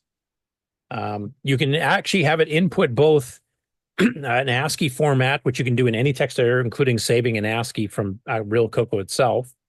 Or you can use any text editor like Notepad++ or WordPad or whatever, as long as it saves as plain text. But you can also actually send it a tokenized program too. Now, some of the syntax like circle and stuff is a little bit different, so you'd have to worry about that. You might have to do some tweaking. But you can actually take a BAS file that's saved in the standard binary format and actually pass it to this program. It'll detokenize it and actually create the assembly from there. And you can tell it to use that from the command line, -ASCII for the ASCII version and -Coco for a tokenized program. So he's got some options there as well. Mentions that Tasman, Scott Cooper's helping him squash a lot of bugs. And then he has a complete list of what commands are supported here. So a lot of these are already in extended basic, and there's some new ones here. Like he's got stuff like case statements. Def, I guess, is there's a def function in the extended basic. I'm not sure if that goes beyond above that. If then adds stuff like elsif, select for exit for do for while commands. Every case, I'm not sure what that does. Does that just mean don't care about upper lowercase, I guess? A good one for joystick people, like right now, the current color basic ROMs will actually sample the entire 6-bit range of both axes of a joystick. And a lot of games don't need that. They just need, are you going left, centered, or right, or up, centered, or down? And he has a new command he's added called get joy D, which stands for digital. So it's kind of simulating a digital stick. And it only does enough reads through the PIA to get left, right, center, top, center, bottom. And it doesn't have to do the other extra bits there. So the joystick read routine is several times faster than the original one. And if that's all you need, it's actually quite a bit faster. The original joystick there is still there. He also mentions here the results are stored in the same place basically normally has for joystick readings. So if you want to peek them instead of actually, using this new command, you can do that too. So that'd be backwards compatible with other programs. Locate, I'm not sure what that does because that's kind of a Coco 3 command. It means it's the similar like print at, but giving you X and Y coordinates instead. Paint, PCLS, point, P mode, only P mode 4. Yeah, most of them are in there. Standard stuff, but a few extra ones. What's W poke? Wide poke, I'm guessing that's probably a 2-byte poke. Yeah. He's got some of the American commands, button function, which is kind of from the Coco 3 for reading the joystick buttons. The regular joystick command is still supported if you do need analog readings. W peak, which is the wide peak, I'm presuming. String stuff is pretty well the same. Now, I do remember this morning that Bruce Moore has actually downloaded to try this, and he didn't get it fully working for the compiler yet, but you can see some of the output. And stuff like CLS does use stack blasting, which the original color basic ROM doesn't. So something like string should be optimized. I'm guessing to use stack blasting and stuff. I haven't looked at it myself yet, but that potential is definitely there. So some of the regular commands will run quite a bit faster just using some of the more modern techniques like stack blasting. XOR. That's good. Yeah. And then he's got the logical operators, math operators. So he's added a few there. Like, I don't think mod's in the standard extended basic. It isn't basic 09, which kind of gives you the remainder of a division. And then divar is the same, except it rounds up the result to the nearest value rather than just chop the decimal part off. So you can do it either way. It's your choice.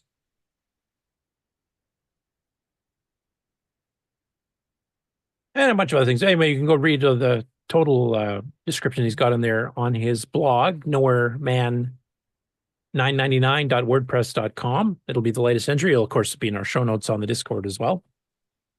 And he's going to let this go for people to try out, report any bugs, and answer any questions about it over the next few weeks. And depending on how smooth that goes, he's planning on coming on to do a proper show, or at least a guest shot, either as a CoCoTECH segment or maybe as a regular segment, depending. But he didn't want to do it right away here because he literally just released it this morning, and he hasn't, got enough people to test it and see if there's any bugs that need to be fixed yet. But I look forward to having him on the show to fully go through and kind of demonstrate some of the stuff here. It looks really, really good. Then the other basic compiler, Microgames Basic, UG Basic, has released some updates as well. And there's two branches of this, which I didn't fully realize before, but there's a basically the official branch, which is basically stuff that's been debugged and tested. There's also a beta branch. I think I did mention some beta stuff that was done last week. And there's multiple things here. Another major difference between this one and Glen's is that this is a cross-platform compiler. So you can create source code for this, then you can tell it to compile for an Atari 8-bit, an Apple II, a Coco, and it'll just generate the same thing, or code for the same source program to multiple outputs. And I'm not sure what all he's at here. He's adding stuff like D% poke and D% peak. I'm guessing that's equivalent to the W poke, W peak that we just saw in Glen Hewlett's compiler, basically double peak and poke, so it'll do 2 bytes at a time.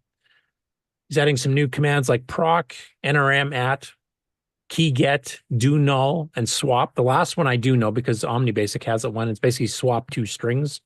Swap A string, comma B string. Whatever was in B string goes to A string. Whatever was A string goes to B string. Really good for doing sorts and stuff. The official release is now up to 1.16.3, which you can see at the top here. And the latest changes there, it mentions here, check correctness of temporary path, Fix switch to text mode under a VIC2, so that's a VIC20 specific thing. Procedure cannot return a float. Fix the Commodore 128 paper command. Fix the VIC20 set paper color. But if you go to the beta branch, this is where he's kind of like testing stuff out that's not out officially yet, but it's coming. And he's got quite a few interesting things in here too. He's got some of these new commands. He's got some new pragma options. And some of the stuff is generic to all the platforms. And some of it's specific to bug fixes or changes to certain specific platforms. I didn't realize he had these beta and the regular blogs, so kind of separate those. So if you want to keep track of what's in the official release, if you want to stay safe with stuff that's been thoroughly tested, or if you want to be bleeding edge and try some of the new stuff as it's coming along there, you can actually download either the beta or the regular.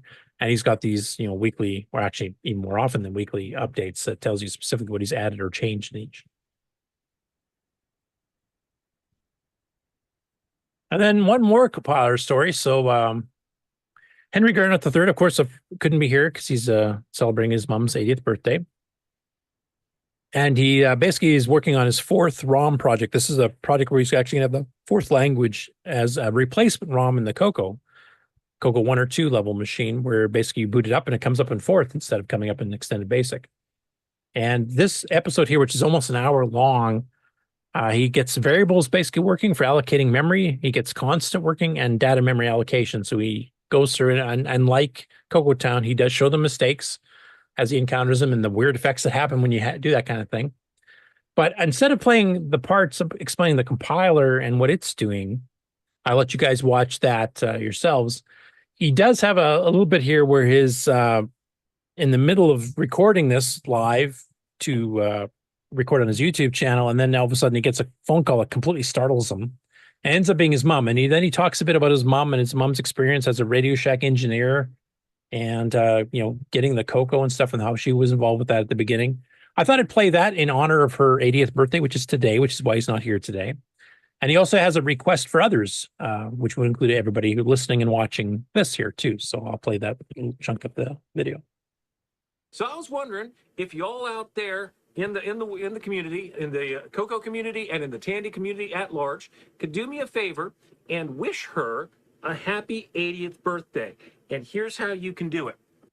Go over to mom's YouTube channel, Faith Gernhardt. Grab one of her videos and just give her a happy birthday on one of her videos. And yeah, you can go ahead and tell her that the Coco community or the Tandy community or, you know, wherever said happy birthday. Happy 80th, Mom. Did I fix that? Oh. So I actually did do that. I left a message on one of the videos there. Hopefully some of you guys can do that too. I thought it was nice that he actually did that. Let's see if I can find 3849. A little bit earlier is where the call came in.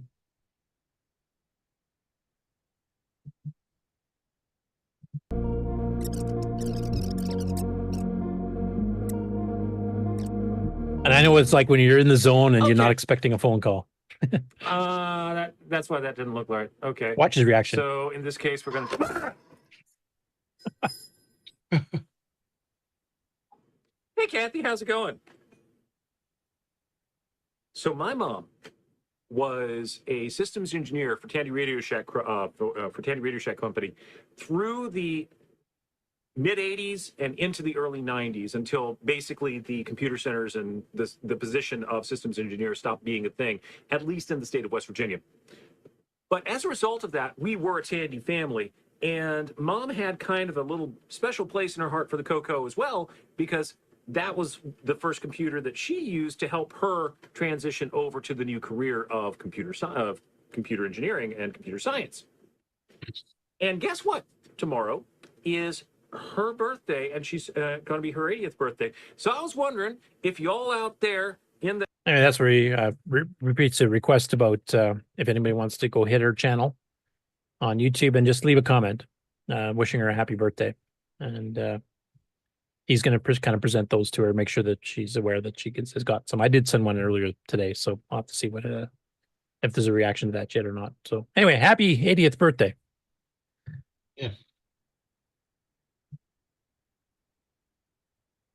Okay, next up, Portuguese-speaking YouTube channel did a short video talking about the 609 and its history, what machines it was in, etc. It includes the Coco fairly prominently. I think this is done by one of the museums in Brazil, the retro computer museums. Now, unfortunately, they had a few errors in this. I think just kind of overlooked things. The Coco stuff they demonstrated actually looks pretty decent. But at one point when they're starting to play about machines that used it, they put up a picture of a tier setting Model 1 instead of the Coco, which of course was a Z80. Yeah, I'll play a little bit. I'll turn the translator. I guess it's already on, because of course it'll be in Portuguese. Olá, sejam bem-vindos à nossa apresentação sobre uma grande tecnologia atualizada. Bom, talvez nem tão atualizada assim, mas com certeza importante. A arquitetura de computadores This will be riveting for the audio viewers. Meu nome é Tatielly e junto com meus colegas Sérgio e Lisian, vamos explorar a história, características e importância deste microprocessador icônico. O Motorola 6809 foi desenvolvido em 1978 como microprocessador de 8 bits. And it goes through a little bit of the history and some of the machines that were covered for what the 609. As I mentioned here on the part that the audio listeners just heard the Portuguese version. It's it came out in 1978 as an 8-bit machine. Blah blah blah. Anyway, it's a nice little tribute to the 609. Like I said, they do cover some of the machines that actually used it. They actually used some gameplay footage from the F-16 Assault from DICOM, which is kind of cool.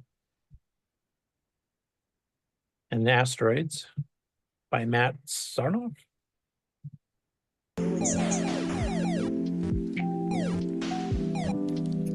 And they mentioned things like the Vectrex. They mentioned things like Defender and some of the other arcade games that use the 609, et cetera, too, as well.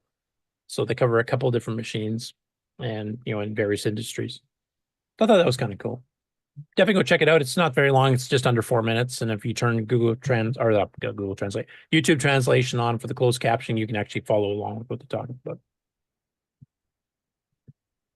Speaking of Cocos in other countries, this is another one. This is on the Tier City Coco group on Facebook. So a person named Pascal Brankin actually put up a scan of a 1985 Tandy catalog showing a bundle of a Coco 2 system with cassettes, drive, the standard 16K basic Coco 2 with the latest keyboard, and a couple Black Beauty joysticks. And this is from Belgium. So the ad itself's in French. And it's actually from Belgium. So that's another country that was selling stuff through Tandy directly. I don't know how popular it was in Belgium myself. I do know there was quite a bit of difference between different countries in Europe, mainland Europe, as far as how well Tandy was selling these things. Well, I do know there were. Go ahead. Except for the two words basic standard. Yeah. Now, I'm sure there's French for standard. So, you can give it a pass on basic. Well, if I remember correctly, French usually does adjective and noun or adverb and verb flipped from what we're used to in English. But standard is not a French word. So why is it there? Is it not a French word? I don't know. I don't know French enough to. I'm a bad Canadian. I'm 40 years since I could speak a sentence of French, but I don't remember that word. I think that's just English dropped into the middle of couleurs 2 standard. It's just because ordinaire is basically ordinary, color 2 basic standard, so standard basic instead of computer. Ordinaire is a computer. Are they treating it as a proper name? I don't know. I think they're referring to standard basic versus extended basic. Well, I understand that, but why did they pick the English word? But I guess, if they're using it as a proper name, they would just say Microsoft calls it standard, so it's standard. Okay, never mind. It seemed weird. Because the whole thing is like nicely flowing French, and I get my little French hat on, and I'm thinking about it, and then that word comes up, and it doesn't fit. But it does kind of prove that Tandy did have a presence in Europe, and they actually had their own catalogs in different languages in different countries. Now, the prices were generally jacked up because they were all shipped overseas. They weren't manufactured anywhere near this. And they were generally more expensive, I think, than almost every other computer out there comparatively. I know Dragons were a lot cheaper than Cocos, even, the Dragon had more hardware. Can you spot the scam in the photo? Oh, the fact that they overlaid the screen with a... Yeah, and there's no of Starblaze, and there's no cartridge in the Coco. Yeah, that too. Oh, right. I do like that Well, monitor though. That looks pretty neat. That's a different Yeah. looking monitor. I want all these wireless equipment here. That's Yeah. Well, that's right. Or the embedded ROM of Starblaze right inside the Coco itself. You don't even need the cartridge. Right. Just, I always find these fascinating because I didn't get to see too many of these, outside of Australia, the UK, and North America versions of the catalogs and what was for sale. And the UK ones I always liked, like Australia, because you guys actually sold third-party stuff where, North America, they didn't. right. Next up, this is a brand new channel on YouTube called The Recycled Game Room. And this is his very first video, which he just released, I think, yesterday or today. So it's a small bedroom that he's turned into a game room, and he's obviously a gamer. Like almost all of the stuff is console-based and varying wildly from, PlayStations to Nintendos to Game Boys to whatever. And he's got a lot of the original software, so you'll see a lot of stuff. But tucked away in the bottom here, he actually has a couple of home computers that he briefly mentions. And I left him a message because I don't know if he's, they don't seem to be really hooked up to anything. I don't see too much, cartridges or anything for them. So I don't know if that's just something he happens to have from the old days and he's just kind of kept around, or if he's actually planning on, expanding his libraries, or maybe he has them stored somewhere else. But I'll play a little clip there where he kind of mentions the two machines. And finally here I have the Oh, wow, thanks. Metal Slug 4 and Aero Fighters 2. I'm not the biggest fan of fighting games, even though the forte of that console is really those types of games. So I like King of Fighters 99, but it's not my favorite genre.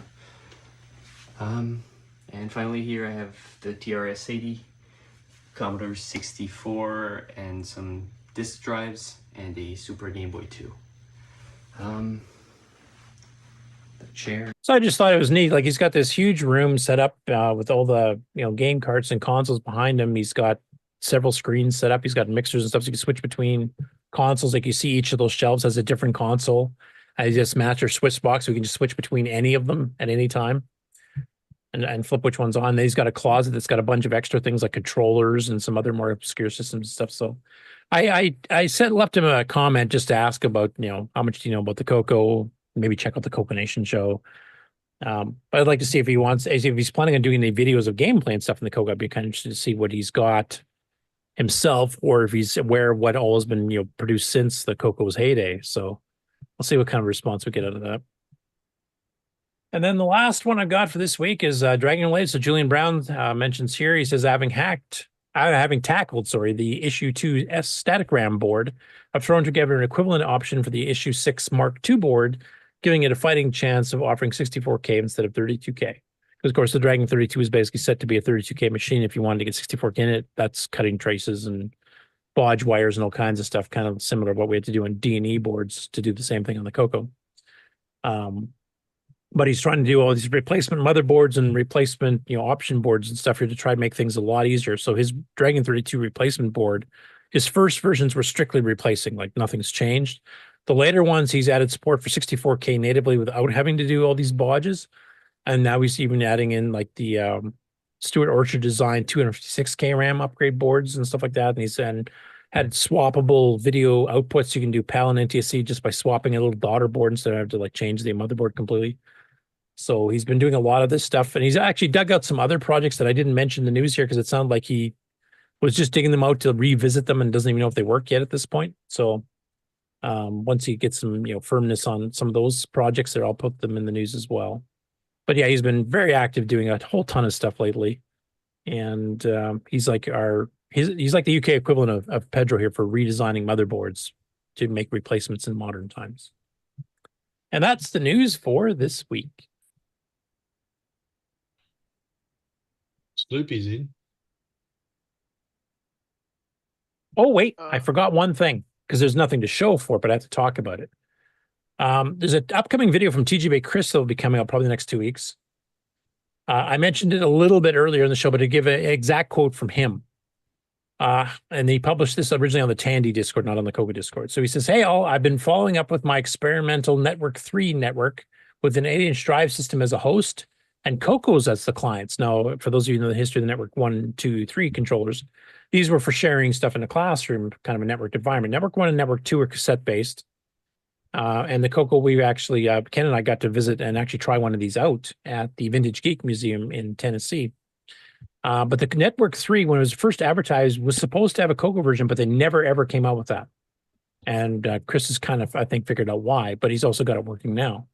So he says, to that end, I ported over my prototype Xenix D-load server to CPM, handling keyboard and serial I/O myself via the Z80 ports for the STC, SIO, etc. As Z88DK doesn't support the serial port for the Model 2 CPM. Unlike the Model 3 and 4 implementations of Network 3, which was sold by Radio Shack, you have to select ports Network 2 style, as the CoCo lacks the serial handshake lines for determining service needs. And that was, I think, probably why that got canceled. They could have done it with the RS-232 pack. That does have the right lines. But then you have to buy, a multi-pack and RS-232 pack and add all that on. That now you're getting too expensive. You might as well just get the Model 3 and be done with it. But it works and lets you access resources on the Model 12 from a CoCo over the DO protocol. Hopefully I'll get a video up in the next couple of weeks. Busy times, as he mentions. So that'd be interesting to see the actual, because that should actually run a little bit more efficiently, because the cassette version for the Network 1 and 2 is limited to 1500 baud. Doing it deload style, if he has a hard-coded driver or something similar to DriveWire, you can crank the speed up to 38.4, theoretically. I don't know if that's what he's doing or not, but you definitely could get some much faster speeds out of it. And it's a much more modern, protocol than the original Network 1 and 2 cassette-based versions. So look forward to that video coming out in the next week or two. Anyway, that was the one thing I forgot to mention before. Now I'm done. Wake up now? Yeah. Okay. Nap time is over. All hands on deck. Could we get the story about Henry's mom? Can we get her web channel posted?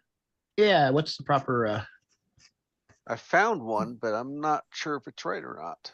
If you show it, I have actually been on it. I can tell you if it's the right one or not. It's about crocheting and yeah, there's only like 8 5 or 6 videos. 8. And the last one is a year ago? Yeah. Okay.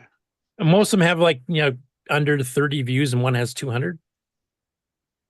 She only has 8 people subscribed to her channel. Let's everybody subscribe. You don't want to kill her. If you go to the video that has 200 plus views, I think it's the only one that does. It's even close to that. And if there's a comment from me on it, then it's the right one. And then you can post that specifically. My name is Faith Gernhardt.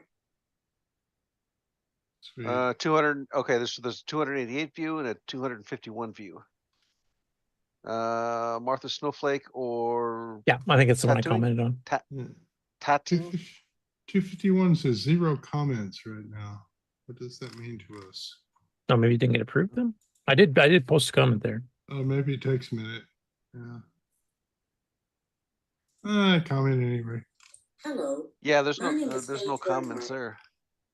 Weird. I tried to comment. Oh, well, we commented live on the show anyway. So anyway, right. Definitely wish her a happy birthday. Well, happy birthday, Mom. Oh, quit playing, Mom Gernhardt. I think she thinks we're stalking her. That's why. That's what it is. She's. Oh, Henry forgot to tell her about this plan, eh? Okay, well, everybody subscribe to Faith's channel. There you go. She's gonna go from 10 to 400, right? Exactly. Right. Okay.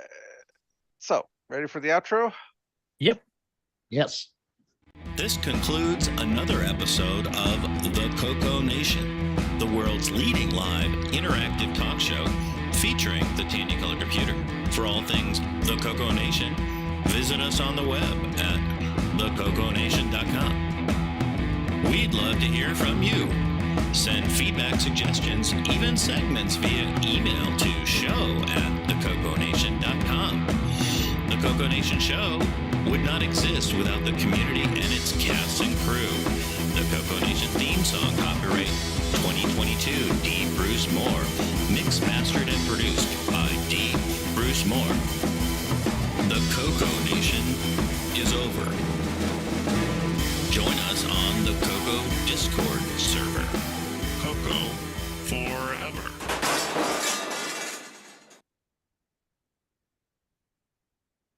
Okay, I guess that's it for this week. Tune in Thursday to the next episode of the Game On Challenge, where we'll be playing Storm Arrows? Storm Arrows and Goop Rush. Goop And Rush. we'll be here next Saturday. That's the plan. Yay!